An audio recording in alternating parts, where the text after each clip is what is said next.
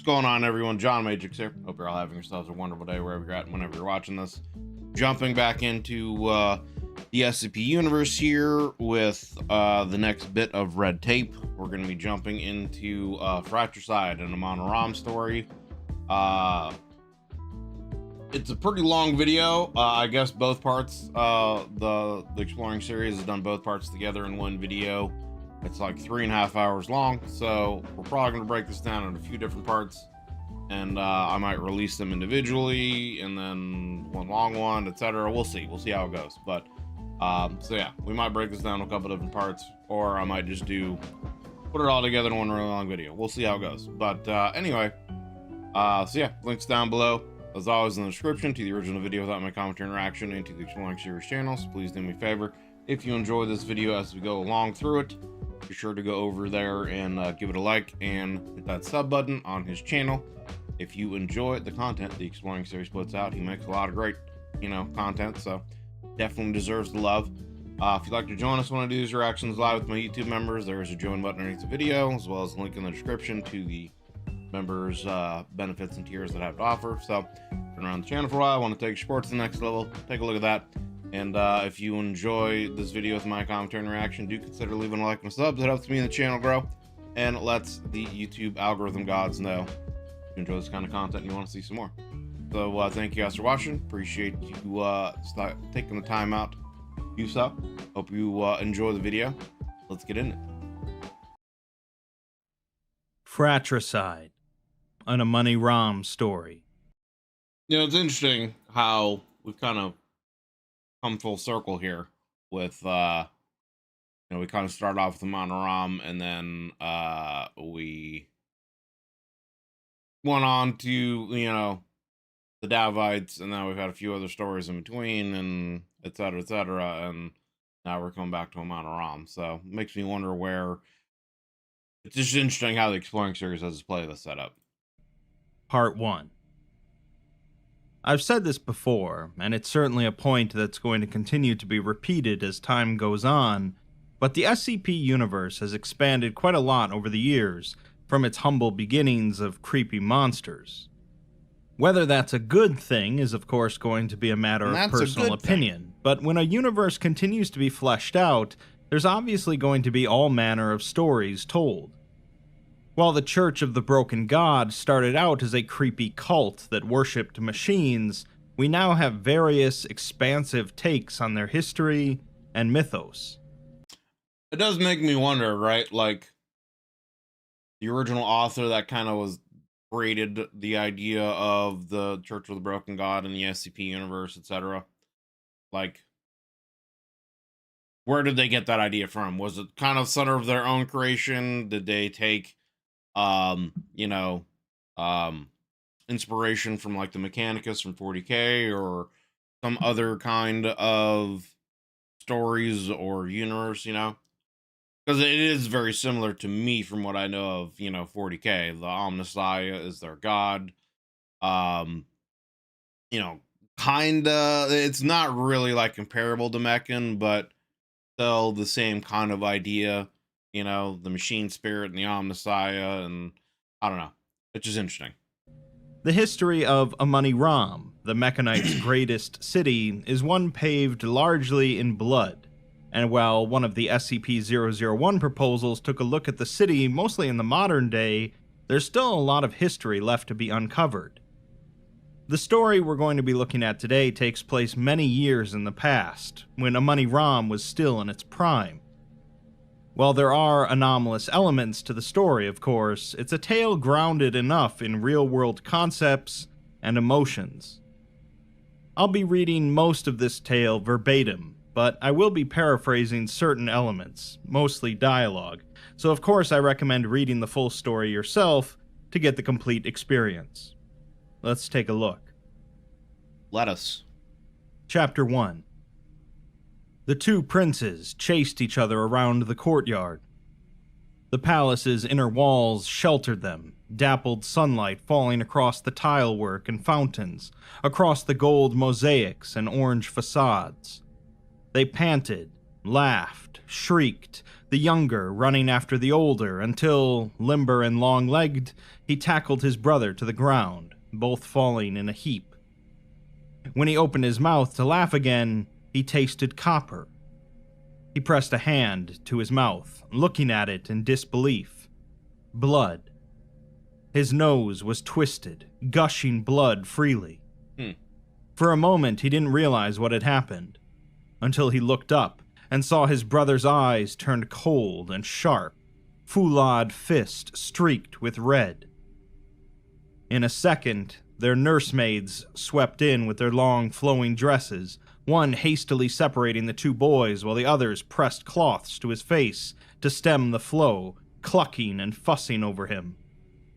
The last thing the prince saw before the nursemaids crowded around him, blocking his view, was the sharp, offended eyes of his brother.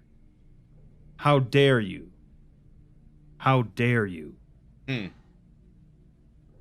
The field had been so very deafening a few hours ago. Now it was painfully quiet and still.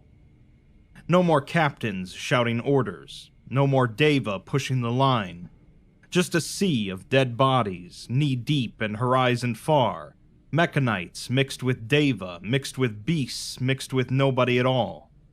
Blood and oil flowing freely into the dirt, mixing into a thick, red mud. It coated everything. The severed foulard limbs lying in the mire, the bleached and burned skulls of the war beasts, Biliath's golden armor as she picked her way through the endless carcasses, the men she commanded, and the men she killed. Vultures danced overhead, patiently waiting to have their turn. They always got their turn, nowadays. A Deva corpse shuddered to her right. She didn't hesitate, plunging the tip of her sword into its soft nape. The flesh gave way, the bone rent, and it gave a final death rattle before falling still again. She wiped the sword on the body's tunic before returning to her slow march across the field. No prisoners, Kabar had told her. No prisoners and no quarter. Anyone who fell, died. Never mind that the Deva had no regard for their own lives and would fight to the last man, prisoner or otherwise. I had mentioned that, right, in one of my other videos. Like, you think about the Davite attitude in with when it comes to war and fighting, right? Like, you have a bunch of slaves that are essentially out there fighting, and they're told that when they die, they will be reincarnated as Davites. You know, they won't be humans anymore. They won't be slaves. They'll be reincarnated as Davites, and they'll have a better life.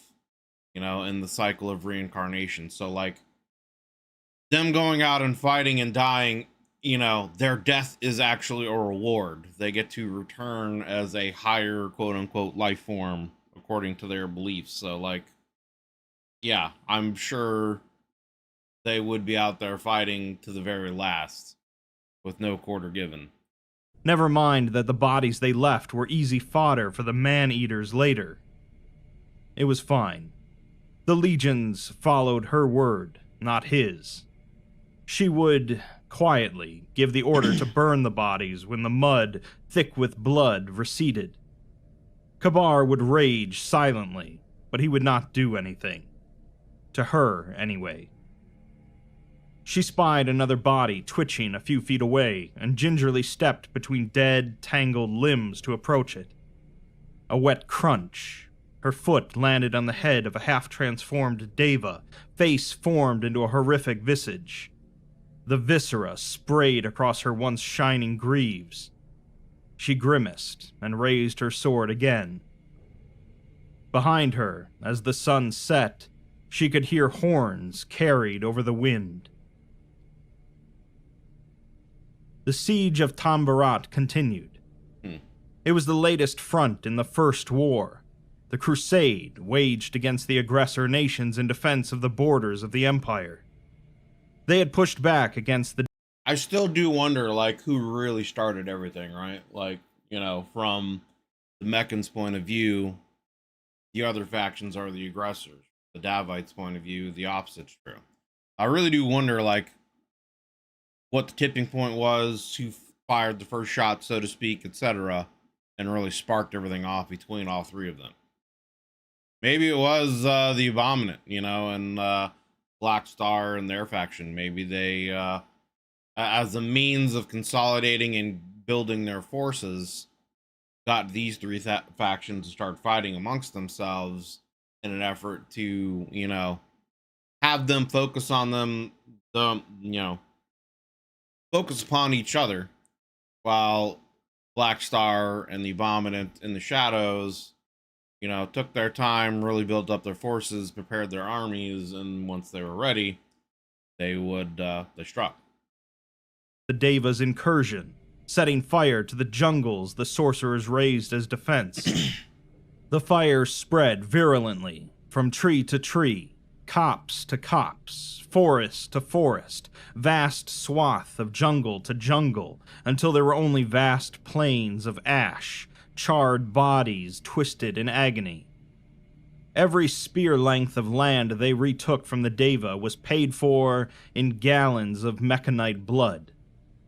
But it was paid for in full, and they took their righteous prize.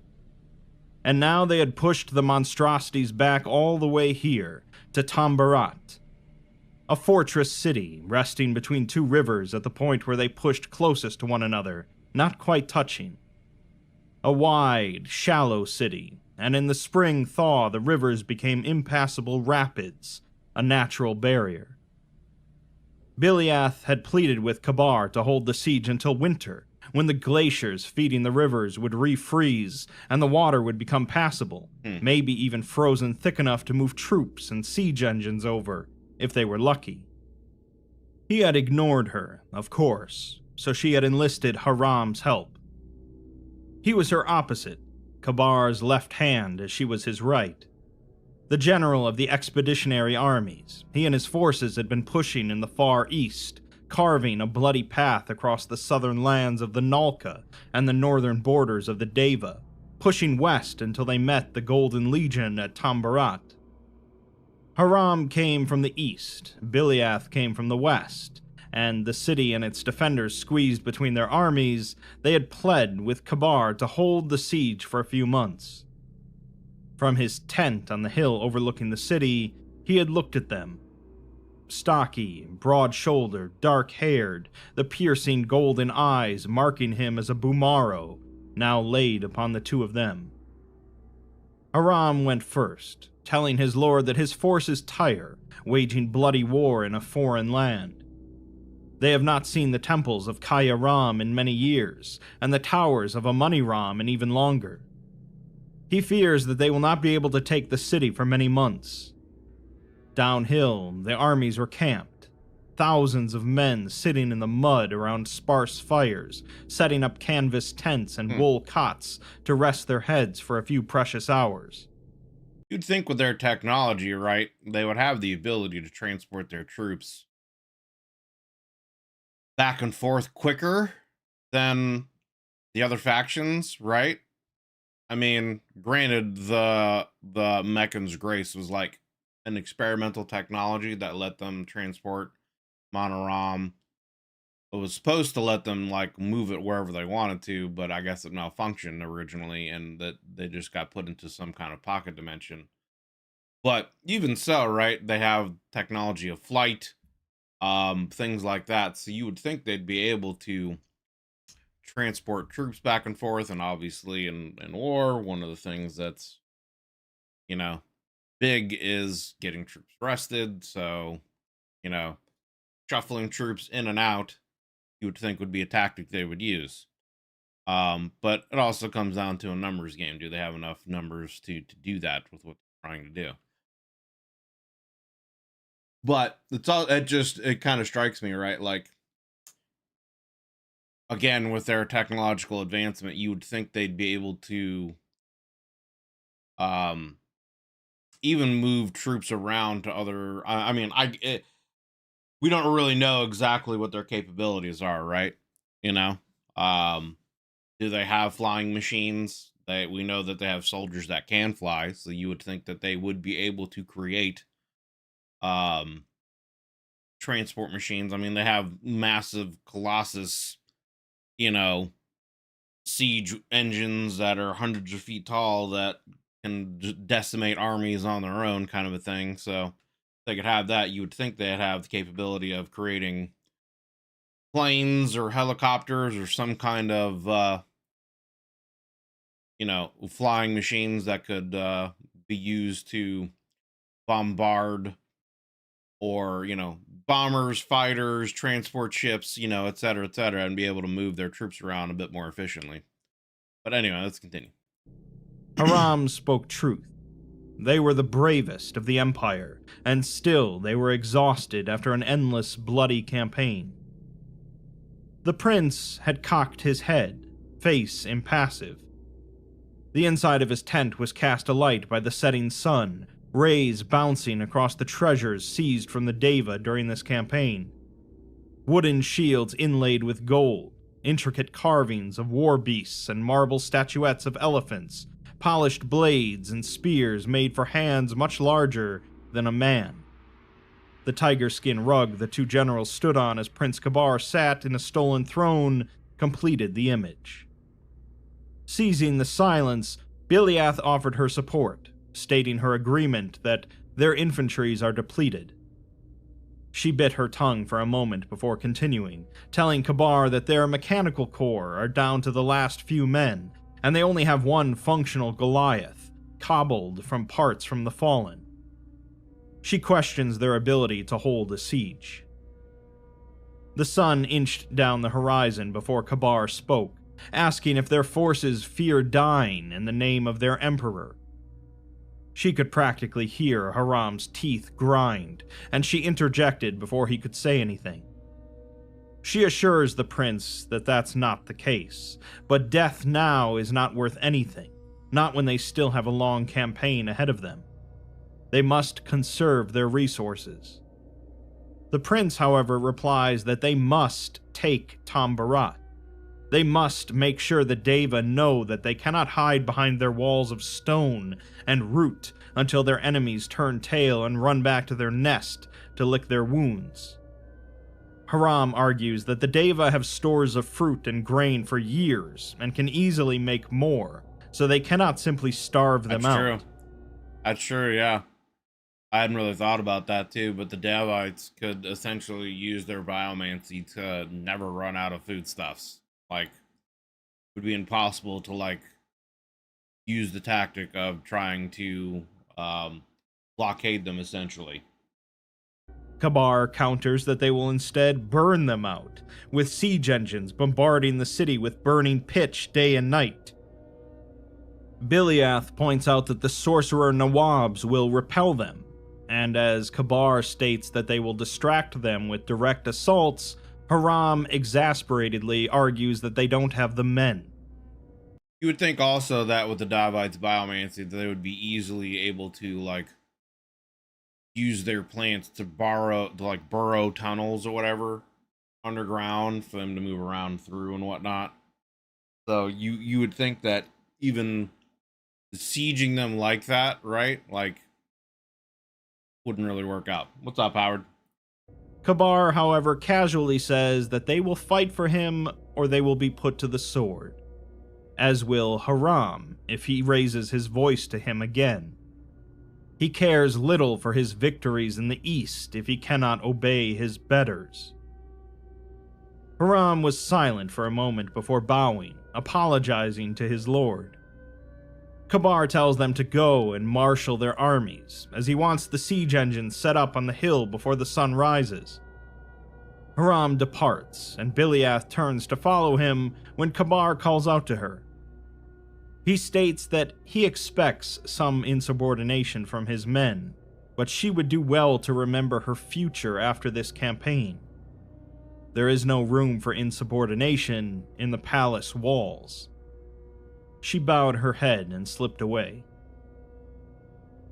That had been many months ago. Now their heels were dug in, and the siege continued unabated into the beginning of summer. Biliath's hopes that the summer would bring a dry run proved fatally incorrect. The waters of the river rose up as the glacier thawed even faster. The mud and dirt wore and washed away, and one night the banks collapsed, sending half a dozen camps tumbling into the rapids. Before anyone could do anything, the screaming soldiers were snatched by the rushing water, slammed over and over again into the sharp rocks the Deva had placed downriver. She had no idea how long they took to die, but prayed it had been quickly. Morale in the camp grew worse after that, if such a thing was possible. The misery was daily now. Foodstuffs were dwindling. Some of her lieutenants were debating slaughtering their mounts. In the day, soldiers would dig through the newly replenished battlefields for mechanite corpses and drag them back to bury them. And every night when the sun set and the fires across the camp came to life, the battle would begin again. The siege engines, with their deafening combustion, would begin casting balls of burning pitch over the walls into Tambarat. The sorcerer Nawabs would return fire with fist-sized balls of venomous thorns cast down onto the legion by the hundreds as another force would rush whatever part of the walls they felt were weak that day. The Deva pikemen on the walls would stab from above, piercing flesh and foulade. Screaming was the symphony of battle. And all the while, Biliath and Haram sat a mile behind the line, safely in camp, while their men fought and died. They drew their plans and maps and adjusted force counts, hearing the distant shouting and screaming. They stared at each other over the map when a particularly devastating round of screams sounded out. Haram begins to voice a concern, but Biliath just shakes her head. Kabar had ordered them back, that they were... Thinking about it too, right? You would also think that with the Mechan's technology and how it integrates into people, that they would have ways of being able to lessen the effect of pain, right? Like how much you feel, so that you'd be able to fight more efficiently. Like have ways of like actually self-adjusting that. Like knowing you're going into battle, turning that sensation of pain down to at least the point to where like you could fight without your body potentially giving away or it having as much of a psychological impact on you. They were more valuable making the plans and leaving the common soldiers to die for them. He'd said it so casually, as though death in these numbers was not just a consequence, but an unforgettable component of the battle. And of course, he'd ordered her back in particular, stroking her cheek with his still flesh right hand. I couldn't risk my hawk breaking her wings, said so softly that it made her blood boil and her skin crawl. But she had simply nodded and returned to her quarters. So there they were, in the command tent, looking at each other completely helpless as their armies screamed and bled and fought and died. Haram insists that they were meant to lead, and she agrees, as he sighs and puts his dagger down on the table. He asks her if she walked the fields last night, to which she nods, stating, "No prisoners. Not anymore." He tells her to go rest then, and he'll hold the command, but she argues that she's not going to sleep while her men get massacred. Haram remarks that with this prince, she'd never sleep again. It was a seditious comment, maybe, but one she couldn't deny the truth of. The exhaustion was there, encroaching on her now that the adrenaline was wearing off. Dark edges to her vision, her prosthetics weightier than ever. She eventually relents, stating that she'll sleep for a few hours, and Haram nods. She could see the exhaustion on his face, too. He wasn't young, but he wasn't old enough to warrant the lines of worry that had been etched under his eyes. Some small part of her wondered what she looked like now, whether it was the same face she had when she'd set out from Amoni Ram. She put the thoughts away for later and slipped out of the command tent. You have a mirror somewhere. Her own tent was at the edge of the camp. She was afforded some privileges from her position, privacy among them, She didn't trust herself to stay in the air this tired, so she made the trek on foot, stomping through the mud and weaving between the labyrinth of tents and campfires. The soldiers from the units not involved in the attacks were kneeling, warming themselves, eating what rations they could get their hands on. Seeing her approach, they scrambled to their knees to salute, but she waved them down. No point disturbing what little rest they'd get. They settled for weakly raising their fists in a salute, one she returned before passing. Then she stumbled backward, pushed to the side. It was a small group of prisoners. 3 or 4 Deva, dressed in rags and manacled together. Their heads were bowed as they were led along by soldiers.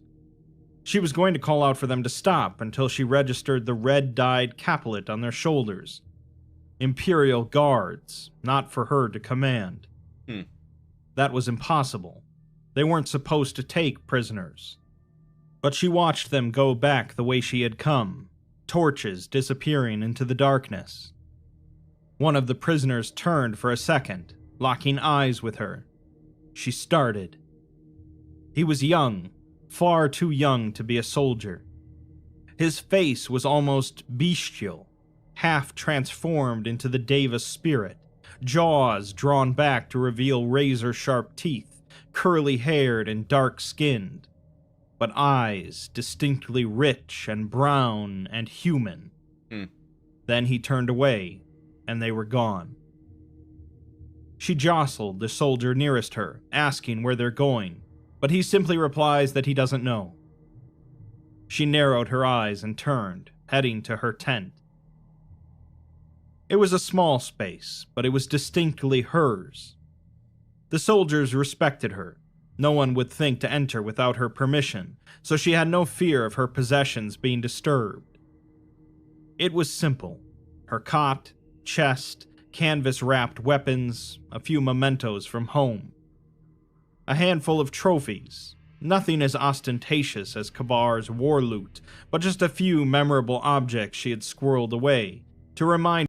I feel like Mechanite culture, right? Like, other than, I guess, maybe some, like, religious iconography and stuff like that would depict their worship of Mechan, maybe having, like, small altars in their rooms or something like that. I feel like their stuff would be pretty Spartan, right? I wouldn't feel like they would have a whole lot of, like, need or want for decorations. But I guess it all depends on, like, how much of, I guess, the human side of them is still intact, right? And has that, I guess, material want or need to accumulate things, to have things. I mean, like, she's talking about having trophies and stuff right here. So, I mean, obviously there is some of that to,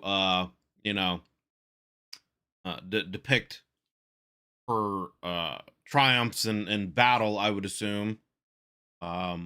Things like that. But when I think of what a Mechanite's like home would look like, I would think it would be fairly barren, with just essentially the essentials. And again, like maybe some kind of small personal altar or place where they would, worship Mechan, kind of a thing. Find her where she had gone and what she had accomplished. A Deva wood sword, thorns torn from the tree beast she had felled. A little statuette of a dancing scarlet god. And her favorite, a large cage made from finely woven wood containing a number of small forest beasts. They were odd little creatures, the size and shape of frogs, but with 6 legs and mouths full of sharp teeth. Interesting. They glowed in the darkness. They were contraband, and no doubt she'd be punished if Kabar found them, but they were her little rebellion. Closing the tent flap behind her, she shook a pinch of dried crumbled meat into their enclosure and watched as the 4 or 5 of them emerged from the sticks and moss she had carefully arranged for them and went for the food. The biggest got there first and bullied the others, pushing them around and snapping its jaws menacingly at its brothers as it ate. When it had gotten its fill and wandered off, she shook in another pinchful for the stragglers. Then she collapsed into bed. Back in the command tent, drawing maps for the next assault, Haram comments that he doesn't know how she suffers him. She lets his comment hang in the air for a moment before addressing it, stating that it's her duty. He responds by asking if it's her duty to follow the commands of a blind, spoiled oaf who knows nothing about war. And when she replies that she wouldn't say that he knows nothing, he concedes that he does know how to kill his men. I mean, that's often a thing that's happened in history, right? Where people of power have been put in position of things like this that don't really know what they're doing, and they get people killed. Like, that's just how it works. And unfortunately, you know, those under them have to follow orders, because that's how the chain of command works. That's how historically a lot of things have happened. Literal wars have been lost because of that. She quickly admonishes him, not in Kabar's honor, but purely out of concern that someone might hear. He acknowledges that with a nod, at least, and asks if she heard the reports from last night's assault on the southern flank of the city. He tells her 400. You would think, though, that, right, like, Bamaro, I'm assuming this is one of Bamaro's kids, right? They're talking about a prince. Bamaro is the emperor, king, whatever you want to call him, right? You would think that, again, as a Mecha Knight, logically, because I would, again, I'm making assumptions here, but you would think that their thought process would be something along the lines of being a bit more logical, right? So, logically speaking, he would understand that his son does not necessarily have the most experience, I guess you could say, in matters of war, right? So he would want someone to accompany him, to advise him. But then I guess, you know, it would still ultimately come down to his choice. And it might be a situation where he just wants to get the war and battle over with so he can return home victorious and get the praise of you know, his father or whatever, and move on with life. And who cares how many people you sacrifice, you know? So who knows? 400, which she assumes to be injured, but that's the number that died, with twice that many injured. It was an eye-watering number, and she didn't speak for a second before asking the goddess to forgive them. He really doesn't know how long they can sustain this, as disease is tearing through their ranks almost. I keep forgetting that. I keep forgetting that in this canon, Meccan is a female, is a goddess. Anyway. As quickly as the Deva are. She replies that they don't have a choice, but he retorts that there's always a choice. Biliath's gaze settled on him, and she asks what he's talking about. He replies that when he was a youth in the Legion, when she would have been but a you know, it makes me wonder, right? Like, I don't know. I wonder if in this canon, potentially, it could be, right, that, like, Meccan and Yaldabaoth are, like, twins, right? But they're, like, opposites, you know what I'm saying? You know, Meccan is, you know, the goddess of order. Yaldabaoth is the goddess of chaos, kind of a thing. And they could just be twins, but, you know, opposites in that way. I don't know. That just sounds like it would be interesting. Child, they were waging a campaign against the rebels at Ul-Maram. It was a bloody affair. None of them knew how to make war against other Mechanites. Not really. And of course, there's nothing worse for morale than killing your kinsmen. Many of them died on those fields. Too many. He paused for a second, lost. And that's another thing, right? Like, would a civil war of that way even happen, right? Like, especially with the power of the voice, could Bamaro not instill a programming in them that would say you can't fight each other? You know what I'm saying? Like, would rebellion even be possible at that point? Or not even necessarily rebellion, but just infighting, a civil war of some sort, like, happening because of his ability to, like, use the voice and really command them. But maybe it's something that um wears off over time, or is a situation where the further you get away from Bamaro, his influence isn't as powerful, and so they get more control over their will again, something like that. But even so, then it could just be a situation where, yeah, there's an uprising, a rebellion, whatever, and then Bamaro himself goes and commands them to not do that anymore. Stop being bad. somewhere else before continuing. Eventually, they had the rebels in a position where they were willing to try and execute their commandant for surrender and leniency. They served. Yeah, it'd be interesting if he gets into uh like cosmic war stuff or whatever, like what happened with the gods beforehand, like the mythos behind all that. them with an offer. He was a lieutenant then, and all of the lieutenants brought it to their captain. He listened to the surrender offer very patiently. Then he reached out and took it, and tossed it into the fire. Announced to all of their shocked faces that they would not accept a surrender, and that he would have the commandant's head on his pike before granting an inch of mercy to any traitor of the Empire. Biliath asked what happened, even though she knew the answer. The tale was rumor and mythology in the Legion, oft whispered and never confirmed. She just hadn't realized Haram was its origin. He replies that they roused the next morning to find him in his tent, throat slit and bleeding like a stuck pig. Yikes. A rebel traitor must have snuck into the camp at night and cut him down. He said it bluntly and dispassionately. She states aloud about the rebel traitor, almost as a question, and Haram just says, yes. It hung in the air, weighty and full of implication. She says to him to not tell her something that she cannot let herself come to know. He nods slowly and apologizes, saying that he forgets her position. To which she replies that she does as well. They were silent again until a messenger burst through the tent flap, announcing a summons. Biliath to Kabar's camp.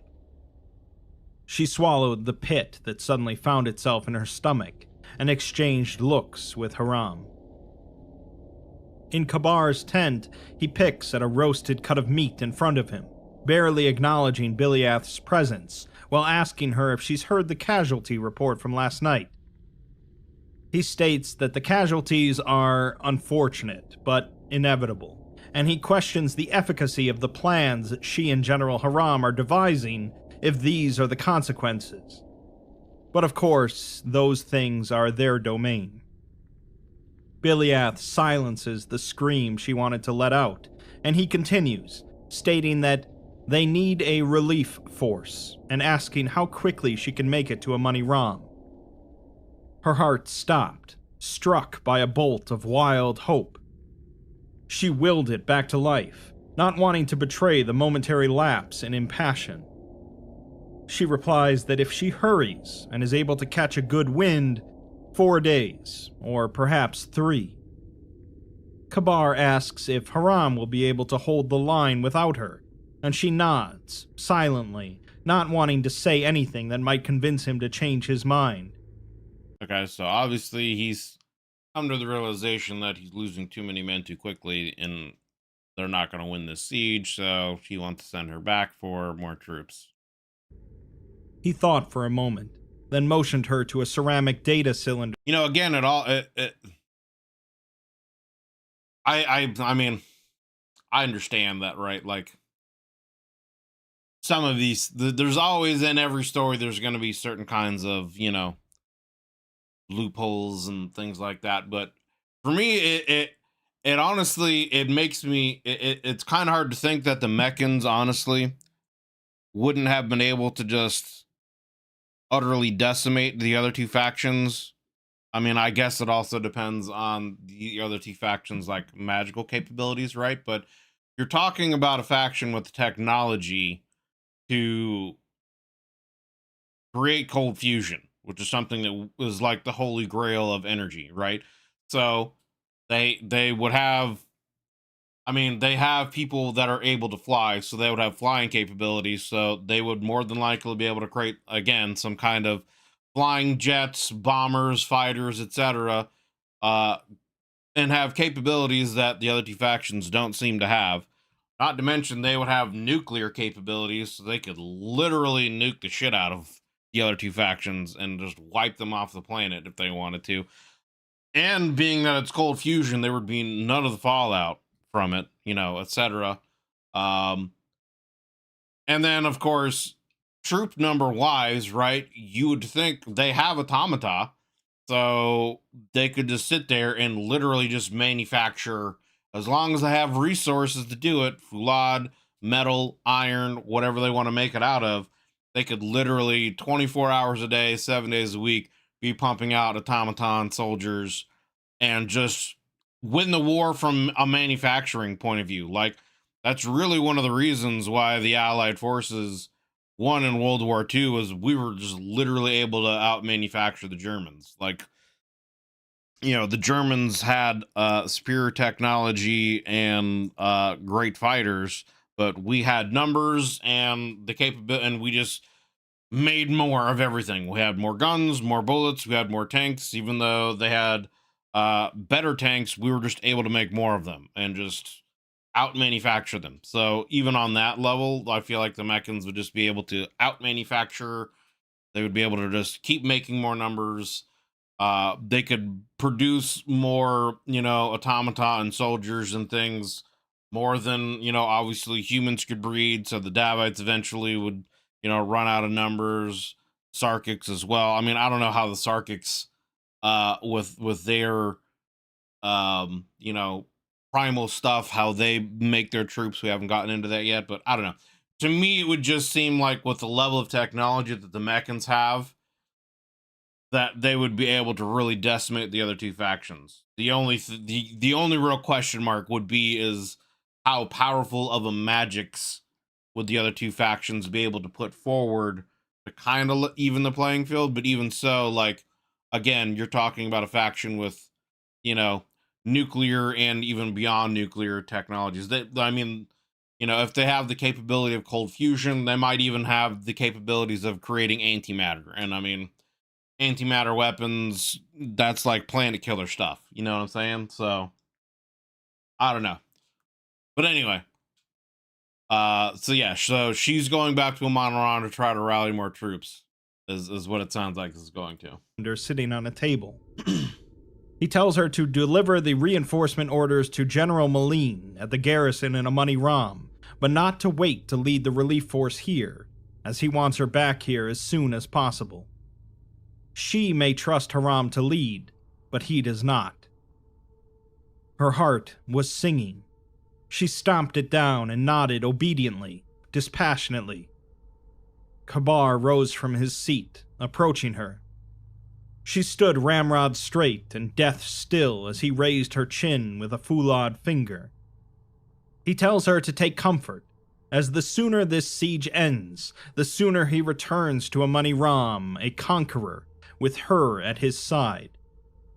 His father will formally abdicate the throne to him, and he will be free to take his Shahanshah as his concubine, as is his birthright. Crown Empress, if she's good. She nodded, eyes lowered, as it was the only way he wouldn't see the burning rage in her eyes. She thanks him, stating that she looks forward to it, and he dismisses her, returning to his meal. I don't know how you suffer him, really.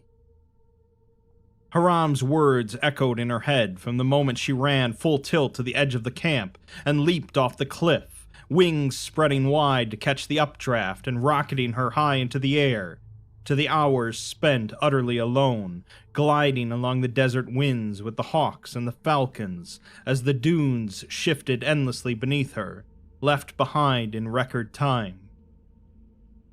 I don't know how you suffer him, really. It bounced around her as the desert below gave way to farms and sandstone houses, and then she crested a vast hill, and then it was in front of her. Amoni Ram, Gate of the West, Adatum's Answer. High walls Well, they have cold fusion energy in Amon Ram. Cold fusion is nuclear power without the negative side effects of the fallout, essentially.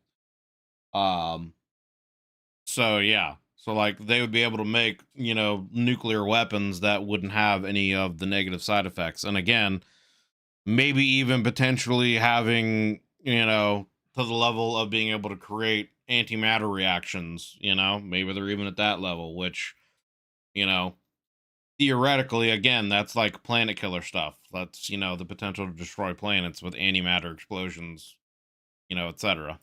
surrounding the city and sunlight reflecting off the sky-scraping towers, gleaming bronze and proud, off the shimmering foulade of the palace's facades, off the armor of a new legion marshaled outside the city gates, blinding sunlight forcing her to cover her eyes as she swept into the city of her birth, the city she loved, Damn, she got the there city quick. she'd left behind. Hold on, I want to rewind this. Gave way to farms and sandstone houses of the camp and leaped off the cliff, wings spreading wide to catch the updraft and rocketing her high into the air, to the hours spent utterly alone, gliding along the desert winds with the hawks and the falcons. I was going to say she got there quick, which then would lead me to, again, what I was talking about earlier, where it's like, their capabilities of being able to transport troops around. Again, they have technology of flight.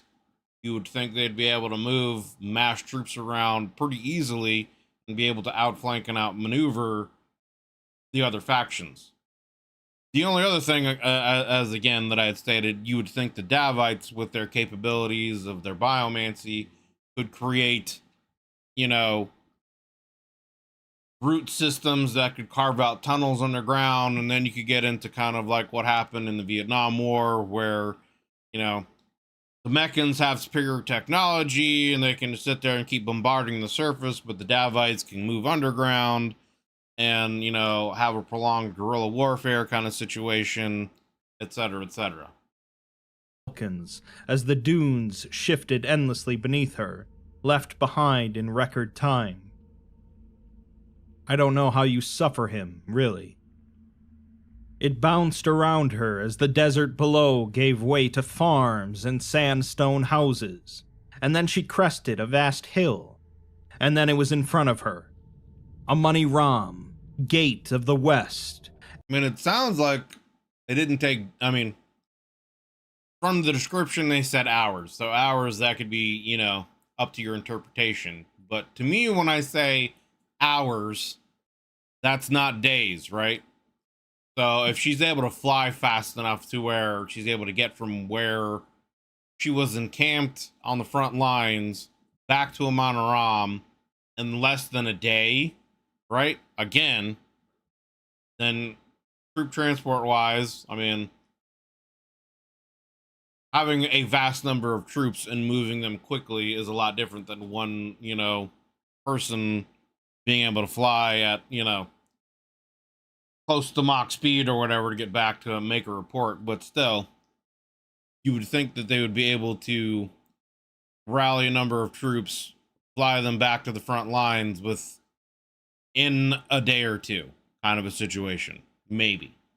Adatum's Answer.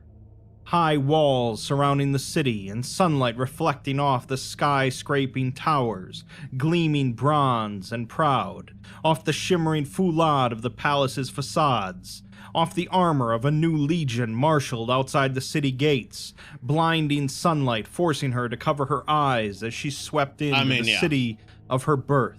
A lot of that, I'm sure, is stuff that's left up to interpretation. To sit there and really write a story and really get into military capabilities, you could do that. And I'm sure some people, I would be one of those people that would love to hear it, but I would assume the mass people that enjoy the SCP stuff They're not here for that. They're here for the story and the lore and the actual tale. They don't necessarily need to know or want to know the actual breakdown of troop movements and numbers of forces and the forces capabilities and what these guys could do against these guys and how they could retaliate and that's stuff that I would like to know, but you know. The city she loved, the city she'd left behind. Yeah.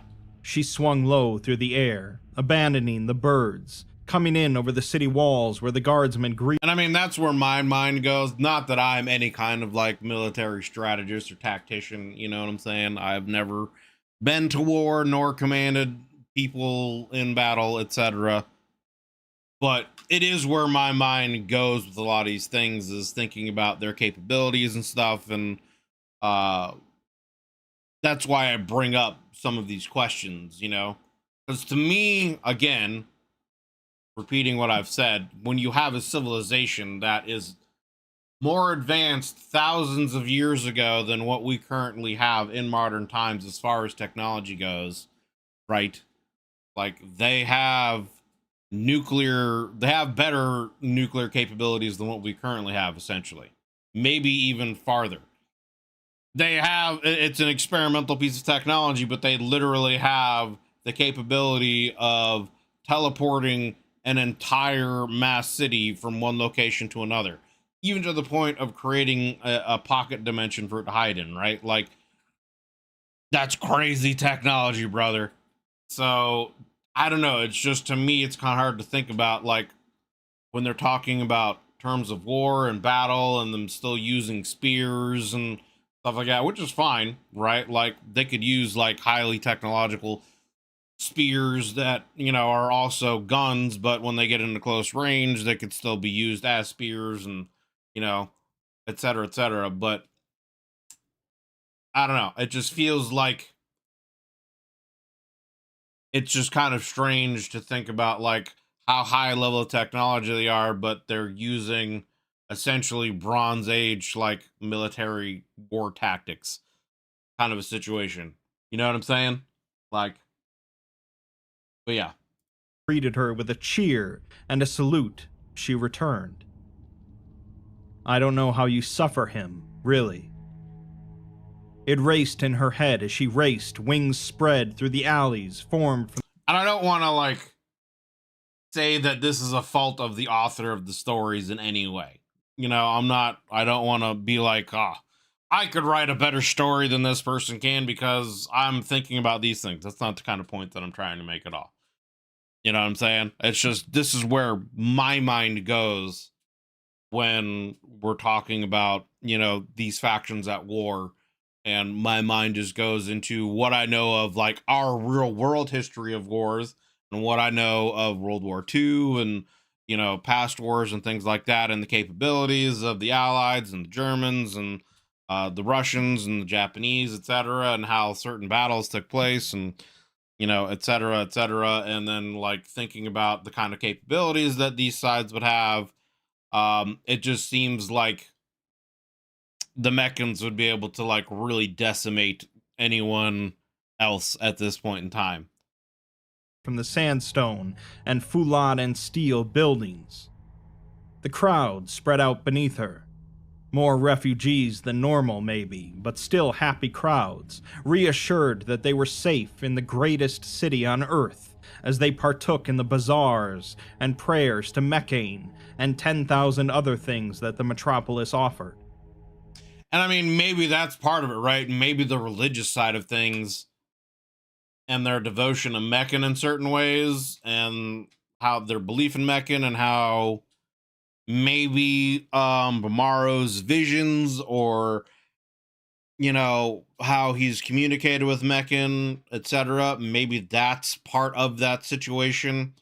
Maybe they're doing things in certain ways because that's what Meccan expects of them. You know, I don't know, but that could be a very reasonable explanation for some of that. They looked up as her winged form shot overhead, weaving around pipes and about corners. I don't know how you suffer him, really. It dominated her thoughts as she quickly found herself at the garrison.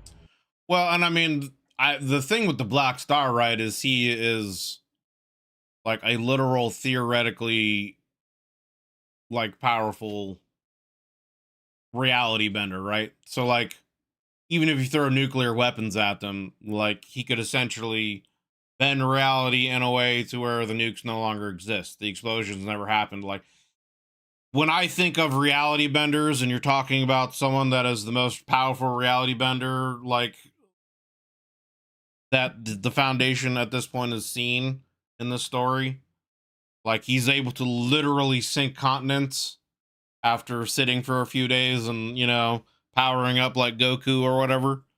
Um, yeah, I don't know what kind of capabilities you would really be able to do against that, other than having another reality bender and them having a reality off. You know what I'm saying? So I don't know.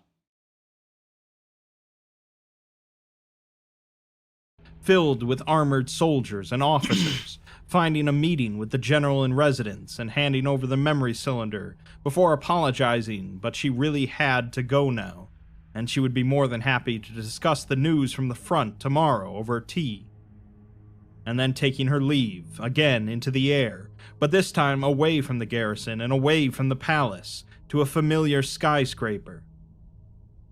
She landed, hanging from the building's side, one hand gripping the metal frame of the window as she folded her wings, popped the latches on the glass, and clambered in. And the thought departed from her head entirely when, rounding a corner in the expensively decorated apartment, she laid eyes on the tall, thin man as he turned from the books he was poring over.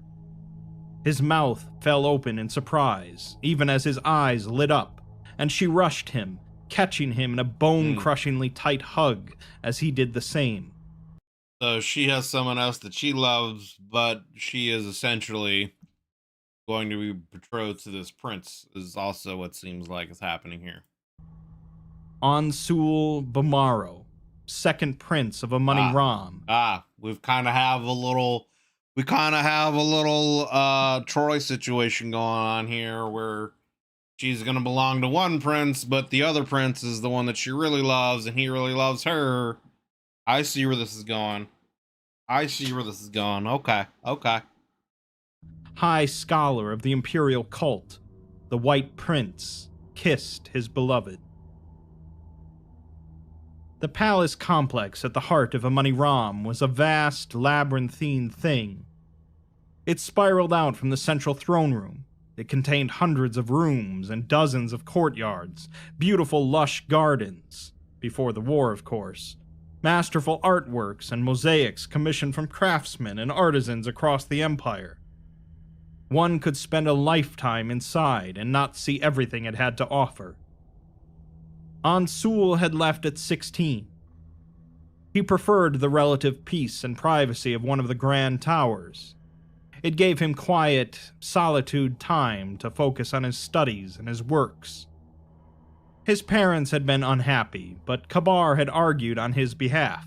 His older brother had taken their father aside, telling him the boy needed time to come into himself, just as Kabar had found himself on the battlefield. Ansul was no warrior. They both knew that much. He might as well give him the space he needed to discover what he was instead. The Emperor, still sound of mind back then, had grudgingly let him go. He was still in the city, close enough for the Imperial Guard to keep an eye on. The boy would return sooner or later anyway. That had been 15 years ago. Now the apartment had only expanded, Ansul taking over the entire floor and converting it into his study and workspace. Every spare scrap of space was occupied by an ancient text or stone tablet or innovation in progress. Steel and copper and foulade constructions and wires, their states of completion as unknown as their purpose. He hurriedly cleared some off of a long chaise, guiding her to a seat. He rushed around the messy kitchenette, grabbing a crystal pitcher of clean water and 2 metal cups. Ansul remarks that he wasn't told that she was coming, otherwise he would have prepared, but she smiles and says that she didn't know either, as it was an unexpected change in plans. He asks if that means the siege has broken and she's coming home, his hopeful face making her heart sink. Nope. Opposite. She replies that no, Tom Barat's walls are as strong as ever.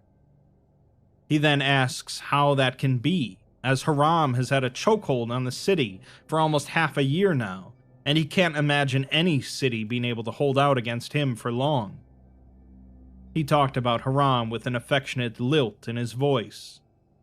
The general had practically raised the boys after the Emperor's illness, though they hadn't seen each other in years now. That's interesting that, again, well, all of their technological capabilities, illness is still a factor in their society.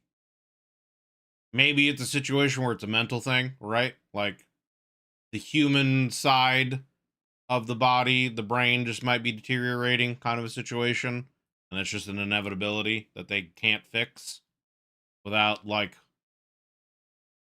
essentially affecting who that person is as an individual. And that might be why they created the Golden Throne situation anyway, so that he could download his knowledge and consciousness into whatever repository they have, and then when their sons come to power, he essentially puts consciousness into their body. So he replies that they that would be a logical reason as why a technology like that would be created. Aren't free to command their forces as they see fit. But Ansul says that the Deva still should have long since raised the flag of surrender and opened the gates. Biliath then replies that there will be no surrender, and when Ansul asks what she means, she hesitates, and he picks up on it. She explains that Prince Kabar has given the order for no quarter, so there will be no surrender, no negotiation, no prisoners. Ansul's bride. I mean, yeah, it seems like it's definitely a technology that only the Emperor has available to him. Or, I mean, maybe it is something that they utilized, but we only know it from, like, this perspective of the Golden Throne. Like, maybe they had other means of doing something similar for other Mechanites. And it's just, in this story alone, we only really know about the Golden Throne and Bamaro. You know, who knows? But it would also, there is a logic behind thinking that, yeah, this is a technology that would be afforded to the Emperor alone. The Emperor's our leader. He's the one closest to Meccan. You know, Bamaro actually literally has seen Meccan, was touched by Meccan, etc. So we want to preserve him, his consciousness, his knowledge, leadership, etc. by all means. Furrows, and he asks what happens then when they break the defenses. Her silence said it all. His face fell, and they sat in quiet for a few moments. He asks why he would do that, to which she says she couldn't say. Ansul then says that he's sure that he has his reasons, but there's another lapse into silence, this time broken by Biliath, who says that she was only dispatched here as a messenger to deliver the reinforcement order to the garrison. She told Prince Kabar that she could make it to Amoni Ram in 3 days, but she did it in 2, and she'll need a day of rest before she can make the return journey. Ansul smiles, remarking that it gives them a precious few hours together. He leaned forward, forehead pressed against hers, the foulard fingers of his left hand snaking up and interlocking with hers. She replies that they should make the most of them, fingertips peeling off his craftsman glove and pulling him up off the chaise. When Ansul woke up, it was well into the night. He blinked himself awake, the implant of his left eye quickly cycling itself into motion as he extricated himself from the sheets wrapping around him. In the darkness, he saw a figure on the balcony. Biliath turned her head back as he came up behind her, placing the blanket around her shoulders. He tells her that it's a cold night, and she might catch something, Hmm. She nodded once in appreciation, then turned back. They both leaned against the railing of the balcony, looking out at the cityscape. From this high up, Amoni Ram revealed itself as the city of ants that it was. Massive golden towers rising high above a maze-like inner city. Sandstone homes built on temples, built on shops, built on ruins older than anyone alive. Bright electric lights burning and gasping, illuminating the crowds, each man or woman smaller than the head of a pin, but grouping in... It still really does make me wonder, right? Like, is this what Meccan really wanted? Or is this like some kind of human corrupted interpretation of what Meccan wanted when they gave him to Bramara? Like, are humans essentially just parasites taking the Falad and making the city on Meccan's back and corrupting the technology that Meccan wanted for them? Or is it a situation where, like, you know, Meccan imbued him with this knowledge and she was dying, so she's just like, use my body and technology as however you see fit, as long as you uplift humanity, you know, to the enlightenment of technology, kind of a situation. Schools, ceaselessly moving through the boulevards and alleys, a staggering performance of mass civilization. Yeah, I'm sure that's why there's different versions of, like, or different factions from the Church of the Broken God, is I'm sure there's different interpretations of what all that is. He comments on the city's beauty, and she replies that it's why she fights. To protect these crowds, these people.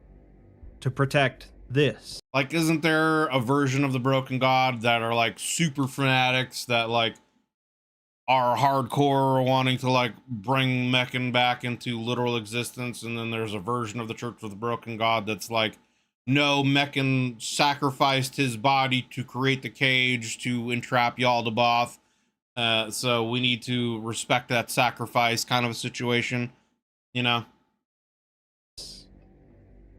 Her hands snaked across the railing to clasp his. He tells her that it takes a noble soul to leave their home to protect it from their enemies. They owe her a debt that cannot be repaid, her and every soldier that dies in the campaigns. She sighed, replying that she worries that she'll end up like them, meeting her death in a faraway heathen land, not in the city of her birth. He tells her that she'll be home before long, but she says that it won't be the same. Well, when she returns home, it will be at the side of a conqueror, as his empress. Right. Amoni Ram will not be her home. It will be her domain. Ansul's face fell, and he says that they don't have to think about that now. She smiles sadly and says that he doesn't have to. He can move on to the next thing, always the next thing. It's nothing for him. Prince Ansul will find a nice girl from the court to marry, eventually. This is a pleasant memory for him to look back on one day. It just hasn't ended yet. That's a little unfair, right? Like, obviously he loves you and he wants to, you know, be with you, so, like, it's a little unfair to say that he isn't necessarily going through a similar situation where if he had the power to do something about it, he would. You know, even if he is, you know, he's a prince, so of course he's going to have to eventually marry and have a lineage. But that doesn't mean he's not going to wish he couldn't, you know, have done it with you, you know? And I mean, think about how is it going to I know if I was in his situation and I see my, older brother with the woman that I love and them having a family, like, that would destroy me every time I were to, like, interact with them. You know, like, that would be rough. He shakes his head, arguing that that's not true, but she says that it is. There is no way out of it. He is as bound by his station as she is, and surely he doesn't think that they could carry this on after his brother's coronation. Ansul replies that he could talk to him. They love each other, and he'll have his pick of the court ladies as emperor, so he wouldn't rob his brother of love. Biliath almost Willie, though? laughed, stating that he hasn't spoken to his brother in years. The front has changed him, made him harder, if such a thing is possible. Ansul counters that that's just the aura he must project as commander, as he cannot allow his troops to see weakness. Biliath replies that there is hardness and there is cruelty. The troops fear him, and she would as well if she wasn't able to rein back his worst ideas. She turned to look at her lover. He was distracted, fumbling with a small contraption made of drilled, burnished brass, stubby and cylindrical with a dish at the end. He crumbled something brown into the dish, then placed the other end into his mouth and lit a fire, melting whatever it was. When he exhaled again, it was heavy and tinged with red. He offered it to Man smoking some methane weed over here? What is this? her gently, and she took a puff. It dulled the aching pains across her back, if only for a second.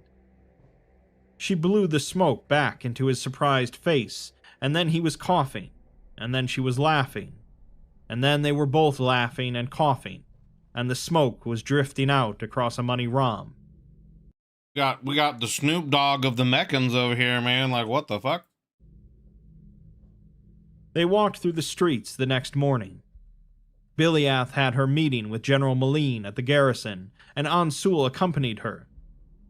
It didn't raise any eyebrows with the soldiers. He was still a prince, after all. It was a surprise to see him take an interest in military matters for once, but not an unwelcome one. The citizens, for their part, were happy just to see two paragons of the city out and about. It brought an air of reassurance, countering the silence from the palace. They made their way through the crowd, the two of them surrounded by a light accompaniment from the Imperial Guard. The crowd parted respectfully as they passed, stopping their bartering or purchasing or hawking to bow respectfully before the prince. The guardsmen saluted the Shahanshah as she passed. Ansul fidgeted awkwardly at the endless cavalcade of bows, remarking to Biliath that you'd think once would be enough. She replies that they don't see his father anymore, so their expectations in him fall to Ansul. He believes that to be unfair, as he's denied the role enough times already. If he wanted to rule, he would have asked his father to grant him a governance. She tells him that there's some duties you can't deny. Governor or not, he is their prince, and that comes with certain responsibilities. He believes that if this is what it means to be prince, then he's more than happy to let Kabar be the heir. She reminds him gently that Prince Kabar is not here, and he is. He replies by simply saying, "Unfortunately." She was glad the reverence from the crowd was loud enough to mask the hiss she let out. She stamped it down. A stupid, thoughtless comment. Nothing more. She put it outside of her mind until they arrived at the garrison. It was a vast, hulking complex in the western quarter of the city. High towers, gates manned by soldiers. On the plazas, daily drills and fitness checks were occurring, armored soldiers in formation marching and slashing their blades through the air in perfect synchronization with the drums. Officers shrieked out orders that quickly became "kneel" as the Shahanshah and the prince passed. She pulled one such officer aside, asking him where General Maline is. He replies that he's in the infirmary, but he doesn't know his condition. She released him and made a beeline for the infirmary, Ansul following earnestly behind. It was another large building. It had once been smaller, but recently it had been forced to integrate the surrounding buildings for need of space. She tried not to think about what that signified as she entered. The stench of stale blood and urine was immediate. Yikes. She turned to Ansul, asking if he would like to wait outside, making sure to refer to him as her lord, as she was acutely aware of the presence of the Imperial Guard listening in. Ansul replies that he's quite alright, so they carry on through the tiled corridors of the infirmary. Every room they passed contained bodies, most alive, some in more questionable state. Moaning and grunting echoed throughout the halls, of men healing and men dying. Surgeons rushed around them, pausing momentarily as they considered kneeling or saluting before Ansul hurriedly waved them off. A soldier passed by, carried on a stretcher by 2 orderlies. There was a gaping, ragged hole in his chest, turning a sickening yellow at the edges. Ribs. Again, it makes me wonder, right? Like, they're able to create automaton stuff like that. I mean, it's very possible that they're not able to or haven't thought of, but like nanite technology, right? Like the ability to create, machines on a cellular level that could be in the bodies of their soldiers to repair them, etc., would be extremely beneficial in times of war, allowing them to regenerate, heal, even potentially, grow limbs back, etc., etc. So that hasn't been, anything that's been brought up so far. So seems like they don't have those kind of capabilities, but just makes me, it's just something that comes to my mind, right? Exposed. Struck by the Deva, no doubt. His eyes were fluttering, and he was sucking in air greedily. Ansul whispers Mekane's name, and Biliath calls back to him to not look. It killed her to say it. Right. But she knew him. She knew he couldn't handle this. He had always been a softer soul, uninterested in martial affairs and disturbed by the sight of blood.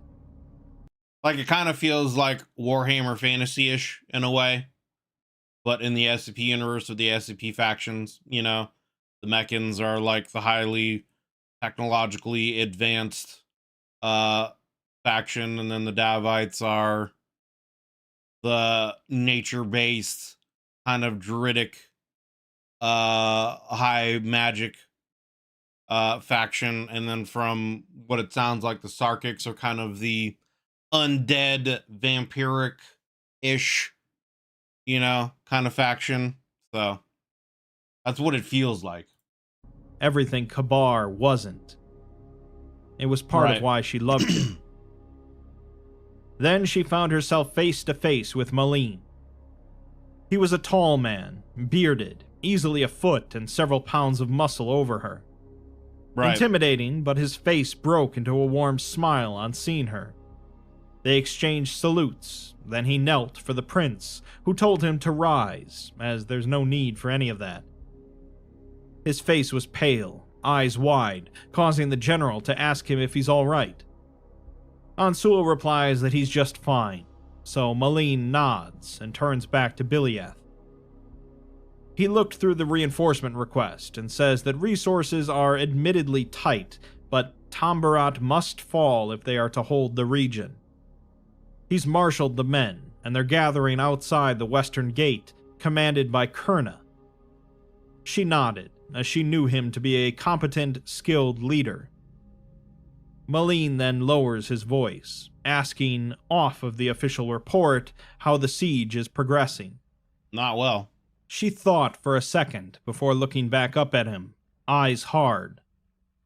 She states that she's seen men being commanded into a full front assault with no artillery cover against the gates of the city. She's seen aerial units pushed into suicide missions to destroy such significant targets as a farmer's hut. She's had her soldiers pulled from their camps and drowned in the night, beheaded and poisoned and run through and burned alive. She's had to walk the killing fields where they engage them in the day and use her blade to fulfill the no-quarter order herself because her men are tired of killing defenseless enemies. She's seen Haram and herself ignored time and time and time again for the sake of some imagined glory on the battlefield. She can tell him that there is no glory to be found at Tambarat. Yep. Malin pursed his lips and states that He was afraid of that, asking if they can pull back, but she says no. At this point, they're dug in, and any siege in the winter will be even harder because the Deva will be prepared for it. The defenses will be even further hardened. Yeah, I mean, that's what it sounds like the Davites are holding out for, is for winter, so that they can essentially have weakened the Meccans during this time, and then they can pull a counteroffensive against them. They wasted their golden opportunity.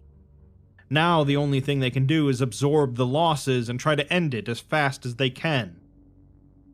Biliath didn't lower her voice. She was acutely aware of Ansul behind her, quietly listening in the whole time.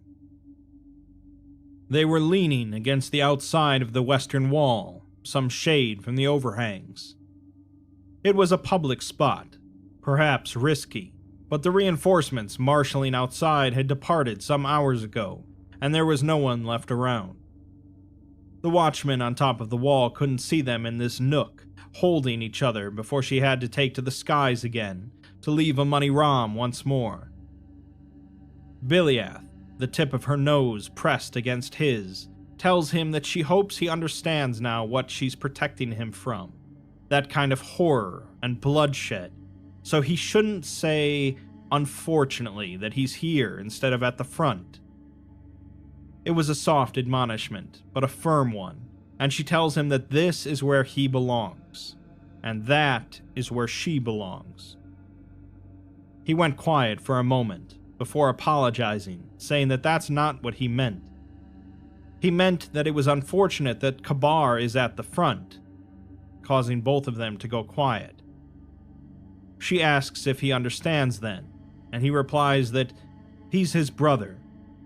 He loves him, but he understands how he can be, reckless and aggressive. She says that he's grown worse. He sends soldiers to suicide pushes for no reason other than to spite and distract the enemy.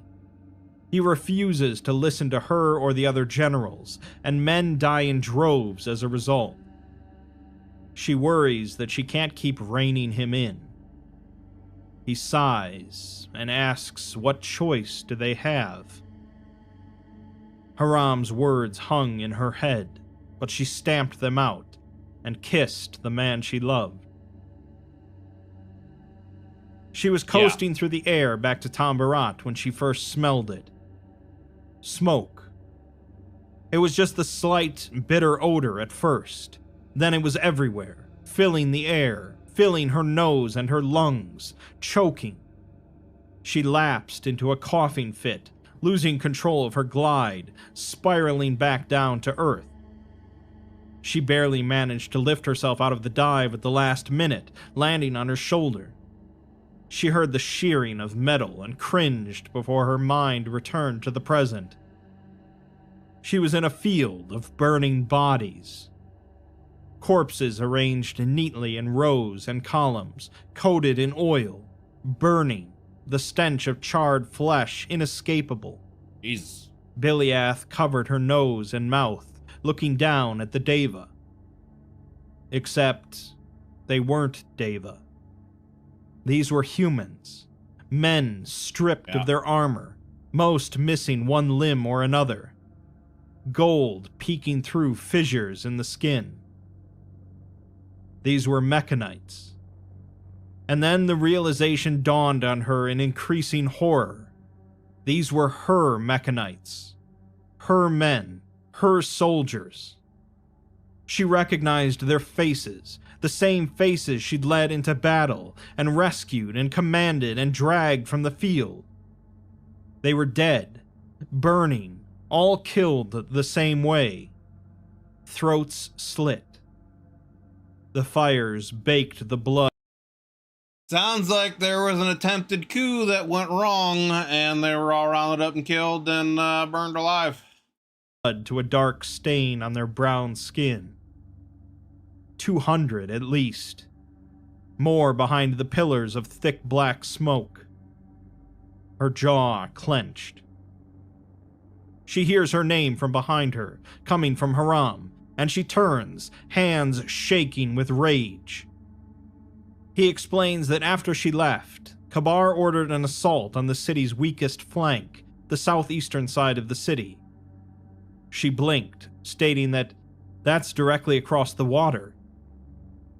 Haram replies that it would require fording the river, and it would be a risky, dangerous, stupid maneuver under these conditions, fit only for a brute. So of course, he ordered them to, and they rebelled. Haram looked out across the field of burning bodies before continuing. Her men told him that they wouldn't do it without their general there to lead them. They refused to get into formation, so he brought his cohort and the Imperial Guard down on them. Kabar had said that they fight or they're put to the sword. But of course, killing a quarter of your forces is too stupid even for him. So instead, once order was restored, he issued the order. Every unit selects one man among them and kills them.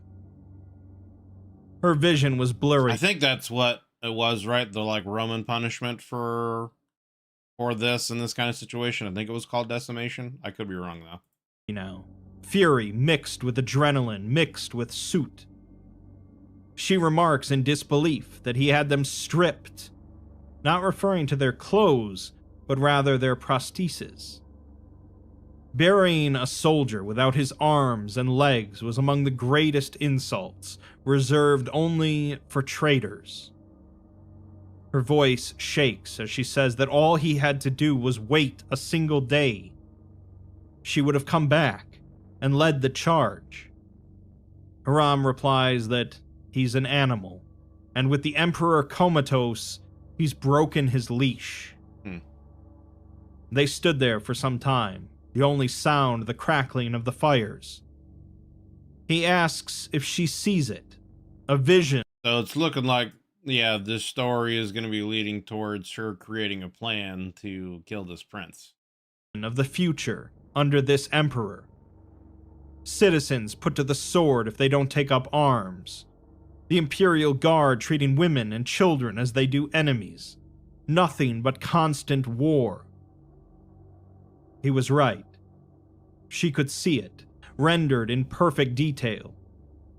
Kabar on the Fulad throne, completely unstoppable. The Legion under his direct command, conscripting boys barely old enough to shave. Herself relegated to the life of a bird in a gilded cage in a burning house, watching him drive the Empire into ruin, helpless to do anything but cry out to deaf ears. Ansul quietly killed or put in the dungeons to consolidate his rule.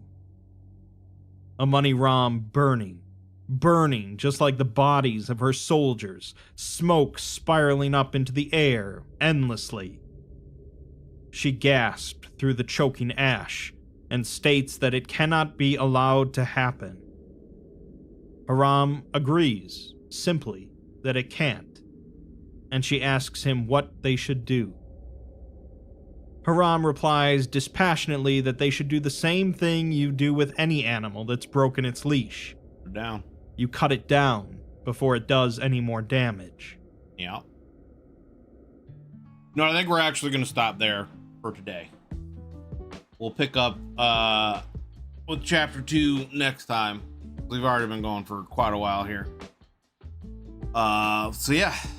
That was Amon Ram Fratricide, the first chapter in this very long tale by the Exploring series. So yeah, we'll cut this one up here and check out what's gonna happen in chapter 2 here next time, because this is still another like hour long, I think, for the next chapter, etc., etc. So links down below to the Exploring series channel, as always, in the description. So if you've enjoyed this video, be sure to go over here, give it a like, and hit that sub button on his channel. Very interesting so far. I mean, I like these kind of stories and these kind of tales. We're getting into more of a situation where like the idea of the Meccans we're not really kind of like this unified culture, I guess. And just like any human culture, you know, there's good people and bad people. And we have the story of a prince here who seemingly is just out for glory, you know, and it seems like his military tactics are to just throw as many bodies at the enemy as possible. Like basically kind of old school revolutionary Civil War style of throw as many bodies at the enemy as possible and numbers win kind of a situation. Doesn't really care about them, and they haven't really got into why. You know, there was that brief story at the beginning of a prince, you know, one of the princes injuring another one. So maybe this is part of that, you know? It kind of is like a clue of the past leading to, I guess, the present in the story of maybe this prince is just a cruel person, messed up in the head, sadistic, doesn't care. But it seems like he's trying to get this war over with quickly, go home, you know, get the praises of his people. His father is no longer really in charge. So he wants to return triumphant over the Davites to claim the throne, and take his glory along with it, you know, etc., etc. That sounds like where this is going. And then obviously, you know, the woman who is the main character of the story, I'm bad with names, so I don't remember her name, is in love with the other prince, who seems like a better human being, but he's not a warrior and a leader, essentially, from the sounds of it. And, you know, she is tasked to return to Amon Ram to rally more numbers, get some more troops to come and help end the siege.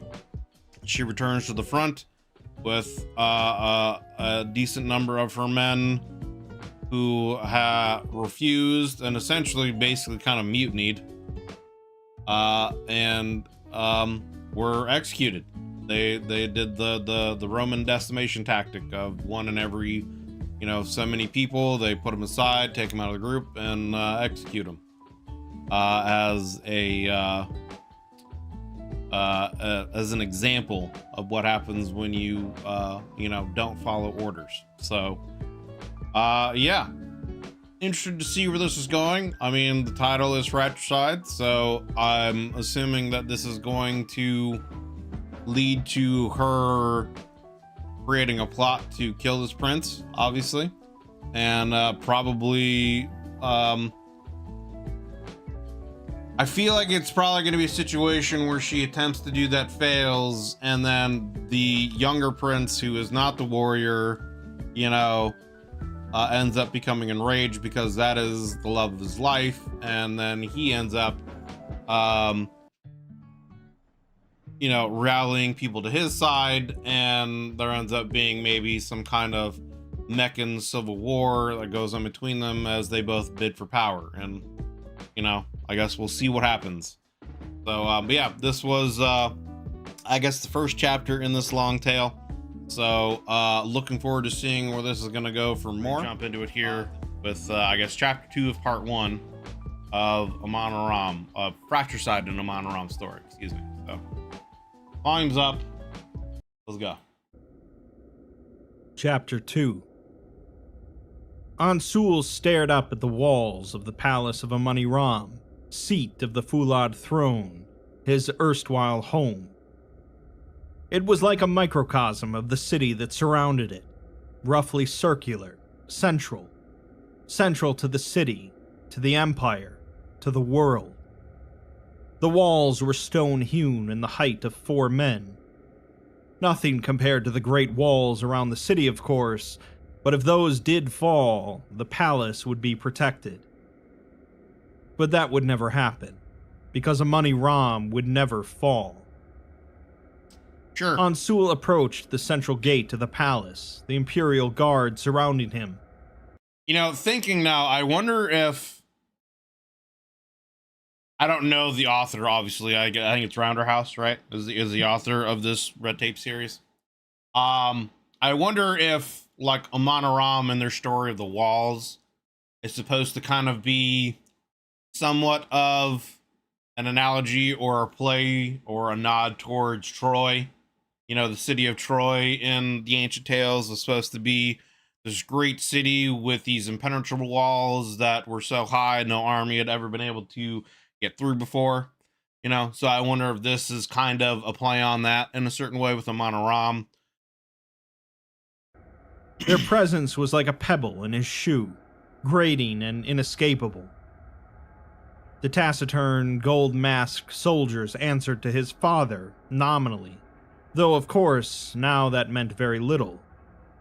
In practice, they took their orders from his mother, and she refused to let her son go without protection in times like these. After sufficient shouting, he had at least managed to negotiate some privacy. They were not to enter his private apartments. He was thankful for that small blessing, at least. It was difficult enough keeping his relationship with Biliath secret without the guard lurking outside his bedchambers. Part of why he had left the palace. Indeed, here they were lurking around every corner and in every shadow. Any secret was on a ticking timer, and one as dangerous and sinful as this. He raised a foulard hand to the guards at the gate. They knelt and pulled the massive, heavy metal gate open, calling him their lord. I like how whenever he wants to kind of reinforce the prosthetic aspect that they have, he says, like, he raises a foulard hand, so you get the idea in your mind of, oh yes, that's right. These people are kind of cybernetics, essentially. They're basically like cyborgs. They've got these, you know, implants in them. So he doesn't have, you know, one of his hands is no longer a normal human hand, you know. He ignored the pit in his stomach the supplication provoked, and passed into the central courtyard unassailed. It was a wide, open plaza. Courtiers and nobles and clerics with business in the palace milling about, hoping for an audience with the emperor that would never come. That was fine. They had a system worked out, he was told. More kneeling as he pressed swiftly on. More Imperial guardsmen at every doorway, stairwell, and arch. He entered into the inside corridors, cutting through reception halls and servant corridors and kitchens, putting his bodyguards through their paces. They may have been trained for this, but he had grown up in these halls, running wild through every nook and cranny of the palace. Chasing Kabar through servants' quarters and play wrestling in the laundry rooms and playing hide-and-go-seek in the storerooms. That had been a long time ago.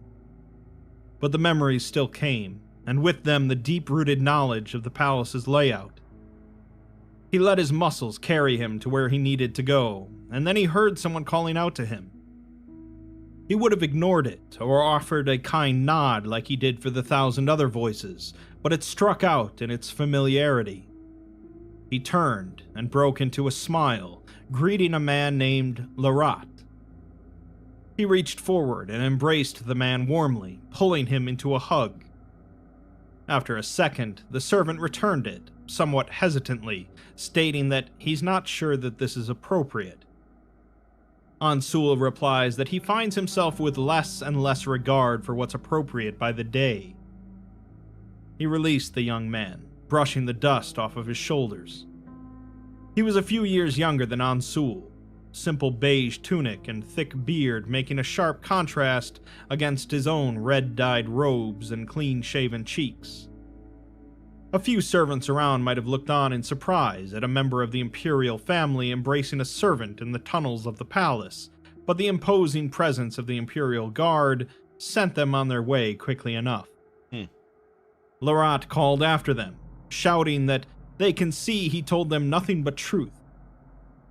Ansul asks what stories he's been feeding them, to which he just says that the prince owes him his life, and of their adventures fighting rebels at Ul-Maram. Ansul laughs and says that he wanders ever closer to earning the ire of someone important, but Larat claps him on his shoulder and says not anymore. He remarks that it's been ages and asks what brings him home. As they start walking down the corridor, Ansul replies that it hasn't been home for a long time. Larat comments on the rumors flying around the servant quarters, that Prince Ansul has left the palace because the Imperial Guard is plotting on his life. Prince Ansul has taken control of an entire tower to take quarter in with his thousands of mechanical oddities, and Prince Ansul has cracked the curse of the mechanical mind and made himself a Fulad lover. An image struck Ansul of Biliath's flawless, beautiful gold and Fulad wings spread around the pair as they embraced, cradling the two of them.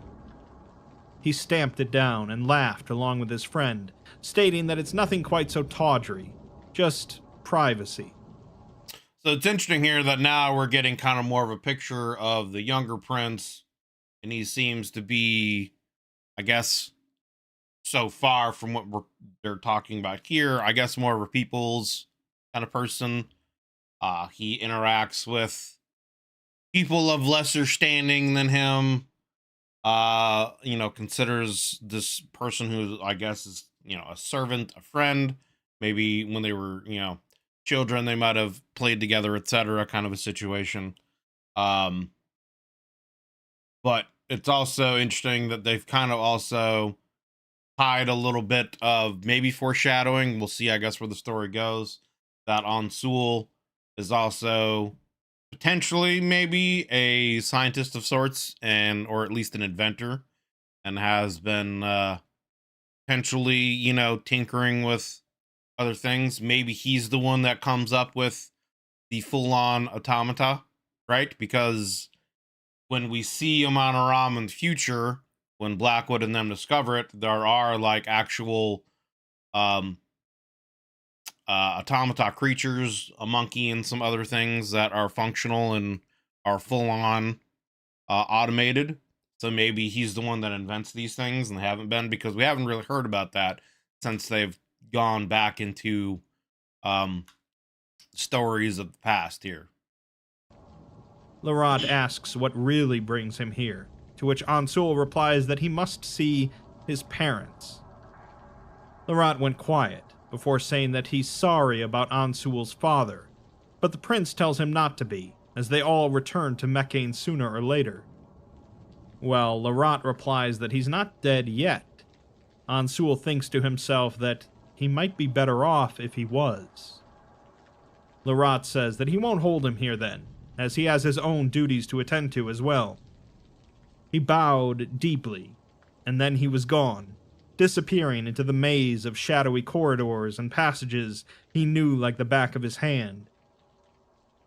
Larat's father was the Vizier, not the Grand Vizier, whose domain extended throughout the Empire and was a landed noble, but the Palatial Vizier, whose domain covered the palace grounds and was formerly just another servant.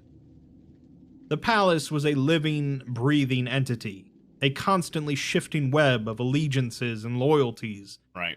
It was the Palatial Vizier's duty to keep a finger on this erratic pulse. That kind of sounds like just any kind of... It's interesting that they're kind of showing that even in this society, they still have a lot of political fluidity and infrastructure going on, even in the Mecane culture, when you compare it to, I guess, normal human civilization. Report any significant changes or news flitting around the kitchens and laundries and workhouses to the ear of the Emperor, and it was these skills that he had passed down to his son. As a boy, Ansul had been told not to play with the servants, but in practice, no one looked hard enough to stop him. When Kabar had begun spending more time in the garrison, learning the arts of combat and war, Ansul had shifted to spending more time with the Vizier's boy. Larat, cheerful, easygoing, disarmingly charming, had earned his parents' tentative approval, and the farther Kabar drifted, the closer the two became. Until he left the palace. Ansul shook the thoughts away, hand on the metal ring of the door as he heard the voices inside. He tugged it open, slipping inside the Hall of Lions. It was a reception room, smaller and a little more private than the main throne room. He drifted into the curtained shadows near the rear and watched the proceedings. Empress Helena was standing by the chaise, tall and in a long, thin white dress imported from the eastern provinces. The gold of her foulard legs shone through it. She hadn't seen him yet, and he elected to keep it that way, sticking to the shadows outside her cone of view, which was focused entirely on the man in front of her. Some minor Shah from the western provinces, complaining of banditry against his farms, asking for a detachment from the Legion to quell the raids. He watched the Empress's hand snake down, almost imperceptibly, to the shoulder of the man lying in the chaise. His father, her husband, Haith Bumaro, Emperor of the Broken Empire, Lord of the Foulard Throne, the most powerful man in the known world. He was reclining weakly against the padded chaise, skin pale, wrinkled, heavily spotted. His Can't help but think about, the King of the Rohirrim and then Lord of the Rings, at this scene with was it Snape, whatever his name is, just I'm getting that imagery in my mind of, the pale old man who's not mentally all there. His eyes were covered by a thin film of milky white, making it impossible to see what he was focusing on, if anything. His hair had long since fallen out, but his beard was perfectly manicured. It was strange for a noble to keep whiskers, much less the Emperor, but it had been a tactical decision by his wife so audiences would not see his hanging lip collecting saliva. His body was draped in expensive robes to hide the extent of his augmentations, but still they peeked up around his neck and over his collar. Rebreathers, pace setters, air filters, his entire left ear replaced, no doubt more under the robes. Augmentations were a sign of devotion, but this was far beyond mere augmentation. It's interesting with all their technology, right? They still aren't able to extend the human parts beyond a certain amount. They could probably replace every organ and every bit of his body other than the brain and the consciousness, right? You know what I'm saying? So yeah, worm tongue. That's what it is. I don't know why I was thinking of Snape, Harry Potter, but yeah, it's interesting how, with all their technology and all their advancements, the human brain is still something that can't be replaced, This was life support. He breathed heavily, not noticing or responding to the Shah's supplications. And then Helena's hand snaked down and clasped his shoulder twice, and something in the Bumaro's mind triggered. That is kind of the question, right? Even in our reality here, right? Technology is going to start advancing to the point where eventually we probably will, through stuff with Neuralink and whatnot, we'll be able to have pretty much fully functioning prosthetics. We'll probably be able to figure out how to really tie it in with the nervous system and actually have prosthetics that can give you feeling and work, like a normal limb would. And then it would get to the point where it's once we're able to get there, then we're able to then essentially make, prosthetics that are better functioning than the actual human body. They're stronger, last longer, they don't need as much maintenance, Your body won't need as many calories because you're not necessarily having to maintain things, All that kind of stuff could come into effect. And then that gets to the question of, should we start augmenting ourselves in those kind of ways? And then you know, it gets into those kind of philosophical questions of, you know, how far and what could we take those things and still be considered human, you know? Anyway, that's just a little like tangent, but whatever. Shakingly, he shook his head no. The Duke's face fell, and Helena stepped forward. She tells the Shah that the Legion is preoccupied with the war effort, which takes priority, but they sympathize with his plight. A supply of their weapons will be dispatched, so his farmers will be armed to protect themselves. She then dismisses him, but the Shah protests that he traveled here to speak to the Emperor, not to hear his wife. Her eyes...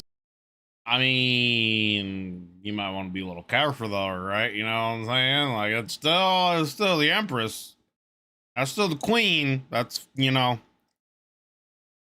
what I'm saying? Lit up with indignant rage, and Ansul hurriedly stepped out of the shadows. Several sets of eyes turned to him, passing through confusion, then recognition, then surprise. He tells the Shah that she speaks with the full authority of the Fulad throne, and he would do well to remember that. The man's indignation evaporated, and he slunk back out of the door with his attendants. When the door... Well, and I mean, right, like, what's that saying? Give a man a fish, he eats for the day. Teach a man a fish, he can, you know, provide for himself for life. Kind of the same thing here in essence, right? Like, you could send soldiers out there to, like, guard and help protect against the raiders for a time, but eventually those guards will have to be recalled to the war or whatever, so teach the farmers how to take care of themselves and provide those weapons to do so. Granted, yeah, they risk their lives, but they then should be able to hopefully protect themselves. Door closed behind him, he barely had time to turn around before Helena embraced him tightly, kissing his cheeks with gold-colored lips. She says that finally he returns, and even if it's only for the afternoon, it's more than he's given her until now. She released him, and they both turned. His father was still on the chaise, not acknowledging Ansul's presence. His mother gently prodded him forward, and he knelt, gently grasping and kissing his father's hand. Ansul was not a strong man, but his father's fingers felt like paper in his grip. It would take a minuscule action of the muscle for his father's hand to rest on his hand, or stroke his cheek, the barest hint of conscious movement to signify something was alive inside. So, I just had a thought. You know, right? Like, again, from kind of what they said earlier, maybe it's an indication, or maybe it was just his friend kind of giving him a little, like, nudge that he's locking himself away and doesn't come out enough. They kind of indicated that this prince, the younger one, is, you know, maybe an inventor of sorts. At this point, they haven't said anything about the Golden Throne being able to store the Emperor's consciousness, right? So I wonder if the son invents it, right? If that's something that he does in order to keep his father alive, you know? Yeah, interesting. Because, I mean, right, like, what we know of from the story of the Preserver, and again, what the Preserver told us might not necessarily be 100% true. Some of it could be degraded memories, etc. But we know that Bomaro is there when Amon Ram falls. So between now and then, somehow, unless it's a different Bomaro, you know, could be one of his lineage, but we would think that if it's the same Bomaro, then at some point in time his consciousness gets stored in that Golden Throne and then passed down through his sons. So I feel like perhaps this younger son, Ansul, I think is his name, invents this technology. Nothing came. Just the sound of the rebreathers sucking air into dead lungs. Ansul blinked away the disappointment as he rose. He'd long since spent his tears. He stood with his mother in silence, both unwilling to state the obvious, that they were looking at a dead man. Ansul asks if he'll abdicate to Kabar when he returns, and his mother nods. She states that the Empire needs an emperor fit to rule, and Kabar will return a hero. Ansul comments that the stories he hears from Tambarat say otherwise, and Halana shoots him a look. She tells him not to denigrate his brother, as he leads an army against an impossible foe. Ansul replies that he knows that, but the casualty reports are staggering. Yeah. Halana just says that that is the Deva's fault, not his, and for a split second her refusal to even question Kabar's leadership struck him, and doubt. Yeah, that's just the mother making excuses for her son there, you know? Wormed its way into his chest. Was this how he sounded to Biliath? He remarks that Kabar will need to take a wife when he returns to ensure there is an heir to the throne. Yeah. He prods gently, asking if he mentioned anyone to her before leaving. Halana replies simply that his first wife will be Biliath, of course, as tradition demands the Shahansha of the Legion submit to her emperor. He tried not to betray how his heart wilted, instead saying that Kabar was never one for tradition. Halana agrees that he isn't in all things, but certainly in this. He is quite fixated on her, and has said that he intends to have her upon his ascension. Ansul asks why he waits instead of just marrying her now, but Halana replies that princes marry, while emperors take concubines. It seems that he does not want Biliath as his empress, merely in his harem. She can't say. Bro, like, how, like, crushing would that be as the younger brother in love with this woman? Hearing that, like, I know that would, like, rip the heart out of my chest. And I would be pretty furious to, like, have the woman I love be, like, talked about and thought about in that way. Like, not only does my older brother not see her as someone worthy of being married to, he only sees her as something to add to his collection of women in his harem. You know what I'm saying, right? Like, I would be fucking furious. She approves, but she just sighs and shrugs. Like, I get that the younger brother here isn't any kind of warrior, etc. But me and my brother would have some words when he returned if I was him. I'm just saying. There wouldn't be any kind of, you know, peaceful handshake, good job, glad you're back. There would be, you and me need to go in this room and we're going to have a little chat, my friend. A concubine? Taking his love, Yep. not even as his proper wife, not as the empress, Yep. but as a concubine? Biliath was the smartest, bravest soul Ansul had ever met, locking her away in the harem with a dozen others, purposeless save for producing heirs. It was beyond a waste. It was an insult to her very being. She deserved the palace. She deserved the empire. She deserved the world itself, not to be some fool's pleasure slave. Ansul forced his fists to relax, for his breathing to calm.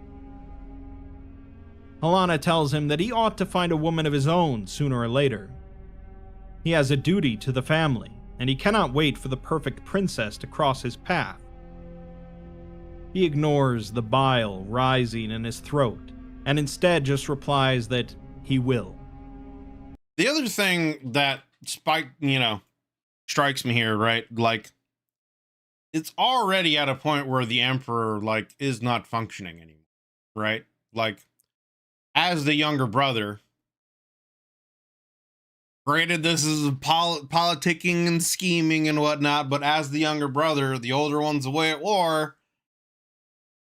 Wouldn't you come up with a little, like, some kind of legal loopholes to be like, hey, man, Emperor can't rule anymore. You were at war. I had to take the throne. Sorry. I'm the Emperor now, bitch. I'm the Emperor now, bitch. That's my wife. Get to stepping. Go back out there and do your little fighting. Helena asks him why he asks about Kabar, to which he just says, curiosity. Biliath is a powerful commander, and he can't help but wonder if she's not better served on the battlefield than in the harem house. She doesn't disagree, but when Kabar is on the throne, he may do as he wishes. The only one that could prevent him is the High Authority of Mecane. The High Authority of Mecane, the Emperor himself. It was a sick joke. He cast a long glance at his dying father, reclining on the chaise, wheezing and sucking in air, milky eyes focused on nothing at all. The wise and just ruler of Amoni Ram. It does make me wonder, right? Like, how they haven't already had, someone take the throne. Like, how the Emperor hasn't already gone through the legal abdication and one of the princes hasn't already taken the throne. Because if it's at the point right now where he's already, like, literally just essentially, it's 40K, man. He's literally a corpse on the throne. You know what I'm saying? That's another corpse sitting on a golden throne. So, like, it's surprising to me that they already don't have one of the sons, have replaced them already. In Biliath's tent, which offered a little bit more privacy from prying eyes and ears, she tells Haram that she hasn't committed to anything yet. He nods and says that that's fine, as he wouldn't expect her to. Biliath walked around him, ensuring the tent flap was sealed shut, then sat down on the edge of her cot. She asks what he has in mind, to which he says that he needs to be removed, as that is no longer in question. Biliath replies that he's not talking about removal, though, he's talking about killing.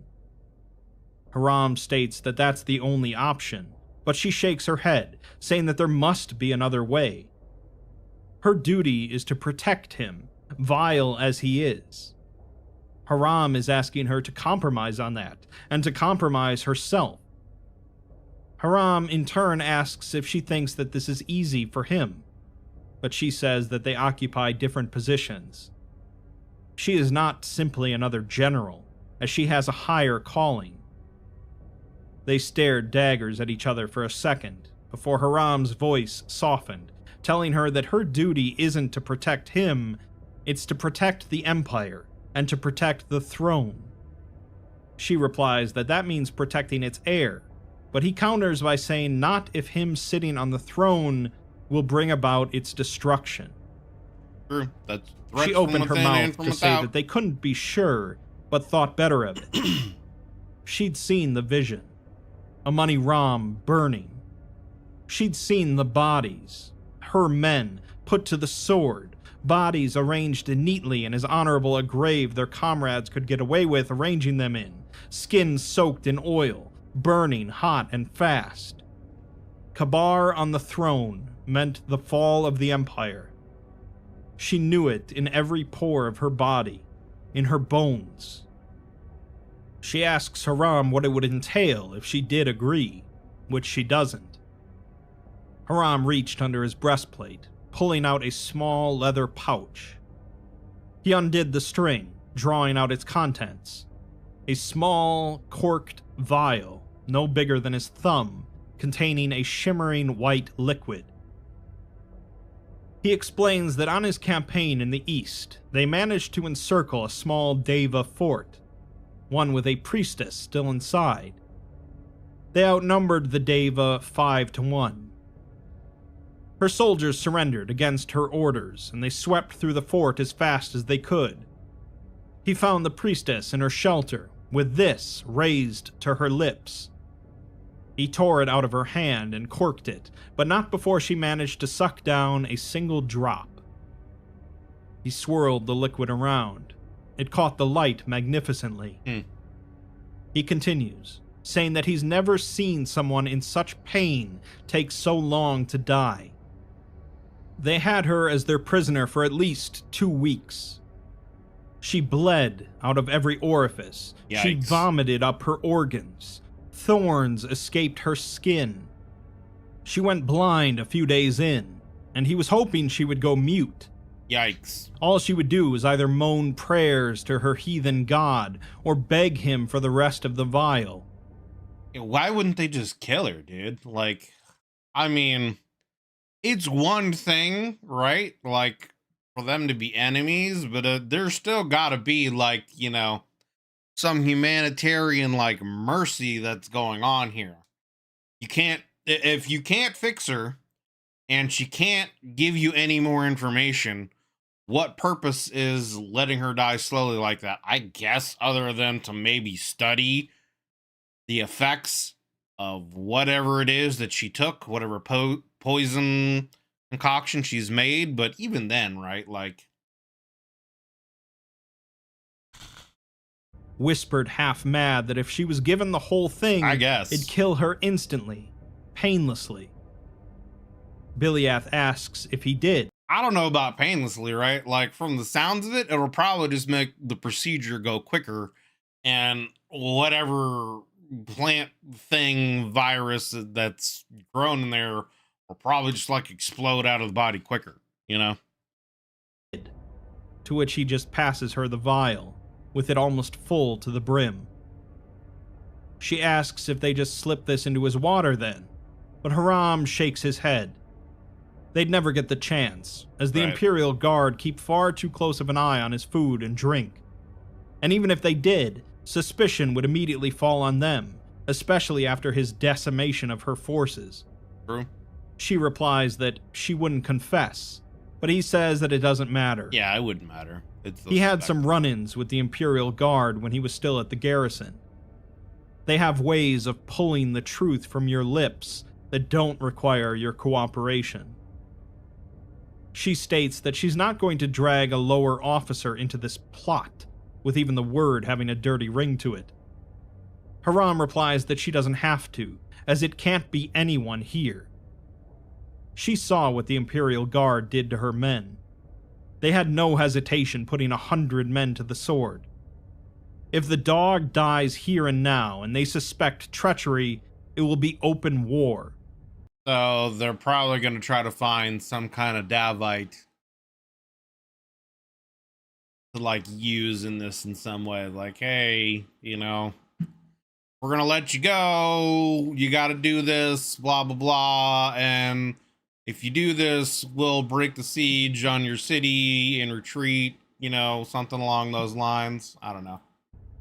He has no idea how many may die, and the siege will be lost. Even if they survive, if they kill the Imperial Guard, they will be unwelcome in Amoni Ram so long as their heads are still attached to their necks. Biliath purses her lips, calling it a dangerous situation. Yeah, no kidding. Haram agrees and says that it can't be either of them and it can't be here.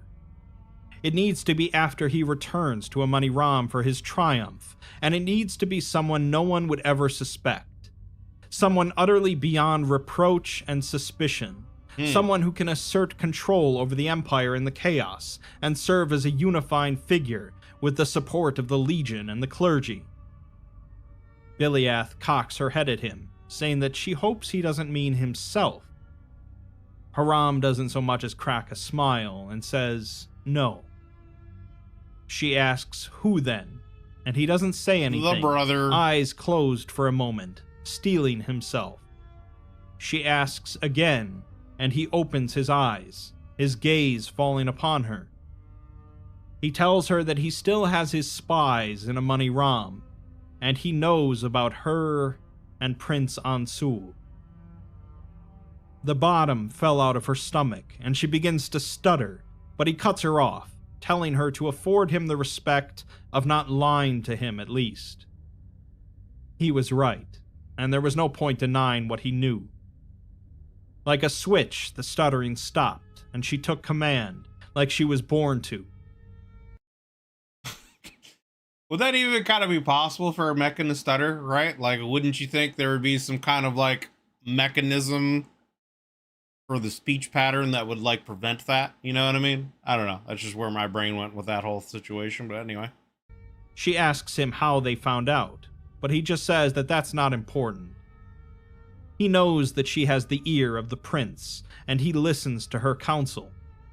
She has some power over him. The shock of the revelation was quickly replaced by new disbelief as she processed what Haram was intimating. She was glad the vial was in her flesh hand, her foulard fist clenched tightly enough to shatter it. She asks him in anger if he's lost his mind, and hisses that this is already high treason. He's made her an accomplice just by telling her, and now he wants to drag the prince in.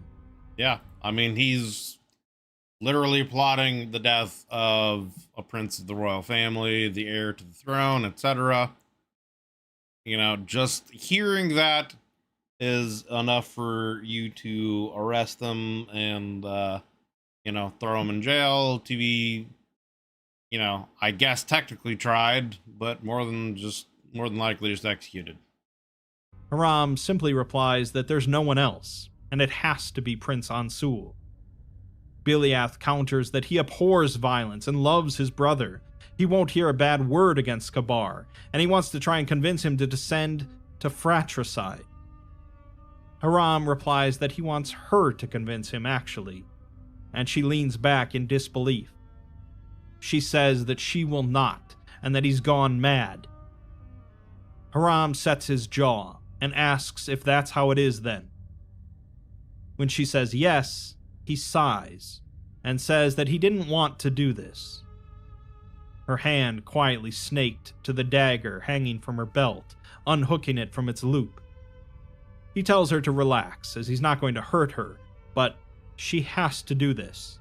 She doesn't have a choice. She replies that he had said she always has a choice, and he agrees. She does have a choice. She can do this, or word of her tryst can leak out to the Imperial Guard. Yeah. That's what I figured was going to happen. He was going to blackmail their relationship and use that as leverage to get her to do what they wanted. Her blood went cold. She opened her mouth, but no sound came out, and Haram leapt on the opportunity. He tells her that she'd be executed for treason, of course, and Prince Ansul would be forced to watch as the Imperial Guard tore her prosthetics off, leaving her to bleed out for hours in the sand, her lover forbidden from interfering. It'll almost be a mercy when she finally dies, except it won't, because her dying thought will be the knowledge that now they're going to go to work on him. Her throat was tightening. She could see it. Foulard limbs brutally ripped off, leaving her to writhe in the dust of the Court of Rubies. Ragged, bloody limbs leaking blood for hours, staining the sand red, letting the courtyard earn its name once again. Prince Ansul watching, vomiting, tears streaming from his eyes, the figure behind him holding a dagger against his windpipe, golden eyes alight with bloodlust. Kabar. Bloodlust that wouldn't be quenched when she died. No, Haram was right. She pleads with him that they'd torture Ansul for months, picking his limbs apart, making him bleed. He couldn't bear that, and neither could she, and she pauses before saying that Ansul loves him, and he's like family to him. For a moment, she thought she detected a softness in Haram's eyes, but it was quickly... You know, it is also interesting, and one of the things that I'm also enjoying about, you know, this story here is, again, for all of their advancements in technology and, you know, things of that nature, it still hasn't changed human nature. the worst parts of humanity are still there in their society. Um, you know, their description right here of what would happen to her and what would happen to the younger prince on Sul. Obviously very brutal. And would be considered very uncivilized, obviously, in today's day and age for a way of executing someone for some kind of punishment, criminal punishment. But it's just interesting that, the worst parts of human nature still exist in their society. That hasn't changed, for all of their advancements and their technological know-how and righteousness and belief in their cause and et cetera, et cetera. Just like every other civilization, they still have the worst parts of humanity there, Replaced by a tired cruelty. He replies that every maneuver Kabar makes costs them half a unit. Dozens of men dead forever, and this bloodshed is a drop compared to the ocean that will be spilled if he takes the throne. Tens of thousands of men dead. Thousands of families in Amoni Ram, Kaya Ram, Ulma Ram, across the empire, left fatherless every single day. He's sorry, but her life isn't worth more than theirs. Nor is Ansul's, nor is his own. No one's is. She was gasping down air now, trying to press away the visions of Ansul, back ripped open, screaming in the dungeons of the palace as the Imperial Guard set to work with their scalpels and screws and blades. All she could say was that Haram is a bastard, but he just replies that war makes bastards of us all. And then they were sitting in silence before he tells her that he'll give her 2 days to make her decision. And then he was gone, and Biliath was alone. She rose to her feet. She was exhausted. The flight from Amoni Ram, seeing the burning bodies, this. Trying to put thoughts together now was like marching through knee-deep mud. Yeah, I mean, what a position to be in, right? Like,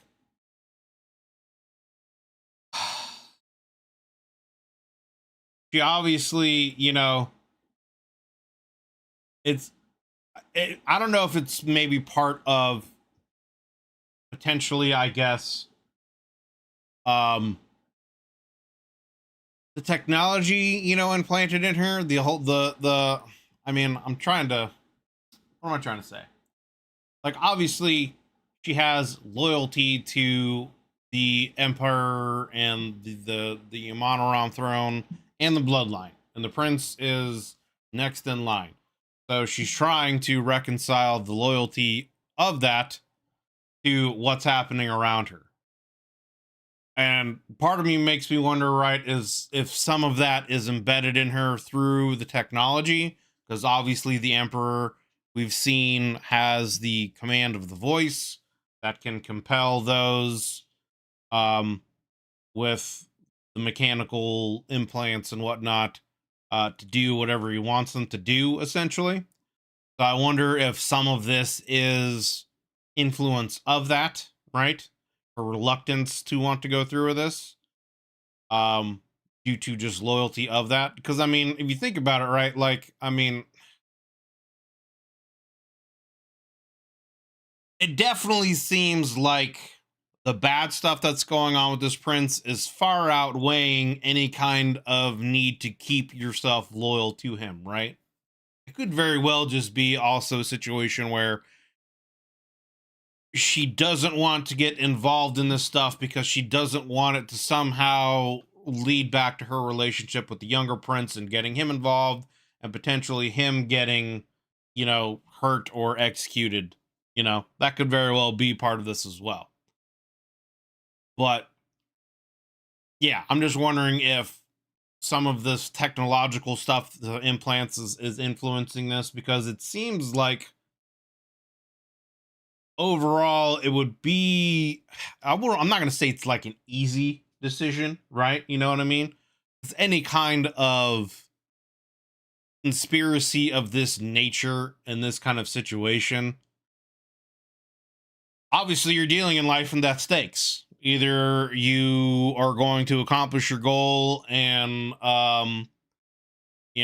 off this prince and get the younger one on Sul put on the throne for the sake of your country, or you're going to be executed probably in a brutal fashion if you get caught, and again potentially risk your relationship with him coming out and him getting tied up into it as well, with him being a seeming innocent, but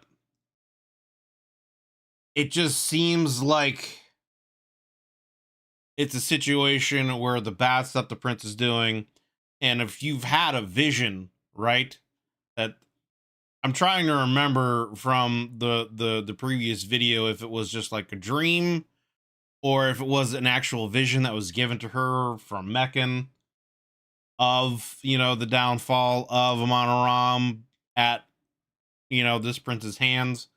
But if that vision was, as real as it seems to be, on top of everything that's happened, the brutal execution of your men, and obviously his treatment of you and the men under his command, and his seeming to not care about the Meccan society as a whole, that he is just there for his own glorification. It definitely seems like it would be more worth to plot against them than to just sit back and let the status quo happen, right? It definitely seems like a situation where, it would be worth trying to remove him from any kind of chance of him getting the throne and running the country, because it's like, if you don't do anything, then it's going to lead to your society's downfall anyway, and you're going to be a part of that.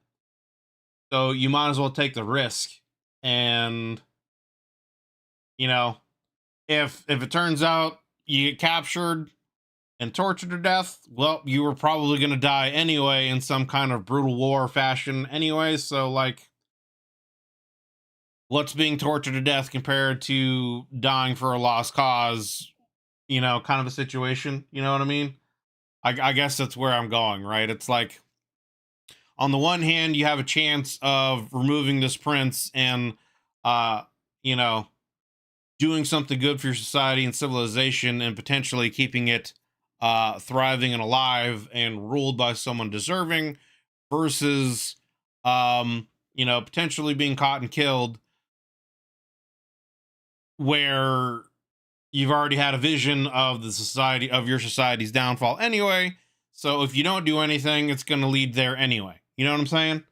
So it's like, you might as well at this point take the risk and try to prevent something tragic from happening. It seems kind of like it's a no-brainer in a way, It seems like it's a no-brainer in a way, but obviously the emotional side of things is probably what's keeping her from just saying, yeah, let's do it. Because obviously she wants to make sure that, the prince that she loves isn't going to get hurt. But regardless, if you buy her inaction, that would happen anyway. You know what I mean? If she doesn't do anything, that's probably going to happen anyway. So you might as well take the risk, take action, and try to prevent a tragedy from happening. But some small part of her mind pointed out what a perfect setup this was for a loyalty test by Kabar. An experiment to gauge his favorite bird's commitment to her master. She didn't think Haram would do that, but if it was a loyalty test, they wouldn't give her real poison. She inspected the vial. Gingerly, she uncapped it. A pale white vapor drifted out, and she kept it far away from her nose. She strode to the cage in the far corner of the tent, popping the latches and looking in. She selected the first beast she saw. The biggest, the alpha of the litter, the one that pushed its brethren around for food, and snatched it up, grabbing it in her fist as it squirmed around. One drop had been enough to ensure a long, slow, painful death for the priestess. But the priestess would have been a human, and this beast was barely the size of her fist. Surely one drop would be more than enough. Yeah, but you also don't know if this is something that has no effect on anything but humans, you know what I mean? Like, who knows with Davite alchemy and sorcery and biomancy, if this thing has been specifically tailor-made to only affect, like, humans, right? Because you would think they would be smart enough, especially with their ties to, like, nature, very nature-based. You would think that they would probably want to engineer something that wouldn't leave any kind of side effects that would be harmful to nature and throw off any kind of ecosystem, being harmful to plants, animals, insects, etc. So I could very well see this being something that could be potentially engineered specifically to only affect, like, human anatomy. She squeezed the beast again, forcing its maw open, and carefully tipped a drop from the vial into its mouth before dropping it back into the cage. The vial was corked and put away under her breastplate. But I guess she also probably wouldn't have that information, right? Like, we as the viewers have that information, you know, from previous stories with the Davites. She probably wouldn't know that. And then she watched. It hopped around fine for the first few minutes, seemingly confused by the whole experience. Then it trembled, shook a bit, then undulated as it kept squirming around. It made a cry, and she saw flecks of blood in its spit. And it keeled over, and it was dead. Its brothers were starting to inspect the corpse, and she quickly disposed of it. It was real.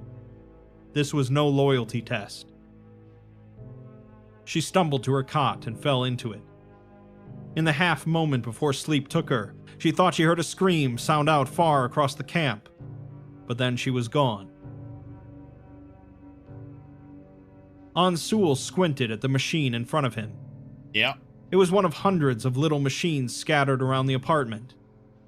There was no registry of their functions or parts. All of it was committed to his memory. This one lay in front of him, half disassembled, mechanical guts spilling onto his workbench. He sighed, putting down the tools. This was meant to be a miniaturization of the massive machines that the clerics used for recording memories and knowledge. There it is. Those mechanisms were the size... Like I said, I think he's going to invent the technology to store the Emperor's consciousness. ...of a room. This was about the size and shape of a human head. If it worked, it would make the memory cylinder technology freely available for the citizenry, easing communication and logistics. Unfortunately, it didn't work. He'd been trying to fix it for several hours now, and the magnifying lens was beginning to take a toll on his vision. He slipped the goggles off, rising from his bench and heading to the window. He watched the skies, hopeful beyond hope, but was inevitably disappointed. No Biliath, swooping down on metal wings to embrace him. Oh well. She would return soon enough. The apartment was stifling now. Hundreds of machines occupying every surface and shelf, most half-finished and bereft of drive. It was hard to think in, and so he escaped, slipping on his cloak and taking the elevator down, flanked by his guards, exiting out into the city streets, walking without a direction in mind. When mechanisms did make it out of his quarters, they were lauded. The platinum steel casing that had made the fusion reactors under the city twice as efficient. The new generation of automata that made the labor of the market that much easier. His presentations at the academy had earned him his title, High Scholar of the Imperial Cult. The clergy was as much about technology as it was religious studies, and Ansul had always excelled at both. The old texts had illuminating knowledge on creation, if one knew how to read them for it. But that was a long time ago, and he hadn't presented anything in a long time. The clerics had little interest in civil engineering now. As Crown Prince, Kabar set its direction, and its direction these days was engines of war. Machines to bring down walls, to vaporize armies, to burn cities. Tools of death. Ansul was no idiot. He realized that if they lost the war, there would be no more creations, civil or otherwise. The Deva and the Nalka would see Amoni Ram brought to its knees. Still, the neglect of the city put a bad taste in his mouth. The transit systems were suffering. The waterways needed maintenance, yet the Academy produced more siege engines, more cannons, more bombs. He blinked as he found himself in the Academy courtyard. He hadn't been thinking consciously, and his feet had taken him here of their own accord. The courtyard had been bustling once. Clerics and academics milling about, exchanging ideas under the looming shadow of the Academy building. It was quieter nowadays. And in the middle of the open plaza sat Bumaro's tree. Plants were unfashionable in Amoni Ram now. The war with the Deva. Yeah, you could understand why, right? Like, they're in the war with the Davites and their whole biomancy technology, etc. So, you could understand why, I guess. Deva had soured the people on the once great gardens. No one wanted to return from the front, from the... Makes me wonder, right? With their technological prowess, would they be able to make some kind of biomechanical plants, right? You know? Would they be able to replace any kind of gardens, any kind of trees, plant life that could produce food, crops, etc. with some kind of mechanical or at least semi-mechanical version of it that could be resistant to any kind of Davite biomancy spell influence, etc.? Sight of sorcerer Nawabs splitting men apart with vines, of living trees marching across the battlefield screaming godless cries, to see the same lush greenery from their nightmares. The farming was relegated to outside the city walls, and the gardens were dug up or simply left to wither. Makes sense. But the tree was exceptional, and the emperor at the time had granted it a pardon. Its trunk was as tall as 6 men, as thick as 3, and made of overlapping bark and foulade. It was a marvel of biotechnics, a practice that had similarly fallen out of favor due to the Nalka. But in its infancy, the tree, said to have been the tree kept fertilized by the droppings of the sheep of Bumaro I, was split apart and implanted with a foulade seed. As the tree grew, so too did the foulade, and the result was a magnificent half-metal, half-bark marbling, shining metallic gold and green leaves. I mean, that kind of sort of answers my question, right? I guess it would be possible. They don't know, I guess, how it works, but I guess it would be possible for them to make some kind of foulade organic hybrid plants. I wonder if they would be able to make some that could actually like make crops, make like organic food that they could eat that, would be resistant to anything that the Davites could do. But today a cleric had a ladder and was taking a pair of clippers to one of the foulade branches of the tree. Ansul greets him, causing the cleric to spin around, shocked as he awkwardly descended the ladder to kneel. Ansul cuts off his apology and says that he's fine, asking what he's doing. The cleric replies that the tree has come under affliction from rust rot, causing Ansul to frown. He had written his thesis at the Academy on rust rot, a creeping, corrosive fungus that found a home on improperly maintained metals, including foulade, slowly eating through it. So even foulade stuff can rust and degrade over time, huh? He asks why cut it then, as there are chemical baths to treat rust rot, to which the cleric replies that the biotechnical nature of the tree complicates matters.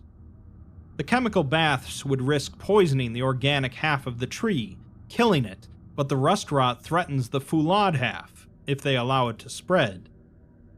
Ansul calls it an unfortunate predicament, and the cleric nods, saying that this has been recorded previously in the archives. Sometimes an unhealthy branch must be culled to allow the tree's survival. And there kind of goes the whole, I guess, analogy with the story here. Having to remove the brother so the civilization can survive. He's a bad egg. Ansul, however, raises a hand and tells him to leave it as it is for today.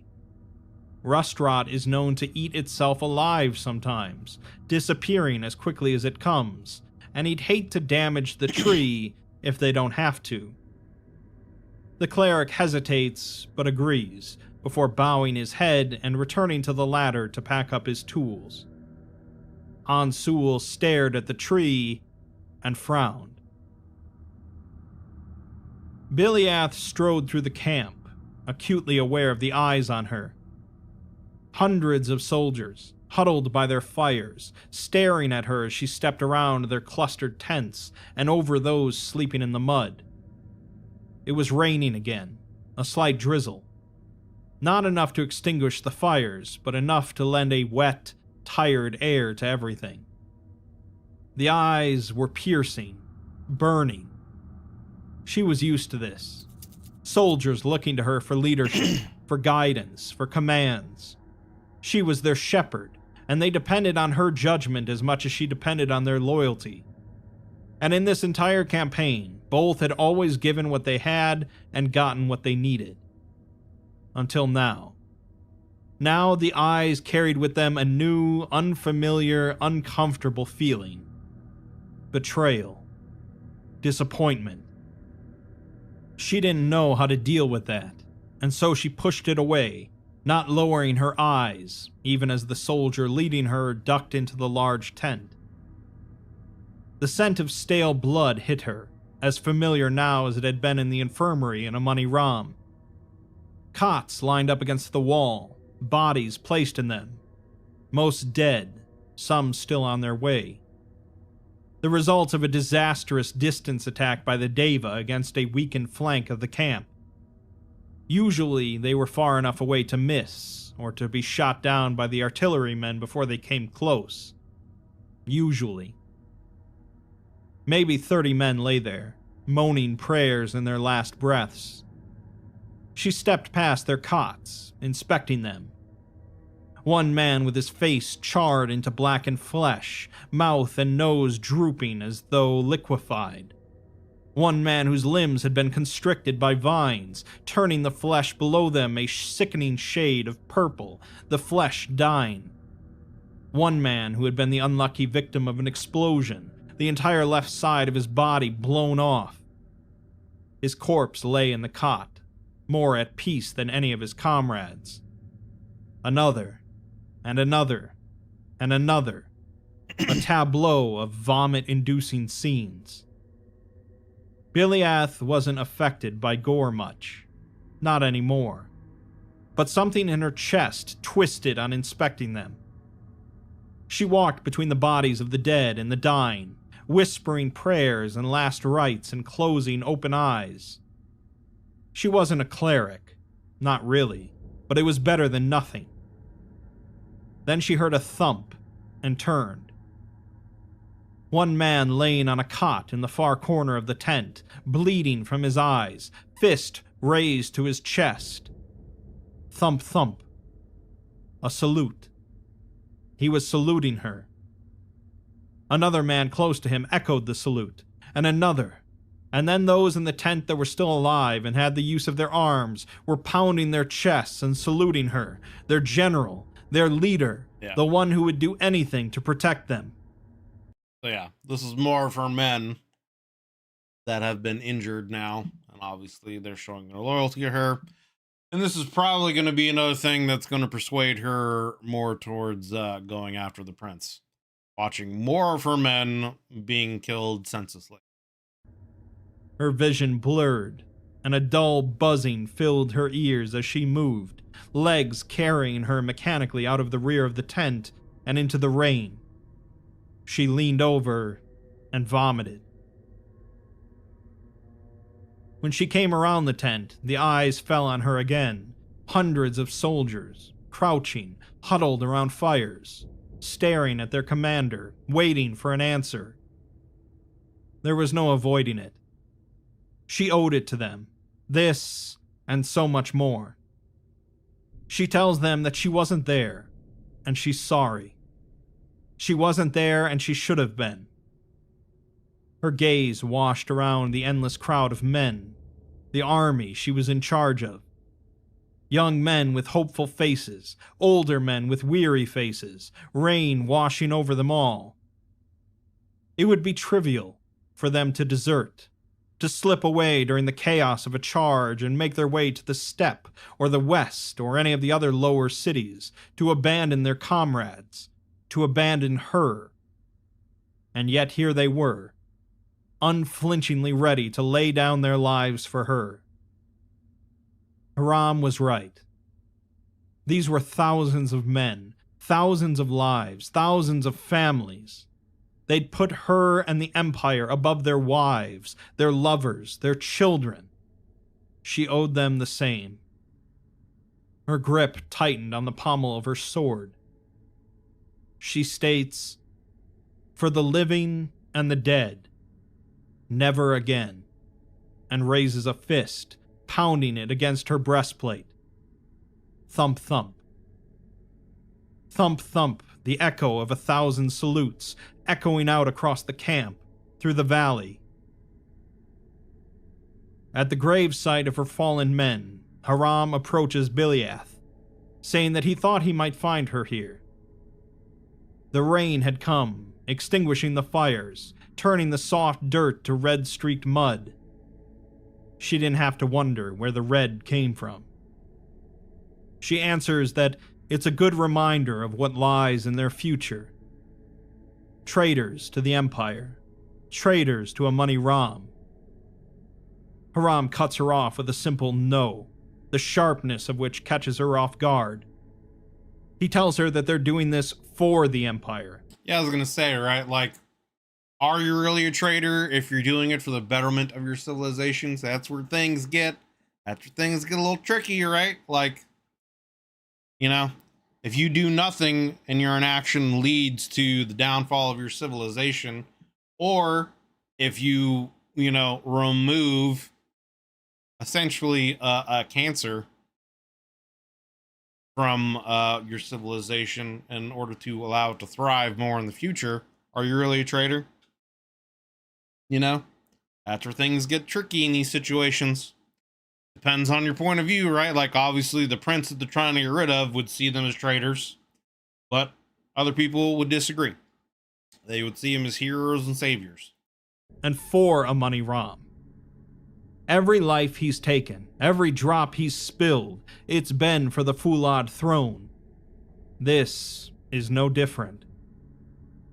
They listened to the rain pound the mud around them for some time. She almost whispers to him that her duty is to protect the Empire. How does one square that with this? Hiram replies that it's war. You can't protect everyone, and Mekane knows Kabar has divested himself of her protection. She says that she wasn't talking about Kabar, and he understands. There's another pause before he speaks again, his voice heavy. He says that he likes Prince Ansul.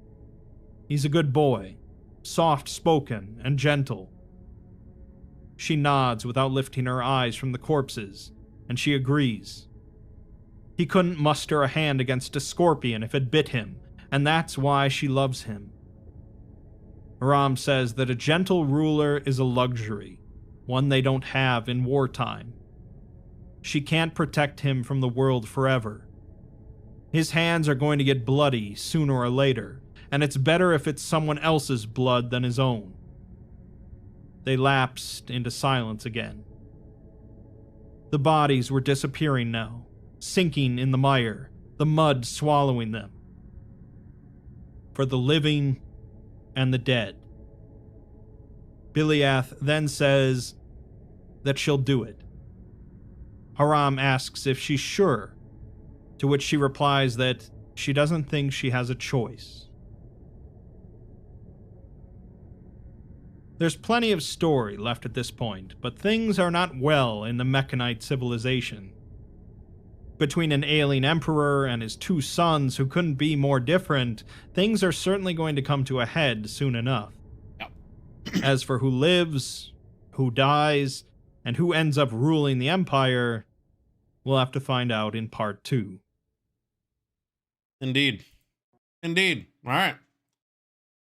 Well, there we go. That's where we're going to cut this video off here for the day, as chapter 1 was, I think, an hour and a half long, and this is already as well about an hour and 20 minutes long. So the first half of this is going to be a long one, and we still got a whole other half of this to go through. So but yeah, this story, this part of the story, you know, was much more about, I guess, setup and foreshadowing of things to come. Obviously going to be a conflict happening where Biliath and Haram are going to, on their side, try to convince Ansul, the younger prince, to remove his brother. They think, you know, from their perspective, that he probably would want nothing to do with it, loves his brother, etc., but they're already kind of building up, from Ansul's point of view, reasons on why he would want to agree with this as well. He loves Biliath, and the fact that his brother is going to take her as essentially a trophy to add to his harem of concubines instead of actually marrying her and making her his empress. That in itself is, you know, a front, among other things. So it's looking like they're probably going to end up agreeing with maybe some kind of course of action through this. I feel like there's going to be some kind of conflict between them at some point where the prince will probably not want to do it, but will eventually join them because the brother is going to, you know, probably force his hand, is going to take Biliath, etc. And that'll be enough to force him into wanting to do this. There's also some foreshadowing where it seems like Ansul is a brilliant inventor of some sort, and it seems like he's going to be the one, I think, who's going to invent the technology to I guess what is it, what's the word I'm looking for? I guess, I don't know, save, backup, upload his father's consciousness into the Golden Throne, and that might end up being the solution to their problems, right? Like Biliath is thinking about assassination through the means of this poison, and it could be that them going back to talk with the younger prince is going to convince him to join their side, but instead of essentially assassinating the brother through these kind of means, they will essentially just replace his consciousness with their father's. And that's how he's going to invent this technology and set it up so that future generations, consciousness will just be backed up into the Golden Throne, and then as the sons come along, their consciousness will be downloaded into the new body, and that's how essentially this technology will have been invented and work. That was one of the questions that I had from the original Amoni Ram story, is like, you know, why would they create a kind of technology that would replace someone's consciousness?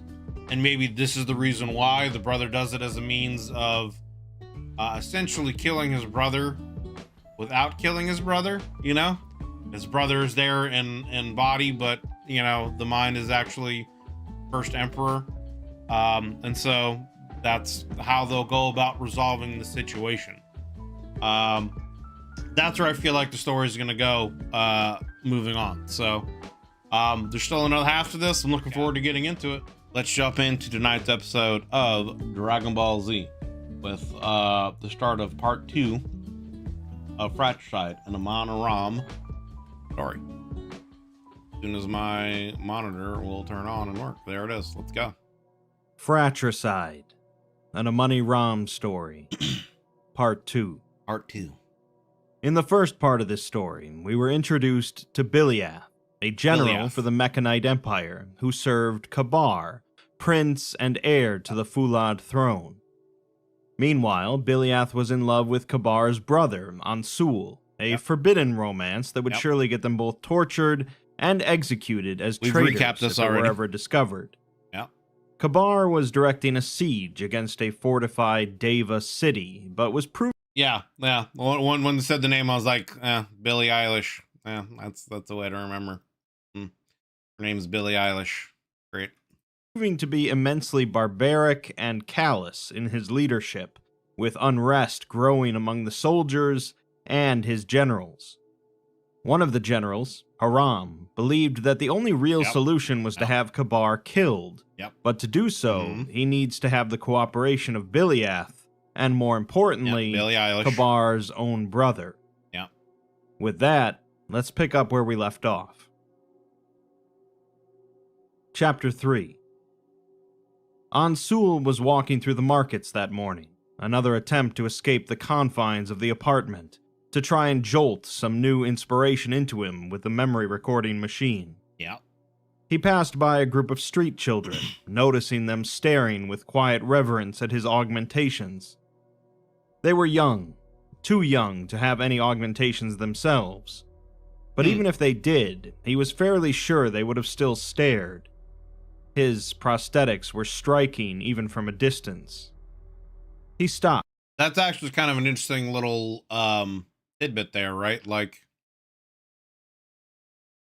there is a certain age with which is too young for them to get their cybernetic prosthetics, implants, whatever. That's interesting. I would think that you would want to put them in at a younger age just so the body is able to grow and adapt with them. You know what I'm saying? But I guess maybe the technology would stunt certain, growths or cause other kind of complications that could, cause complications in the body as you grow. And maybe that is just the situation, right? As the body's still growing, the prosthetics aren't necessarily able to grow with the body, would have to be constantly replaced. But that being said, right, they've already explained that there is kind of a biomechanical half, a hybrid tree that's like half Fulad, half organic that has grown, and is like the last tree that's permitted to be left in Amoni Ram. So you would think if a tree was able to grow like that, that a human body and prosthetics would be able to grow together too. But who knows? Stopped, kneeling and smiling kindly at them, before introducing himself as Ansul. They exchanged unsure glances, so he told them that it's all right, that they can look. He extended his right arm. One of the children, the youngest, he extended his right arm and let loose an Iron Man blast and killed them all. It looked like, ran up to him, all fear gone. His friends followed him. Fingers running across the cool Fulad plating, the intricate engravings and designs etched into the gold metal, images of Bumaro I's hammer raised to the heavens, Hashir bringing power to the great city, his own father raising the academy building. Most augmentations. That also brings up a point too, right? Like, I wonder, as far as like body art goes, right? Like, if tattoos or anything are a part of the Amoni Ram culture, they haven't really talked about that, but if they would be, right, like, you would assume with the human kind of want for individuality, right? And that kind of expression, that augmentations would also have a certain artistic flair to some of them, probably especially to, a prince or people of wealth, people of nobility, right? They would probably have, augments that might have certain kind of artisanal flaring to them, maybe like pearl lined things or jewel encrusted um augments, stuff like that, right? Yeah, maybe to separate castes too, something along those lines. So yeah, that's something else when they're talking about this that um would be interesting to know one way or the other. Were nowhere near this artful, but the royal prostheses were commissioned from the finest craftsmen and artisans of Amoni Ram, and it showed. The children giggled to themselves as they inspected, whispering that they wanted one just like this when they grew older, and Ansul smiled. Then he saw a shadow fall over them and turned. It took every ounce of self-control in his body not to wrap Biliath in a bone-snapping embrace when he laid eyes on her, in public as they were. And then he registered the off-balance nature of her glide, the way she listed to her left before jerking herself back on course and coming to a stumbling landing, his brow furrowed with concern. He asked her if she was all right, and she looked up. He could tell she too was exercising all of her restraint as she sunk into a kneel, favoring her left shoulder. She stated that her wings were damaged, although she managed to field repair them somewhat. Her left wing jerked back and forth awkwardly. Some kind of damage to the actuators, probably. So she'd come back for repairs from the one person who knew them best. He nodded, telling her that he'll have a look in his The one person who knew them best. We all know what that means. workshop. Biliath lay face down on the rolled-out pad on the floor. Her armor and tunic were stripped away, cast to the corner of the room, and her wings were relaxed and spread, dominating the floor of the apartment. Crouched over her, Ansul. That does bring up a good question, right? Like, are her wings removable? Like, if they are damaged to a point where they have to be, like, repaired or replaced, can they be taken off and, like, literally replaced, And does that hurt? Does she feel the wings? Are they an extension of her body, or are they just, like, an augmentation tool? Ansul was inspecting her back, panels spread open. She heard him let out a soft sigh, and he asked what happened to her. She replied that she was scouting in the air when a lucky shot from a Deva beast, a thorn-wrapped stone, struck her in the wing. She managed to pull herself out of the dive, but landed badly. Her wing twitched, reflexively. He noticed it out of the corner of his eye, but said nothing, instead remarking that at least she isn't hurt. She nodded while trying to stay as still as possible. The slightest wrong movement could split a wire or sever an actuator, leaving her worse off than when she'd started. Maintenance and repairs were always an intimate thing. Soldiers would form lifelong bonds with the combat mechanics that set to work repairing their arms, legs, and eyes after injuries. But Billy... Again, right, like I brought this up before, the idea of like nanotechnology or something along those lines, but I mean, they haven't really brought up anything like that. But you would still think, right, that like,